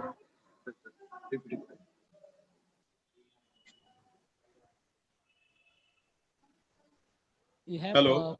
Yes, sir. Hello. Yes, sir. Hello. Yes, yes. My first slide. Yeah.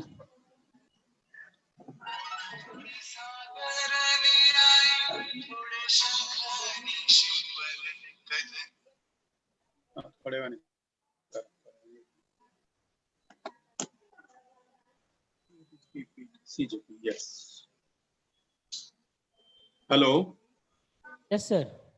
Yes. Yeah, now my first slide is the basic concept of CGP. CGP stands for College of General Practitioners. I will interrupt you. Please press the slideshow button. So it will be on the full screen mode. Full It is screen. on the right bottom corner. There will be a slideshow button. Right bottom corner. There will be a slideshow button, a third button, probably. Yeah. Yeah.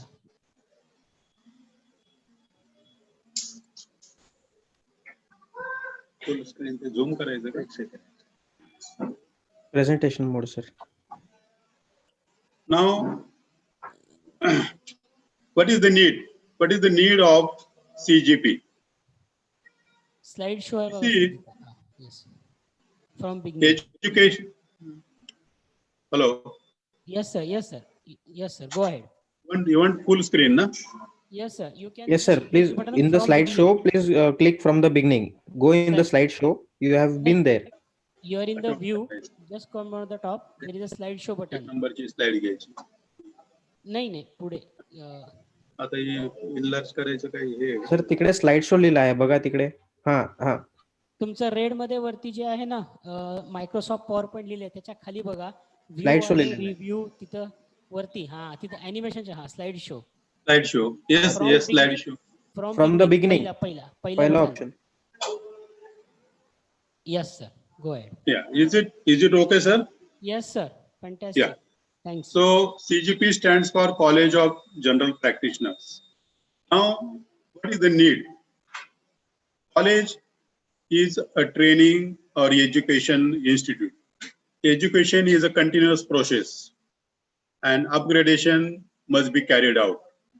There should be uniformity in teaching as well as training programs, refresher activities all over the countries. It should go on. So with this thought in mind, in 1963, it was decided that we should have a college of general practitioners. What is the motto of CGP?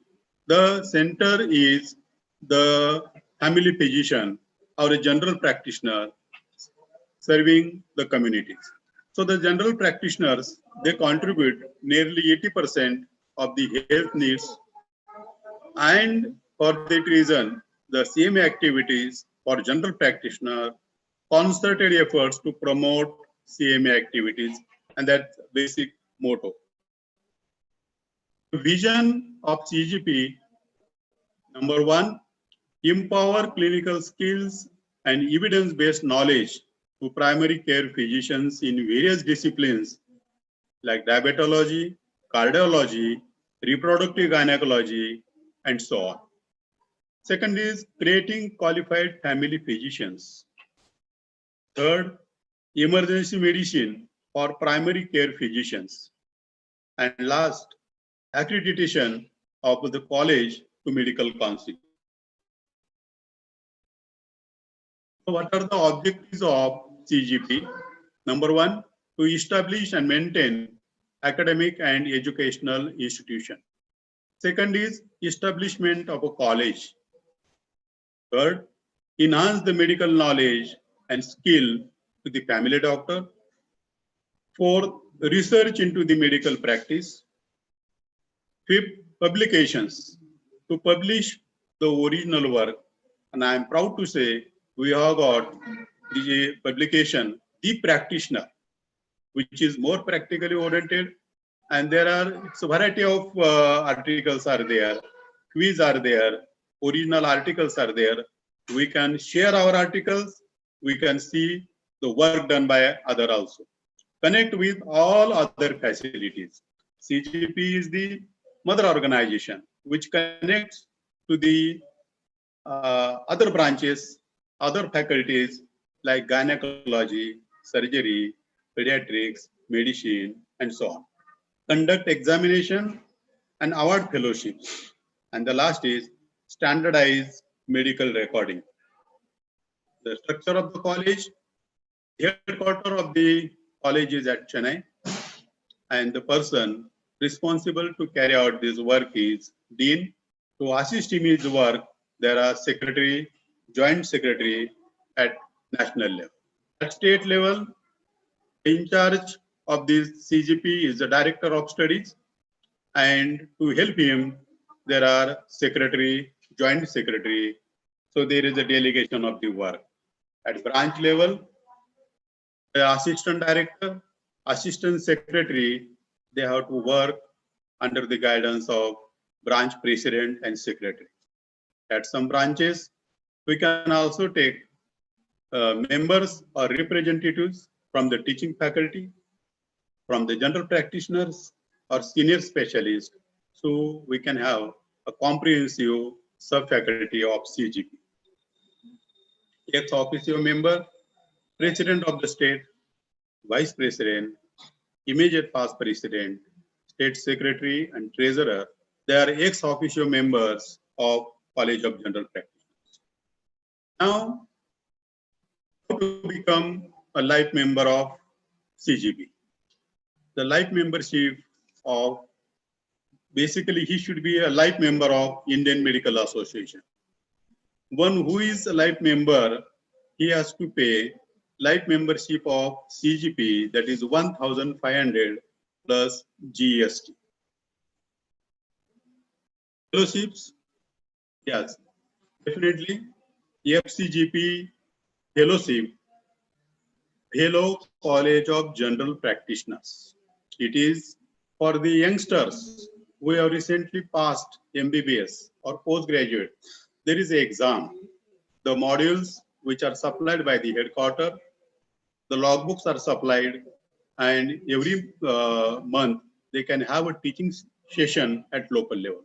If the members are 10 plus, more than 10, that can be declared as a center for FCG. Those members who are in practice for more than 15 or 20 years and serving to the community, honorary fellowship can be awarded. The fee for this process is rupees 10,000 and the fellowship is awarded in convocation ceremony with honor during annual national conference. There are various orations and awards. Yeah, that's definitely to encourage the members to get adherence to the College of General Practitioners. There are orations and awards at branch level, state level. There are appreciation awards for individual posts like the president, secretary, and so on. Process, it's a college. So definitely, presently we are running following courses. Fellowship in Family Medicine is a distance online course. Diploma in Family Medicine, MRCGP, Child Health, and many more courses which are within India or some university or Australia University, like the Child Health Diploma is in tie with Australia University. Online courses, all these are online courses, e-learning platforms through e-varsity.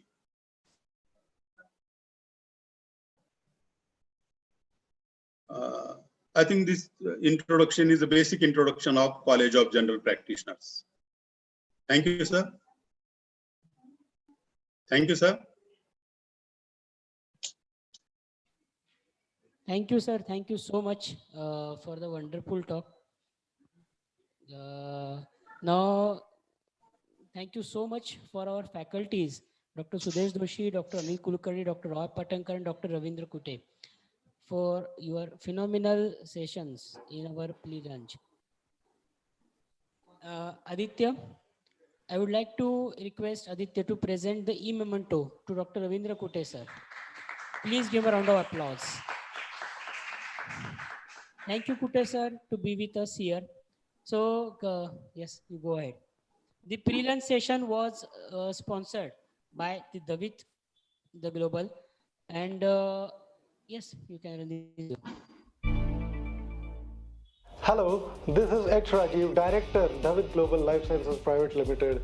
Cordially invite all the eminent doctors participating in MASTACON 2020. I started my pharma career 31 years back from Sholapur, and I'm very happy to be a part of David and back to my Karm Bhumi after so many years. David salutes all the doctors who have fought valiantly against the deadly pandemic coronavirus and saved so many patients. David wishes MASTACON 2020 a grand success and happy learning to all of you.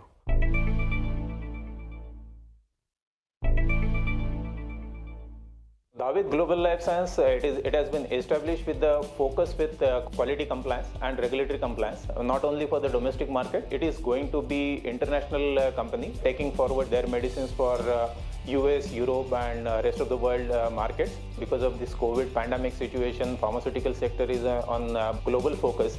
And the quality compliance and the regulatory compliance is the prime focus for all the patients where they are consuming the products. And that's what actually means David means quality. That's what actually our motto is.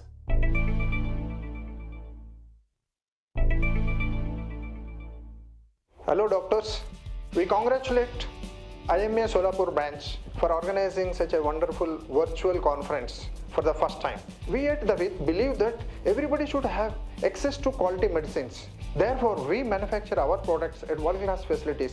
And not only that, we manufacture our products using modern technologies and we analyze our products using advanced instrumentation like GLP and GLC. We introduce creative branding solutions and marketing solutions to help you provide wide range of therapeutic options to your patients. We launch and promote most accepted and widely used therapeutic molecules. And we keep on adding new products as per the therapeutic gaps. We also launch products with product differential as well as in-licensing products to provide you with more therapeutic options. Doctor, as you know, the journey of 1000 miles starts with a single step. Today we are taking that first step. Thank you so much. Have a great time at conference.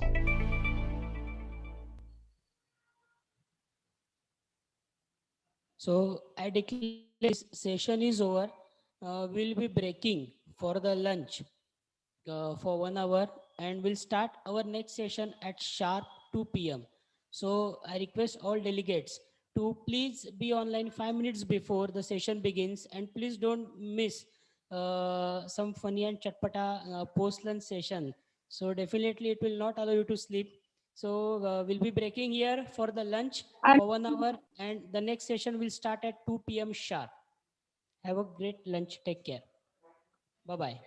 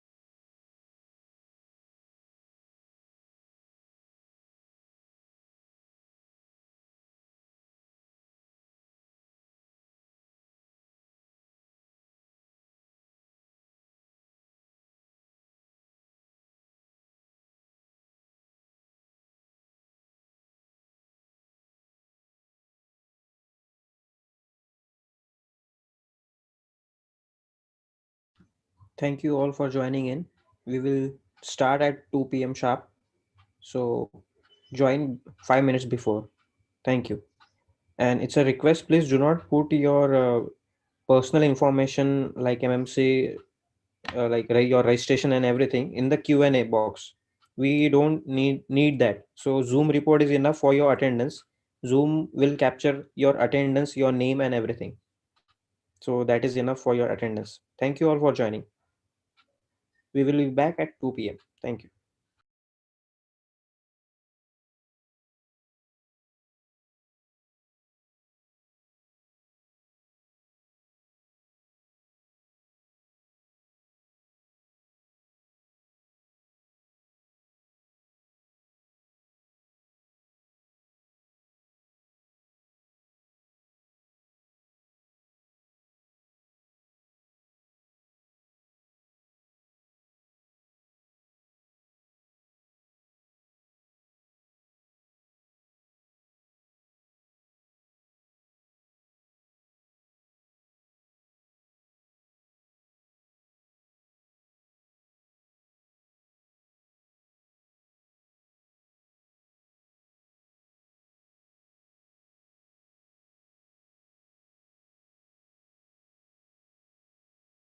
Safe and secure.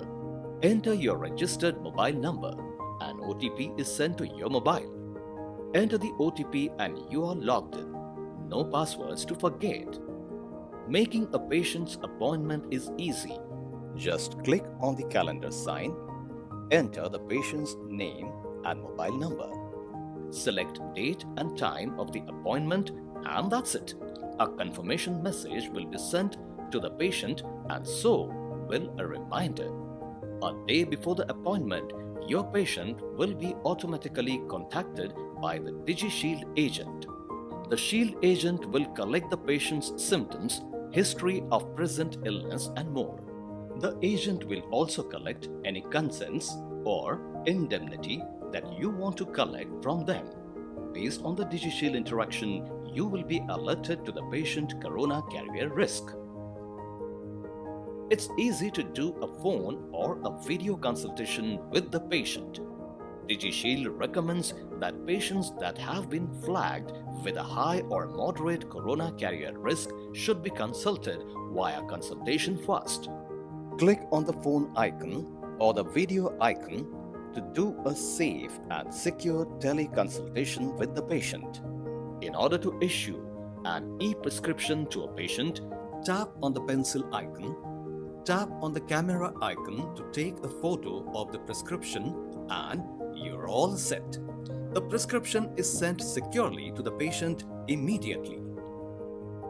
DigiShield is easy to use and you will be online within 5 minutes of downloading the app. Download DigiShield on the Android Play Store or Apple App Store today. Protect yourself, your patients, your community. Download DigiShield for free today.